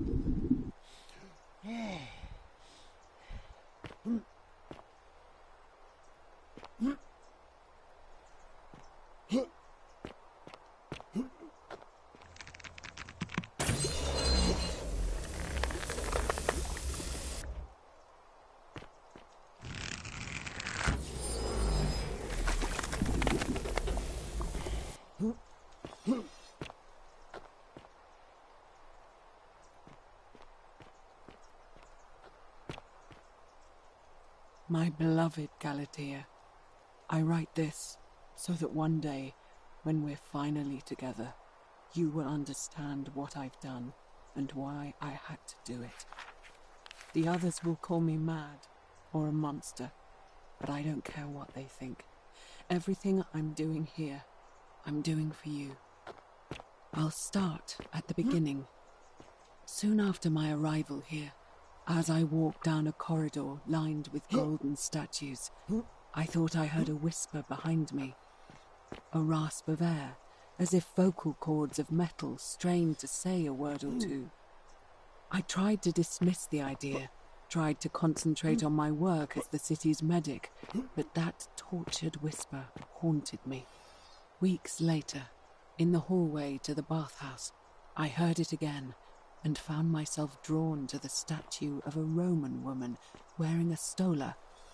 Her face was contorted with anguish and fear, and, disturbingly, it was as if she was looking right at me. As I walked past her, I heard that strained whisper again, and turning back, I discovered that, even though I had moved, she was still looking right into my soul. That was when it dawned on me. This was no statue. This was a woman trapped within that golden prison. Naturally, I told the others, but when I could not reproduce the results of my experiment, they would not believe me. But from that moment on, I knew the full horror of this place. Immobilized within these statues are living human beings. It was that day, my love, that my heart broke.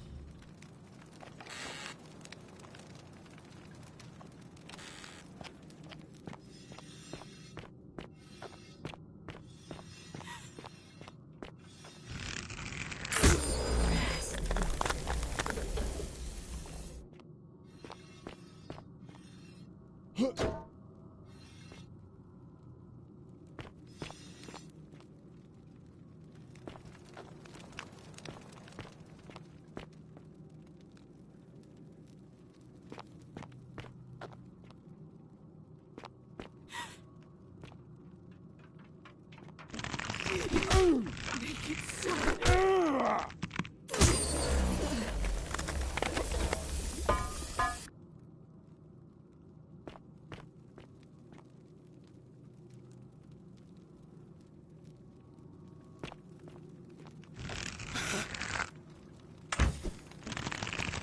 Let me die.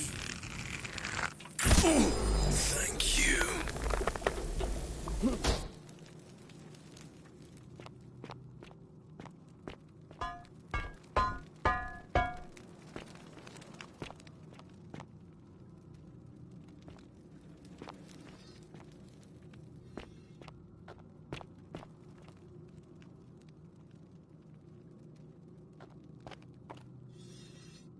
You're not supposed to be here.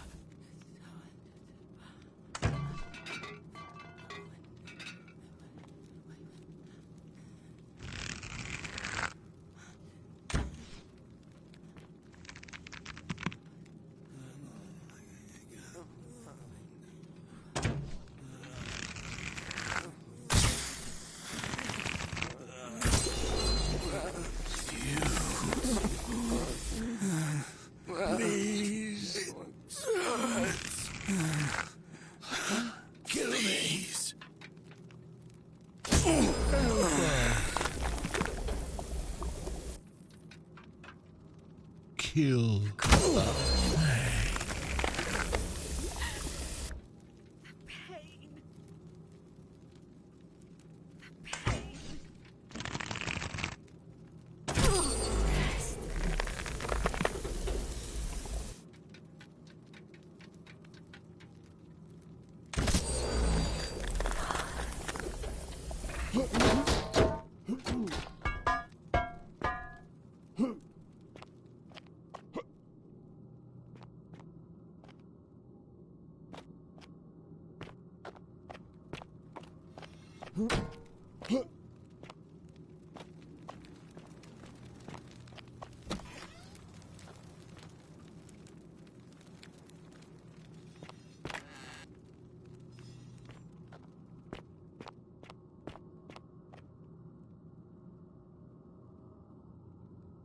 My beloved Galatea, after I learned the terrible truth about the golden statues, I wandered the city as if in a nightmare. What must life be like for these poor souls, entombed in gold, but kept alive somehow? Trapped in their own personal tartars, consigned to eternal torment, too horrific for any sane mind to comprehend. I tried to offer them what small mercies I could. I began to talk to them, to keep them company. I'd imagine backstories for them, give them names, and tell them of the world, of the histories and stories I'd learned as a child. As the others became more concerned by my charity, I sought solitude from them, preferring the company of my tormented charges. Discovering a way into the abandoned palace, I began to spend my days walking its halls and sharing with its occupants ancient tales, my mind turning to those of Apollo and Daphne, Perseus and Medusa, and Pygmalion and Galatea. Pygmalion, the sculptor who fell in love with a beautiful statue, and who, praying to Aphrodite for aid, discovered that his beloved Galatea had come to life. It was then that I heard you whisper to me, Galatea. Forgive me. I know that is not your real name, just one I have borrowed from a story. But when I turned to look at you, I saw the most exquisitely beautiful woman I have ever known. Your face, forever frozen in a look of haunting sadness. Our meeting gave me new purpose, to free you from your golden prison, so that I might one day hear you speak, not just whisper your true name to me. So I gathered tools for the long and difficult task ahead, barred the doors to this place, and set to work.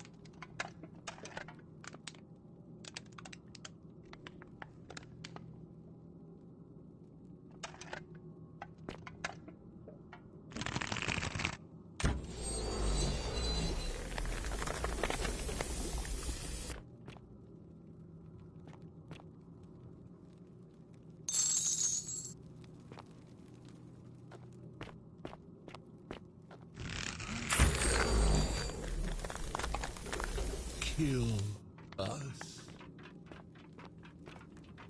Please. Please.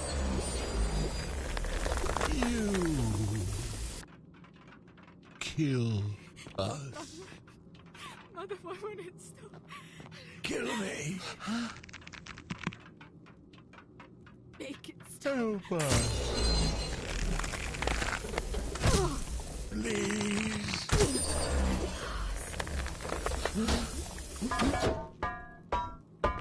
Please. I just want to die. I just want to die. You. Make it stop.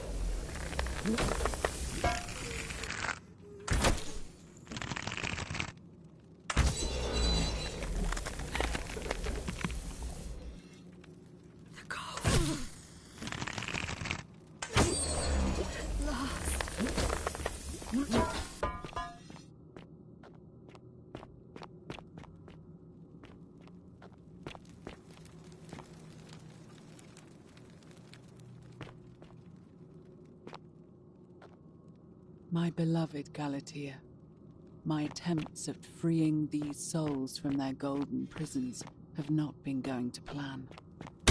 My first charge was a Greek woman who I called Iodame after the Athenian turned to stone by Medusa. Drilling through the gold that encased her, I was vindicated by the discovery that beneath half an inch of gold, which is so rigid it must be some kind of alloy, was living flesh. Unfortunately, this golden alloy seems to have fused with her skin, so removing it exposed the sinew and muscle beneath and appeared to cause her great pain.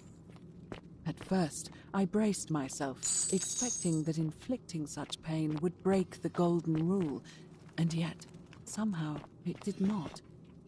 It seems whichever god is responsible for imprisoning these poor souls does not care about their suffering at all. They are forsaken. Undeterred, I pressed on, working late into the night, attempting to remove the golden layer that encased her as delicately as I could. Eventually, I was able to free most of her body, but when I released her from her restraint, her first act was to lunge for my throat, clawing at me with all her strength and those sharp metal talons. This was my thanks for trying to save her. Whatever possessed Iodame to attack, she was clearly not a suitable subject for my experiment, and I was forced to lock her inside an isolated wing of the palace and bar the door. As I continued working on others, I could hear her flailing and launching herself at the other side endlessly. Regrettably, my other experiments bore similar results, and after relocating a few times, most of the palace is now too dangerous to...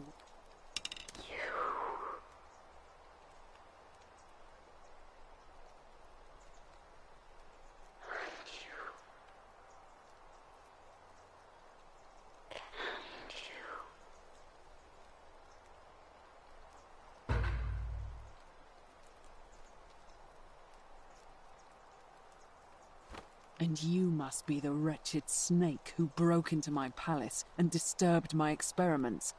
And, worst of all, look at what you made me do to her. This never would have happened if you just stayed away. You're going to pay for that.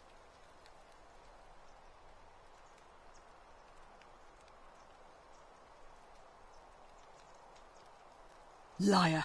I locked and barred the gate. I left a message warning you all to leave me alone. I just wanted to do my experiments in peace, for her. And now look at her.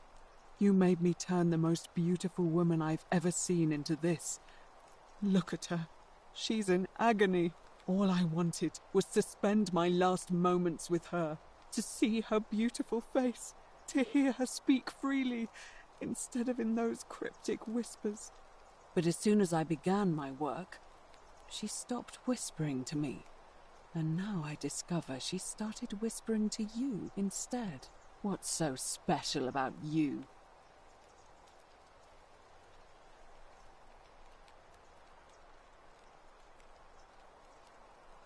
What do you mean, the same voice?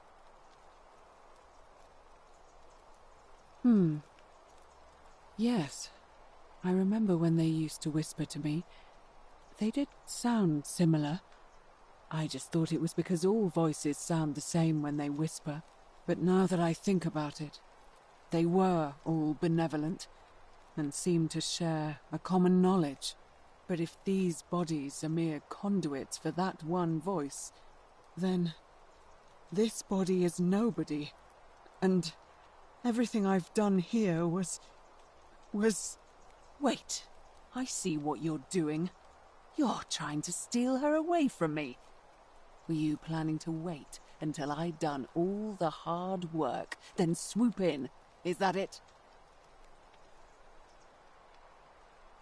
Liar! You tried to steal her away from me, and now look what you made me do. Give me one good reason why I shouldn't peel you, too.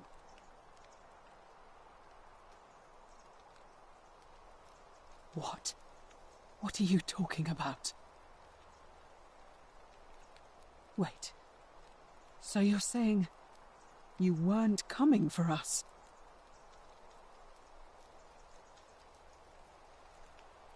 So I did all this. I ruined her. For nothing. What have I done? Oh, gods, I feel sick. I can't bear the thought of her being like this, and in so much pain. It's the air, coming into contact with her flesh. It's agonizing for them.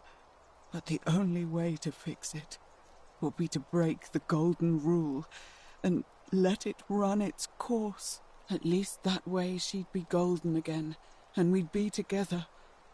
All it would take is one little cut.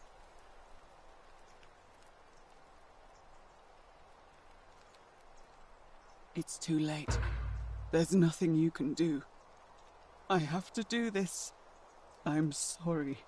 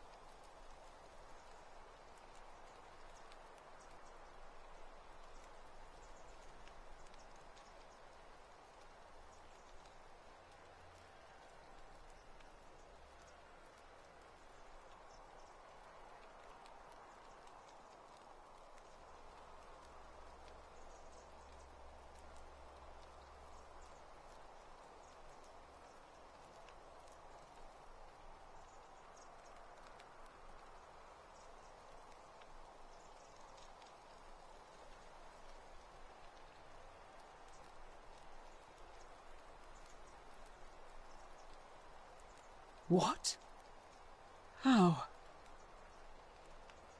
Really? I'm not sure I believe you. But if you can undo this mess, I'll tell you what you need to know. But if you're lying to me, I'll break the golden rule and kill you and everyone else in this city. Understood?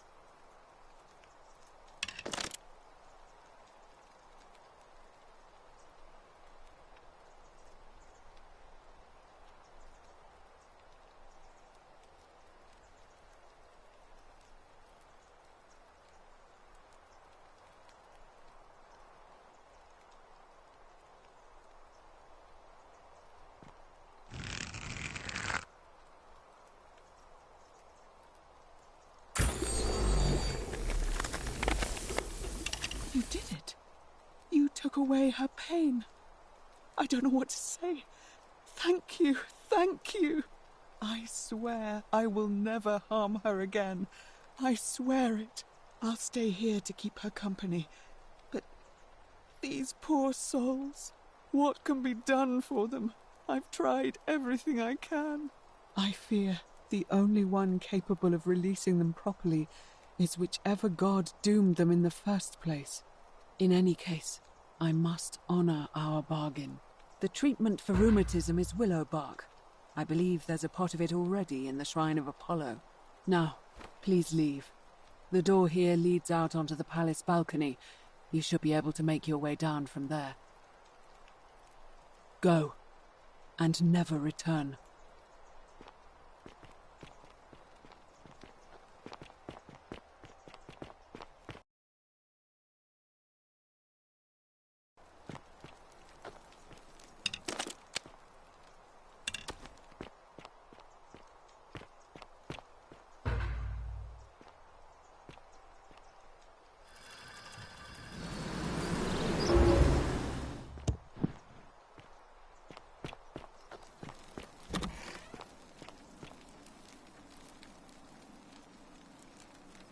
Feeling all right? You made it into the palace. I'm impressed. How is Nevia?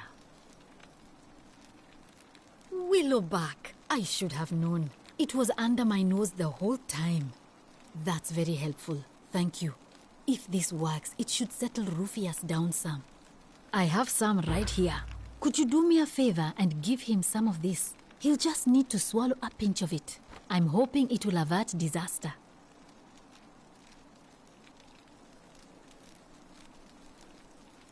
Thank you. I'm really glad you arrived when you did.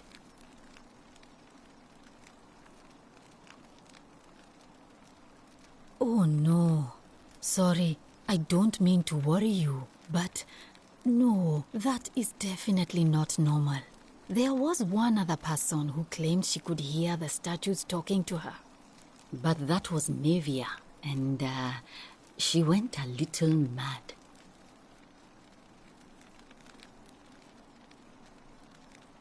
Well, she used to run the clinic. She was a midwife, not a physician, but she was the closest thing we had down here. And she was good, too, until she suddenly lost all interest in us. One day she told me she'd made some profound discovery about the golden statues. This changes everything, she kept saying, but I had no idea what she was talking about. The last time I saw her, the last time any of us saw her, she was muttering to the statues, like she could talk to them. And then she shut herself in the palace, barred the door from the inside, and nobody's seen her since. She's been gone so long now, we figure she's either dead or up to something so strange that she doesn't want anyone else to know about it. But I really wish I could reach her, because that's the only hope I have of solving a troubling problem, a real thorn in the paw situation. One of my patients is suffering from terrible rheumatism. His joints are inflamed and he's in constant pain. I really shouldn't say. He wouldn't like it. And he's a little bit scary. He's become so irritable that the smallest things set him off. And I worry he'll end up losing his temper and lashing out. And you know what that means. I just know Nevia would know how to treat him, assuming she's still alive. But nobody seems to know how to get into the palace.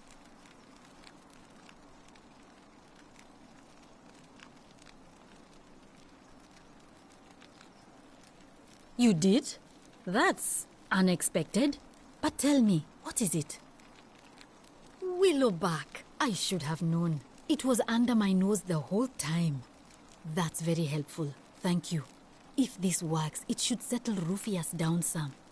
I have some right here. Could you do me a favor and give him some of this? He'll just need to swallow a pinch of it. I'm hoping it will avert disaster.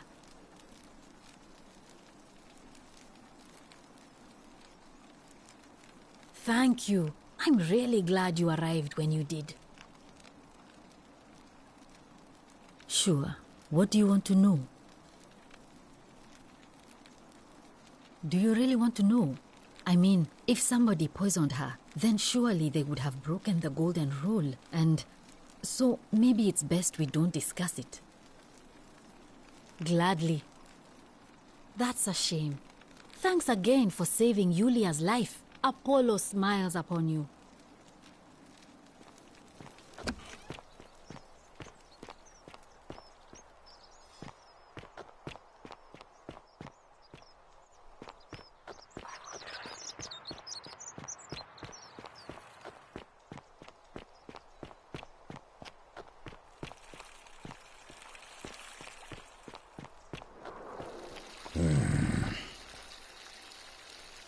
Name's Rufius. Better watch your step. What business is that of yours? Willowbark. And this will work? Oh, thank God. Finally, some relief. This is what I've been praying for. Maybe God hasn't abandoned me after all. Thank you. I've been in a lot of pain lately. The rheumatism, these cursed statues always watching, and the crisis of faith. It was too much. Started messing with my head. This is exactly what I needed to set it straight again. I owe you one. See you around.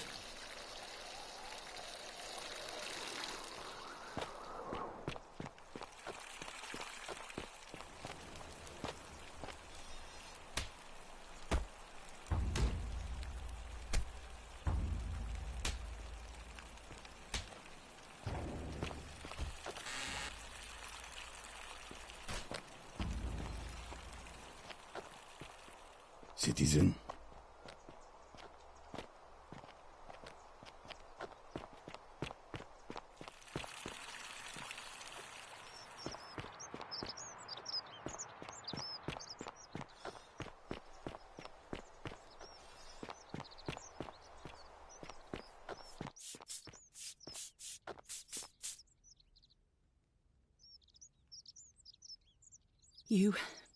You took care of him?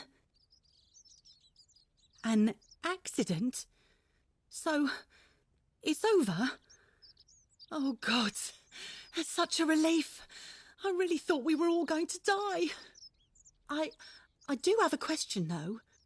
That shrine, the one I was going to hide in, did you know it was going to collapse?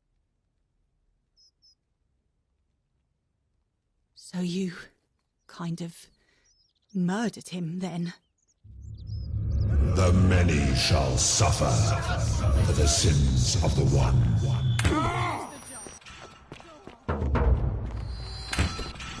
We must get to the shrine.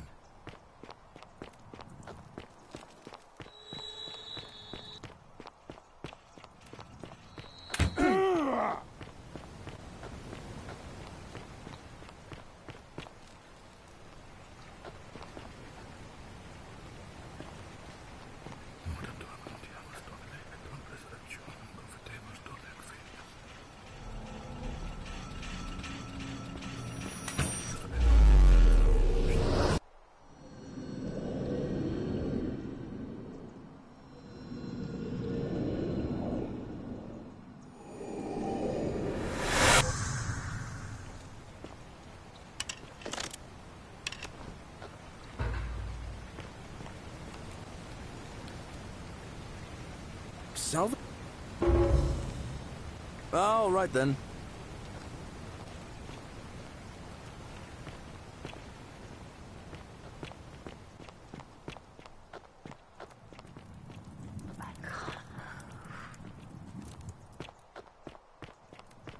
The 49 melodies fetch again with incessant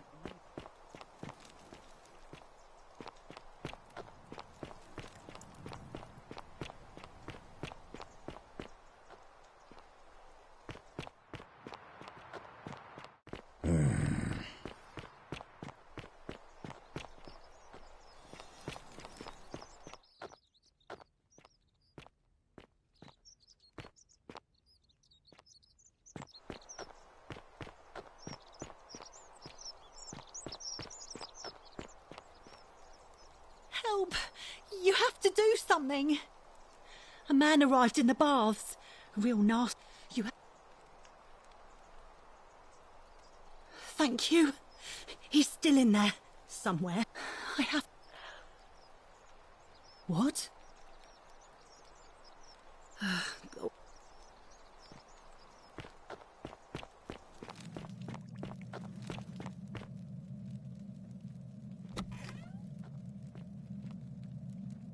Stop, right? Thank you.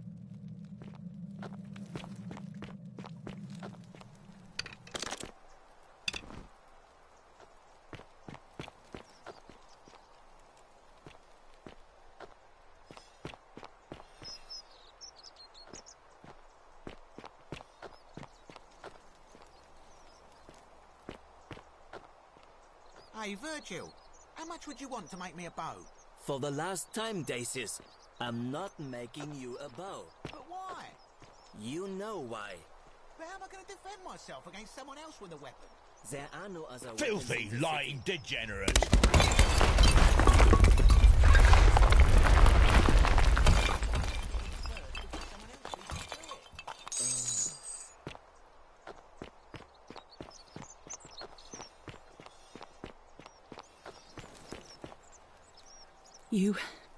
You took care of him? And I... Really? Then how? Oh, I see. Oh, I should probably keep my big mouth shut then. Sorry. I promise, nobody else will ever know what you did. But I know. That was really clever. Thank you. I'm glad you're here. Oh, speaking of which, welcome. I'm Fabia. Sorry I was a bit frantic before. Need anything?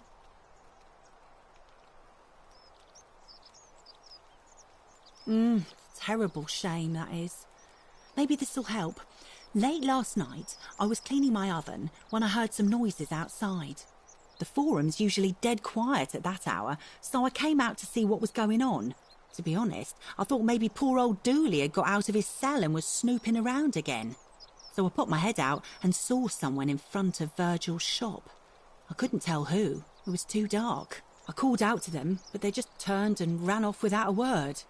All I remember is they ran past a lit torch and the light glinted off something metallic. Armour, I think. So I suppose it could only be one of three people. Horatius, Domitius or Rufius. I hope that helps.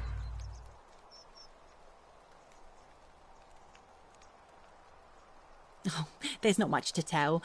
I mostly just bake bread and try to help out where I can. I suppose it all started about 8 months ago. I was living in Rome with my family. My pa had just arranged a husband for me, a fisherman's son. I was about to meet him for the first time when I came down with an awful fever. I spent the next week in bed. In the but after I suppose.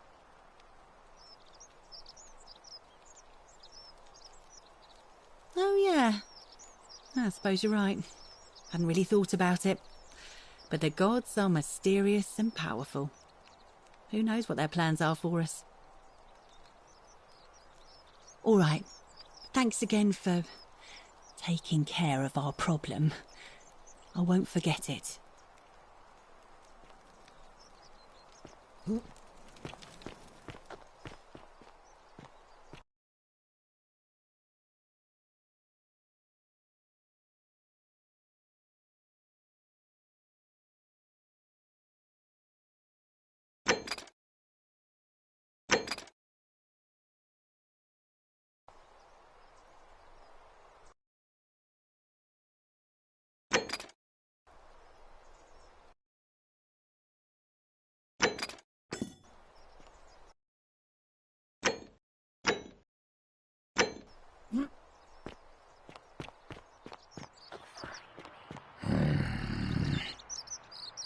Name's Rufius. Better watch your step.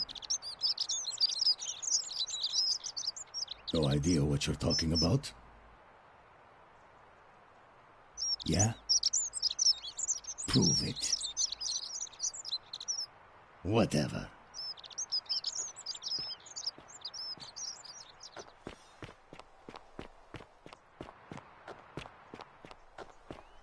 How come you're allowed a weapon and I'm not? Malleolus isn't receiving visitors at the moment, it being a...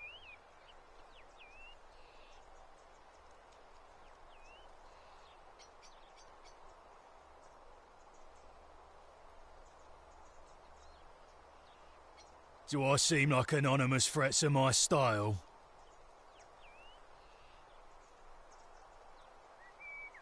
He's not here. Dunno. The little cap at murder escaped earlier this morning, while I was taking Yulia to the clinic.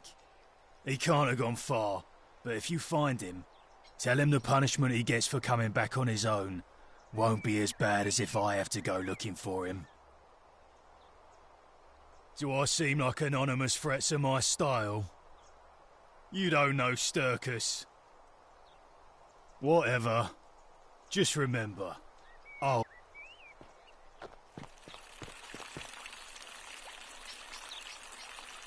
What is it, citizen? What business is that of yours? A lot of people have been looking for her. But it's been 3 weeks, and we've found nothing. What makes you think you can do better? No, it's not that. We all care for Scintilla. She is, or was, a lovely young woman. But I learned long ago not to dwell on things beyond my control. Or to try not to, anyway. But I don't want to seem obstructive. If you have questions, ask away.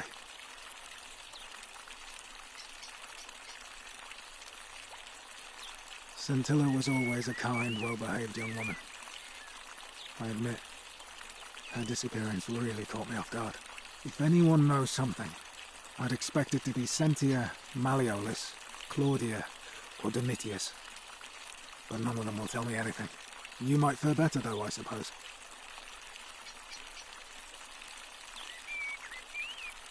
If you're accusing me of a crime, you'd better have something to back it up. You're grasping at straws, and it's not going to work. We're done. I have nothing to say to you.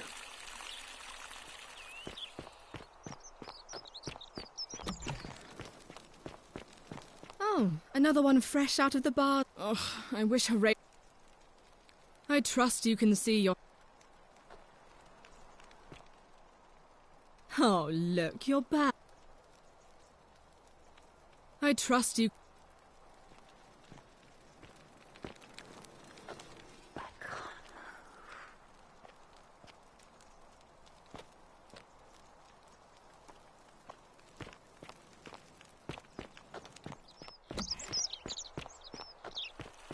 Keep an eye out for Scintilla, would you?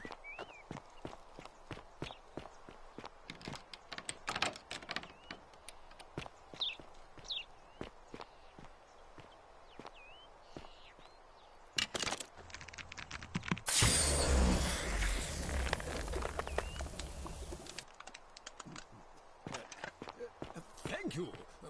Thank you. I am delighted and deeply honored to have been elected your magistrate. Magistrate. Yes, yes. Yes, thank you. Thank you. I'm delighted and deeply honored to have been elected your magistrate. And now... and now, I make this solemn promise... Did you just scale the wall to my villa somehow? I must remember to have words with that buffoon Domitius. Well, why have you risked life and limb to see me?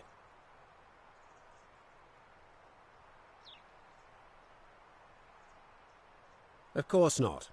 But as I always say, if Sentius can't protect his daughter, how can we trust him to protect this city?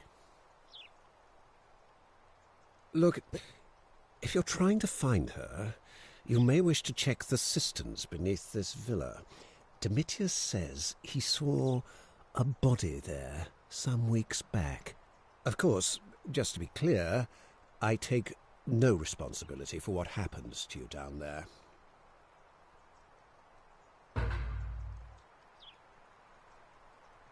My name is Marcus Malleolus Gurgis. You seem to have confused me with someone else. You mean my heterochromia? I am guilty of nothing more than having different coloured eyes. And I'm hardly the only person with the condition. Alexander the Great had it too, as it happens. I like to think it is simply the way the gods have chosen to mark a natural-born ruler. Nothing more.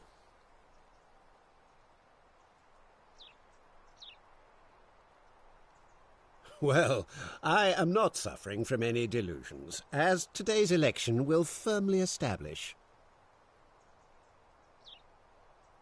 Unlikely, because it simply isn't true. Now, was there something else you wanted? I trust you can see yourself out. Through the door this time. There's a key just beside it.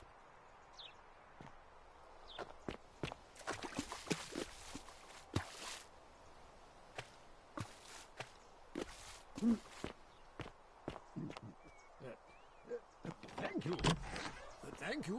I am delighted and deeply honored to have been elected your magistrate.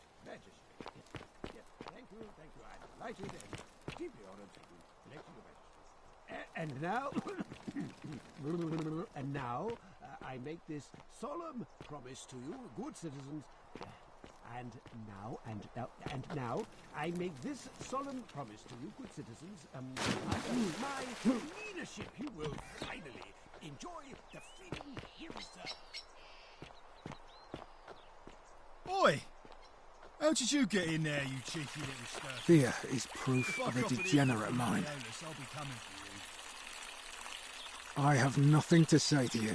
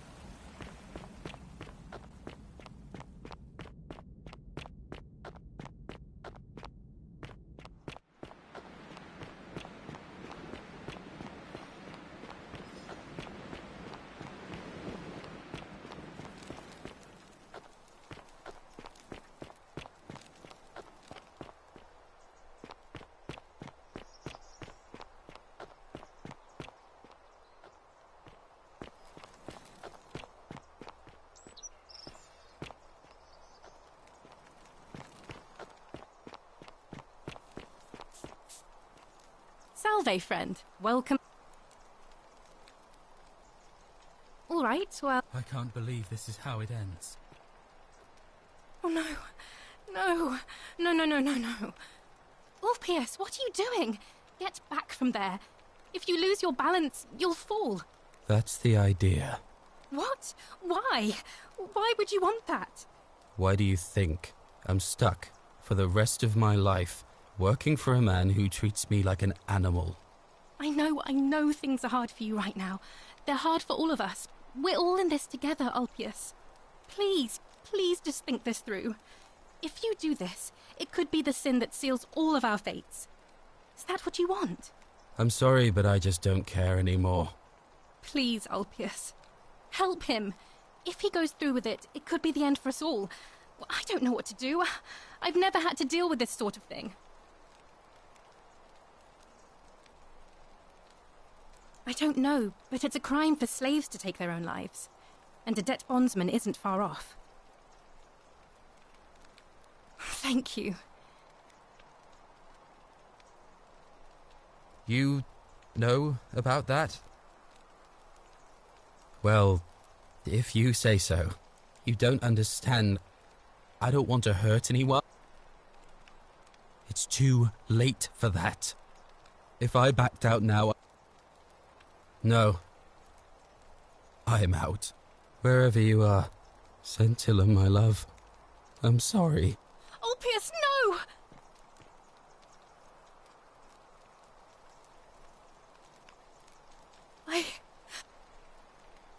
I'll have to let... And I will try to help you.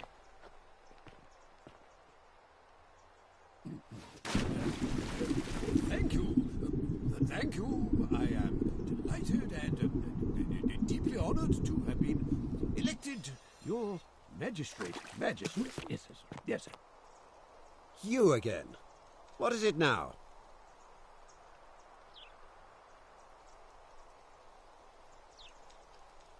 My name is... You... And I like...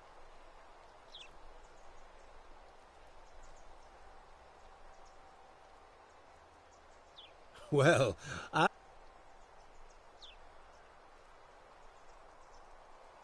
That's quite all right.